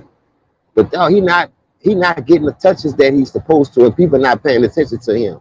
Now that people know that he can shoot these threes like a Joe Harrison, they paying more attention to him. They closing out quicker, where he can't just shoot that bitch. He got to dribble now and then shoot or relocate to shoot that bitch. It's a different ball game. It's a different ball game when you're not used to doing it. I like how you doing it because you could see, man. I don't know if you saw James when he was in Houston. Who you talking about? Joe Harris? Harris? They did him wrong. Oh, you talking about Melo? Yeah, Melo. My bad. Oh, all right. Yeah, I was talking about Melo. All right, I got you. Remember when they let him in? They let him in, chance and everything. You could see that nigga was just angry, but he was trying to be professional about the shit.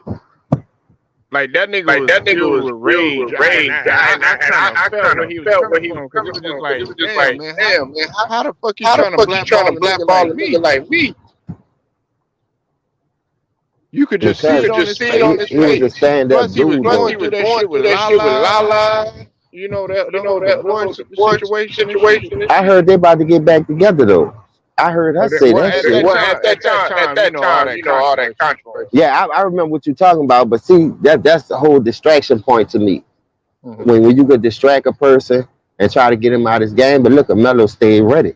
Melo still was in the gym, filming himself, working out with different people, getting them jumpers up. So what more you want to ask for a person? He working on his game, he's just not getting that fucking call because Melo to me is not that sellout type person. He the type of person that's gonna think for himself and do what he won't do, especially when he know he got the talent to get away with it. Just like the LeBrons of the world, the Kyries of the world, everybody's got that type of star power. They're gonna abuse their authority if they can. But when you put a hold on a nigga like Carmelo, you try to break this man, and you couldn't. So now that he over there helping a nigga that you pushing, you don't see him trying to fuck over him now. You don't see him talking bad about the man now, like he washed up. Oh, he ain't got it. We don't need him. We don't need him. That's all I kept hearing when Ticket was doing those videos. We don't need him. We don't need him. Yeah, y'all do. Y'all need that. And now, like you say, he's shooting at a high clip. What he shooting over the 3? 60-some%? He's shooting 52%. Man, that shit ridiculous. He's fourth in the league. It's some And he dude I coming can't off the bench. pronounce. I forget who's second. It was somebody else. Somebody else was third. And he's fourth. Man, salute the ski mask Melo, man, for holding it down the right way and not panicking. Just wait for the right call to come through. Like when I seen that interview with him and Gilly the kid, Gilly asked that boy, "Hey, how you got in LA, man? Who called you?" And he was like, "Keep it real, though. Who called?" That boy Melo paused for a minute. Then that nigga Melo said, "Yeah, Brian called. He called me." And they asked him what Brian said. That boy said, "Brian told me it was about time." We gonna wait till year 19 talking about it's about time, nigga? About time for what? To retire? Bitch, you need to go sit your ass down too. Fuck. Cause you look like you can't stay healthy to save your own ass right now. So Melo, if it weren't for Melo, those 5 games, what the Lakers record to be right now? Cause Melo been saving these motherfuckers, but he can't get the praise that he deserves. Right. I just seen him say that about 4 or 5 games. I'm gonna find. They almost lost against Charlotte. You saw they try to freeze him out against Charlotte. Melo wasn't having it though. In Charlotte? When they played Charlotte the last game, Oh yeah. they was trying to freeze him out that game. But I'm saying the Lakers team was trying to freeze him out. They took him out for a minute, and I kept hearing Elder say, "Nah, he need his rest. He need to get some rest." If that man ain't touching his hair and he cooking hotter than fish grease, I ain't taking shit out. Let me know when you want to come out. If they don't call the timeout to stop this roll, you stand your ass in there the whole game. Believe that.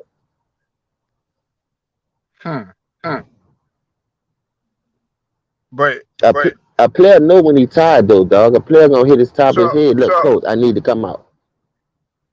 Let me ask you something though, because it's Eric Gordon, man. Eric Gordon is third. And he played for Houston though, right? But this year is second, and Valanciunas is number one. The center shooting threes? Melo is 3.3%. Hold up. The center from New Orleans is number 1. Valanciunas. Ain't no fucking way in the world. How many threes he shooting the game? That's because he ain't really been attempting that many. Oh, okay. I see why then. He can't be shooting like Melo 9 or 10 a game. No way. He's shooting 57.9.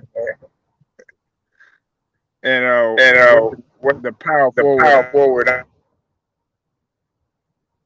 Start with a B.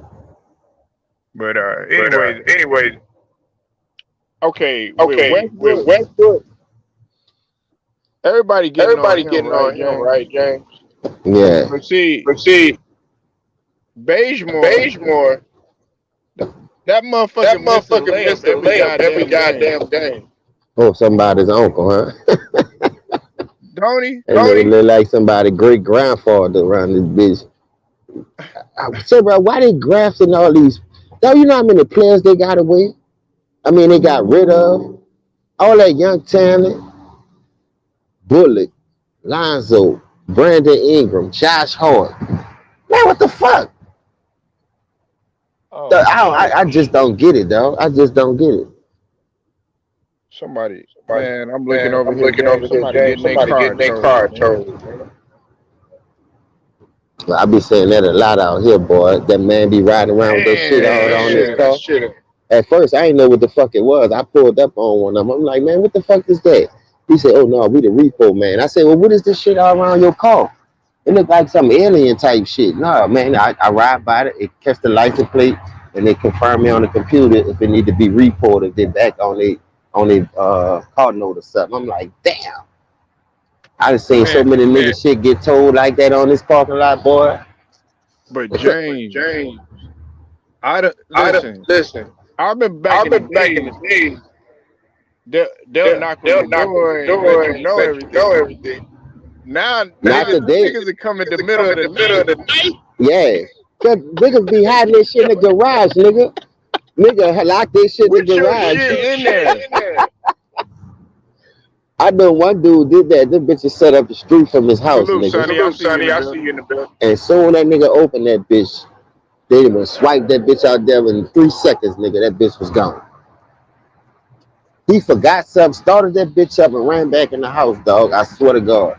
When that nigga came back out, that bitch was gone just that fast. Yeah, see, that's fucked up, man. But see, Niggas be I putting see that shit in why their garage.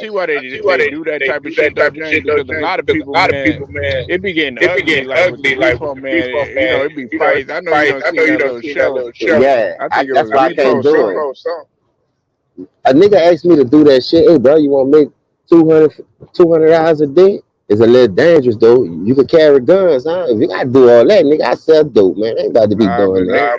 But James, though, niggas be protective about that. I'm telling you, how you gonna get mad at me because I supposed to come get your shit because you ain't pay your note, nigga? Get the fuck out of here. Now you gonna kill me for doing my job? Gotta feed my nigga. That's a dangerous job, nigga. I'm slinging that iron first. I ain't asking no question. I ain't asking a motherfucking question.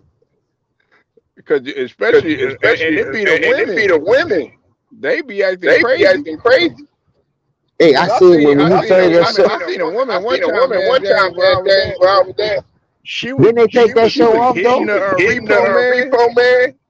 But they had to take that show off though, cause that shit went to getting wild though, dog. They stopped making that show because, like you say, niggas was attacking those people. Yeah. They was really attacking those people for trying to take something that's not yours. Some dude came out there with a chainsaw, James. That couldn't be me. I ain't lying. Out there with a chainsaw. Polo, that couldn't be me. You got a chainsaw, I'm slanging lead, boy. Don't come over here like you chainsaw massacre. I'm gonna send some hot shit over there real quick. What was that Operation Repo? That's the name of that.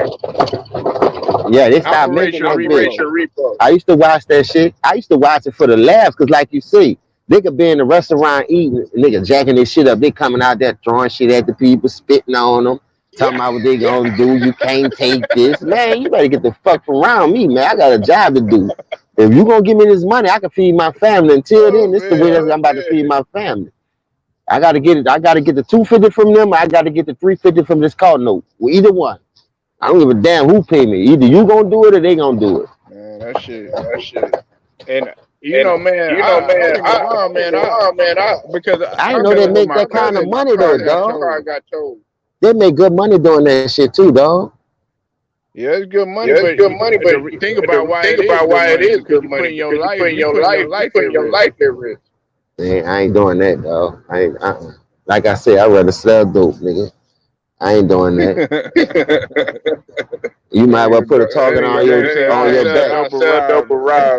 I ain't right, but I'm saying I'd rather sell dope if a nigga gonna try to do that shit. Cause I'm gonna tell you why.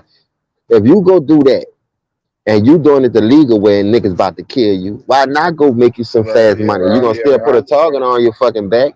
I ain't about to let you kill me doing it the legal way though. And for this little money, like I say, $250 good, $300, $200 every time you repo a call, but you get a certain percentage of it because they got a dude working at this restaurant that I work at right now who I protect at.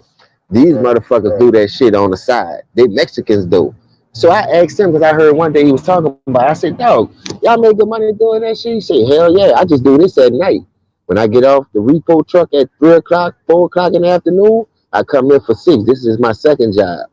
You know, this is my little part-time job to keep my corona money type stuff. You know, right. I'm like, yeah. So I said, how much they pay y'all? He said, shit, every call we tow is $250. Every time we go pick up a call, $250. So if you tow 5 calls in one day, nigga, you done made you $1,000. Right. You know how many calls get towed a day, nigga? That's bread. You know what it remind me of? Michael Blackson on that repo with Master P. Boy, that movie there is so fucking ridiculous, dog. So we talking about that shit. That nigga said, I'm going back and get that Hummer. He said, what do you eat, people? Your boy choked Michael Blackson's stupid ass out when he jumped in that Hummer. He said, didn't I tell you don't try to take my truck?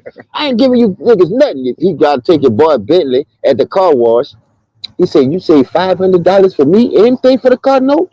He wrote Michael Blackson a $10,000 check and gave Michael Blackson $500. That shit be real, dog. Some people be having that money. Man, don't tote my shit, bro. I need my shit, dog. I know I'm late on my car note, but I got the bread now. Here, you give it to them. And they'll pay you to bring them the car note money in, and they give you a tip for not taking this shit. So you make money, like you said, it's worth your life, though. I ain't doing that. And I ain't out here to really hurt my own people, hurt nobody. But I'm here to defend myself. And if you come at me like that, dog, coming from New Orleans, a debt trap as it is, nigga, I shoot first and ask questions later. I take my chances. I'd rather be judged by 12 than carried by 6. That's bottom line on that. That's why I don't fuck with nobody, and I don't fuck over nobody. I mean, that's really, because it be some people out here, man, that really just blue collar. If I'm skipping a little bit, James, I got an echo, man, but I. Yeah, you good? I don't hear no echo on my end. You know, I'm at work on the golf cart. I know you like, damn, this skipping. Now I can hear you fine. You ain't skipping on my end. Yeah. And then that might be me riding on this golf cart. You might hear that wind in my ear on my end, and it's giving a little echo or something. But that's why I be having myself on mute. You know what I mean? When other people be talking, because I don't be wanting to mess up your live stream. No. It's all good, man. I appreciate y'all pulling up, though.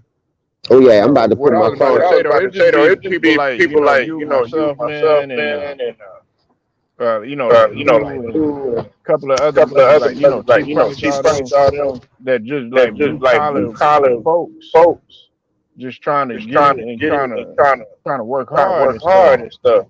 Yeah. But the ones that I be tripping on is if you sit up there and you try to repo that man's car, but you sitting there being lazy, you sitting on the couch playing Madden, like expecting not for anything not to happen and all that other stuff. Well, shit, you deserve to get your shit towed. And see, you can't sit up there and try to run out there and try to kill nobody or do anything else if you haven't been paying your goddamn bill, knowing you got responsibilities and obligations. You know what I'm saying? That's right there. Nigga won't ride for free. About that shit. Nigga won't ride around for free, man. Fuck that car. No, they putting gas in that bitch. They riding. Nigga, one day, that shit happened to me, right? When I first came to Texas, niggas had sold me a lemon. And I ain't know nothing about no lemon law. So, boom. I had gave them bitches $1,200 down on the car. Well, it was a Dodge. It was the Dodge Journey, like 2010, around that time. Man, listen. Them bitches sold me a lemon, right? I had that bitch for 5 days. That bitch ran hot. So now I'm pissed off. People come tow the truck. They want me to still pay the car note. I say, no, I'm not. I ain't about to pay y'all shit. I ain't got no car to drive it. Oh, go rent the car, and the insurance gonna pay for it. So that's what I do. Go rent the car insurance. They kept the car damn near 30 days. So now by them being in a shop for 30 days, you know that fucking labor fee gonna hit them. So I'm like, man, I ain't gonna get to my first month car note without a car. I only had the bitch 5-6 days, and it wasn't even a whole week. So I told the people, what y'all supposed to do about this then? Y'all want me to pay to get the car out, still pay y'all car money. I'm not doing nothing. Oh, the car finished. So I went, brought the runner back, jumped in the Dodge Journey, brought the bitch back home. My girl, she said, what you gonna pay the car note? I said, I'm gonna pay them, but them bitches ain't about to have me pay the rental fee and that. I said, either I'm gonna pay the rental car fee because my insurance covers so long, but the people took long, so I can start paying them because the insurance only gonna pay for so long. Right. You see what I'm saying? So that's how they hit me with that. But the lady was like, they got a lemon law. You can file for this and get that shit off your credit. So my girl was like, I gotta go to the store. We gotta go get some water, some bread, milk for the kids because they won't eat cereals and shit, get their little snacks, get something for the house to cook and shit like that. So she go to the store. Nigga, my girl called me crying. I thought a nigga did or something, dog. I grabbed a gun. I went outside. I'm like, damn, she got the fucking call. So I called my brother and I said, man, come get me, dog. I said, your sister just called me crying, dog. And I said, she got the call, I don't know where she at. But she not answering the phone after she called me crying. So I'm pressing the panic button. I'm like, what the fuck going on? Nigga, we get there, the fucking car gone. Them bitches done repoed that bitch. So it was drive time, who I was dealing with. Man, I pulled up that drive. Boy, I pulled up at drive time. I say, hold up. How the fuck y'all gonna take my fucking $1,200? Want me to pay for a rental and still pay y'all the first month car note when I ain't even had this motherfucker? That's over $2,000 you want me to pay for 1 month car note. So y'all ain't gonna help me pay this shit knowing you sold me a limit? The bitch was in there talking about they ain't gonna do this. I gotta get a lawyer. I want to up that iron so quick in that bitch. So the owner came over there. He was like, look, man, I'm sorry what happened. I know the situation with the car. I see when you got it, when the car broke down, when it went in the shop. He said, listen, dog, I ain't trying to start no confusion. We just gonna cancel this. Cause I see how hot you is. But I ain't supposed to be hot. I bought a car. In 5 days, this bitch run hot. Y'all hold it for 30 days. The insurance people don't want to pay for it no more, so they left me with the rental car bill. And you want your $435 a month for this bitch. I'm not about to give y'all that. I said either you give me my $1,200 back, or it's gonna be trouble in this bitch. You heard me? And I meant that shit. I meant every fucking word I said. Boy, that boy canceled that bitch, and they gave me. I went and got something else. Straight like, yo, you want to look at another car? Fuck no, I almost won't deal with you bitches now. You out here selling all these fucking broke ass cars. I went straight to another nigga. That's when me and my girl went to CarMax.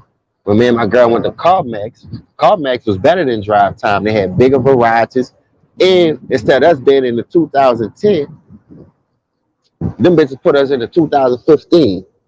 Cause you know when you ain't got no credit, them bitches try to give you anything. Right. And your credit shot, oh man, shit, your credit ain't gonna let you get this, but we got this over here for y'all. Listen, I don't want that. I got the money that you want down deposit for, but my credit still telling me I can't get it. I go to the car, like, how much you want for this car? How much I gotta put down? Bad credit, no credit is needed. You drive today. All right, I got 5 racks. I want to put 5 racks down right now. Let me drive off with this bitch. Run the credit. Oh man, you need a cosigner. I'm giving you 5 racks. I still need a cosigner. Man, you got me fucked up. Yeah, man. Yeah, They. But see, hey, look, James, man, damn, man. See, see, me and me we and be we having to be talk having on to talk code on in this code in bitch, this bitch, and I and be trying I be trying to, talking talk code to and stuff, code and but stuff. Hey, I can understand that shit. I know where you're coming from. uh, Uh, I'm gonna tell you I'm gonna like tell you this, like man. this, man. You know the You know the PPP. That's PPP. all I'm gonna That's all say. I'm gonna say. You The know, Lakers got one of them. We ain't get shit though. right? Right. But see, See, okay, James, okay, like like you. All you gotta do, man, is just establish your own business. You know what I'm saying? And it could be anything. You, James, like you run and you do a whole lot of shit, right? All you gotta do is develop you like a card and be like, okay, hey, look, I do this on the side, do something on the side, whether it's mechanic work or cooking, whatever, something like that. Nigga, that's your own business. And then you do that the PPP thing. You know what I'm saying? And that's on you. And I'm talking like this, man, because I got to keep it, in code and stuff. But I be trying to help people out because a lot of people, man, they be doing that and they're not doing it the right way. But actually, the guys that really be doing it, like I know a guy right now, and guess what he do? He's on the site mechanic, like 24 hour mechanic. He just like got his own tools and everything. And what he do is he put it on his little car. Of course he got the taxpayer ID, all that other stuff. Filed he filed a sole P and everything, and actually made it into a LLC. Bam, they they hooked him up, and this he doing everything up out of his car. Then he developed that, you know what I'm saying, took that money that he had, and then he started doing spray washing, power washing. You know what I'm saying? And he was able to he never got turned down turned down again. again. I know a lot of people do that. That pressure washer. You know, you Yeah, got buildings, you got concrete, you got gas stations. Every right. time I come home, 2, 3 in the morning, I be seeing about 4, 5 gas stations with them boys in there pressure washing that concrete. I be like, ooh, how much y'all get paid But for that? see, I be checking me because I'm trying to. It's more than one way to skin a cat. That's all I'm but saying, see, but Polo. see, James, like when you that idea that you came out with earlier when everybody was on the stream, or you know what you were talking about, like with the land and stuff like that. See, like Yeah. me and you, we thinking about stuff like that. But you ask the average niggas, like where we come from and stuff like that, and you be like, man, let's go ahead and do that. They think it's without reach, like it can never be done. It always could be done. You just got to be serious about it.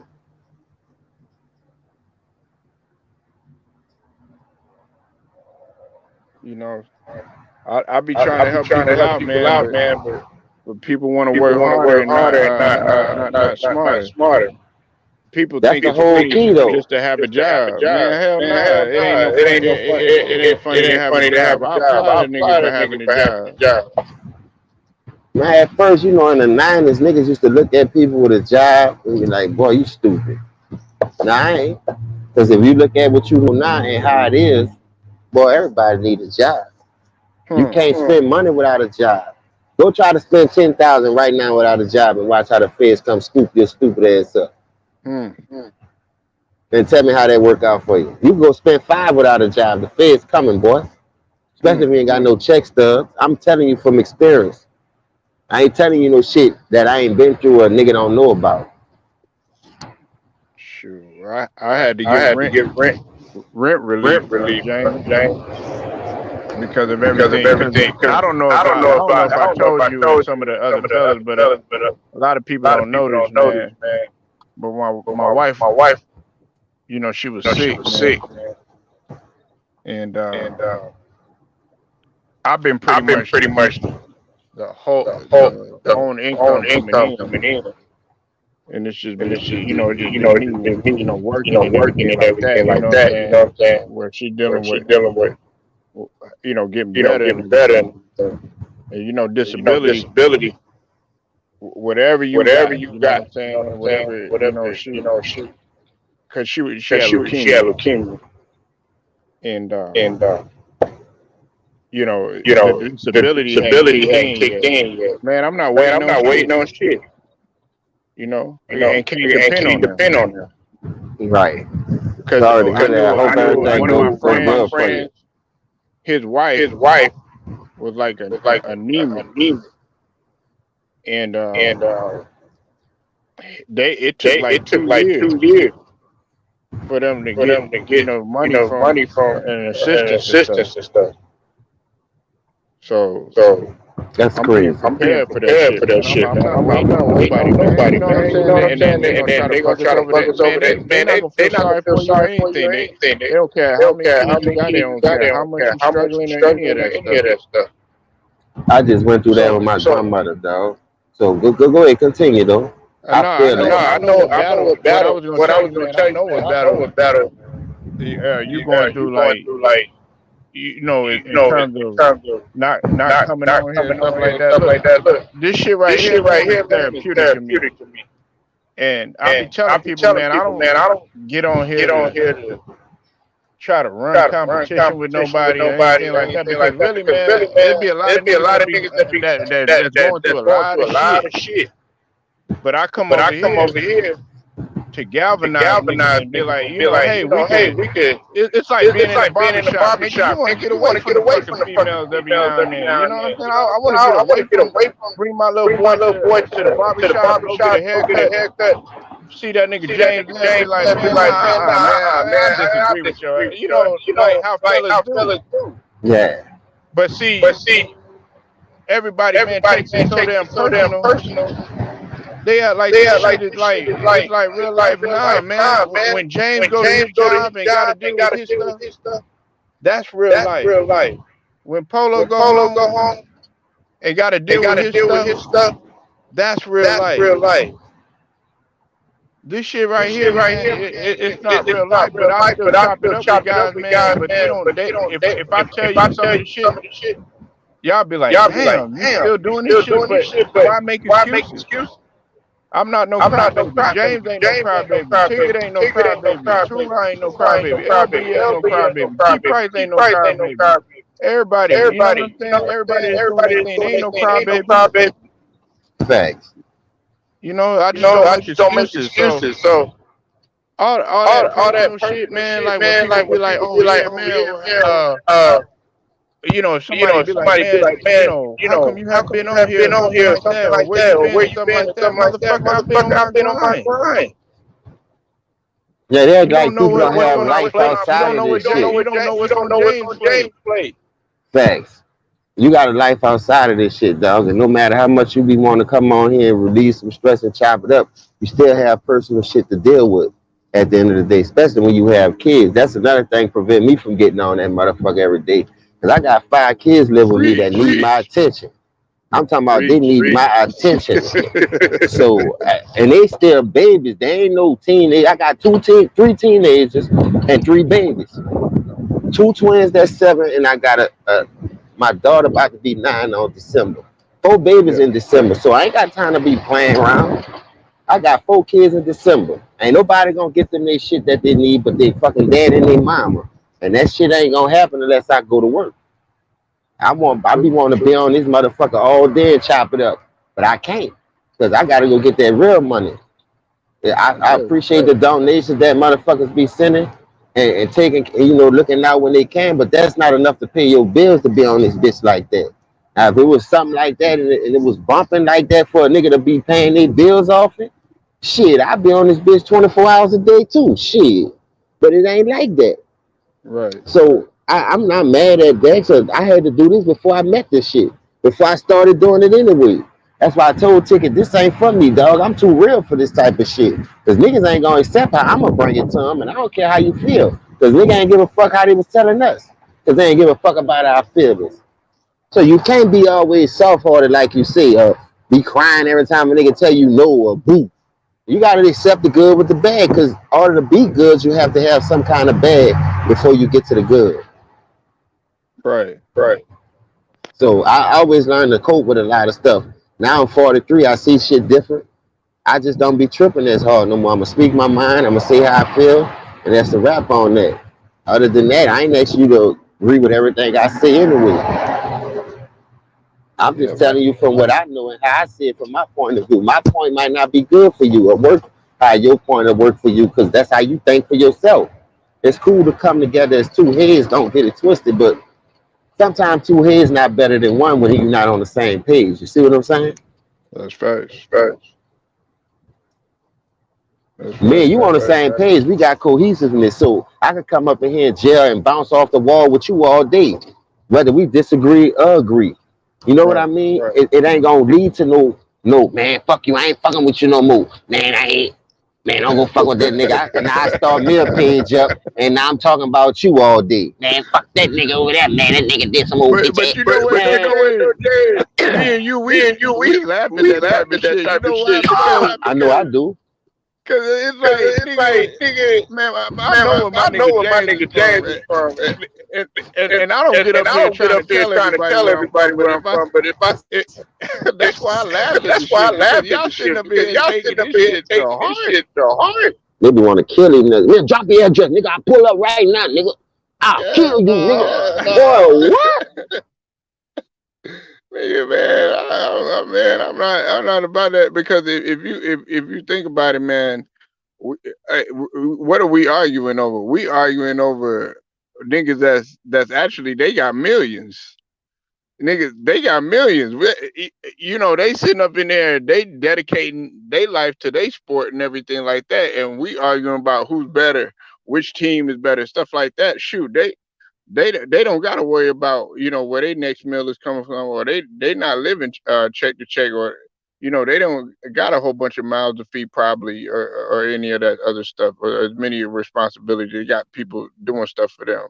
But us, we normal people, we still got to grind and still got to get it. At least the vast majority of us do, you know. So why are we sitting up in here arguing over, okay, just because I told you, okay, I think Jordan is better than this player, or I think, I don't think that this player is great as this player. It's not really that serious, but you want to quit fucking with me now just because you don't see things from my perspective.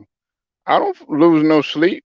The only way I'm gonna lose sleep, James, is if there's something wrong with my kid, there's something wrong with my wife, something wrong with my family. Other than that, if you don't fuck with me no more, that lets me know that you was fake from the get.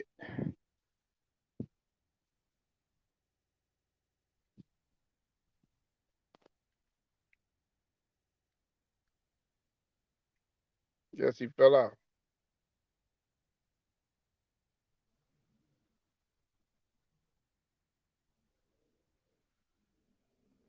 Hopefully James pull up again. I think he fell out, man.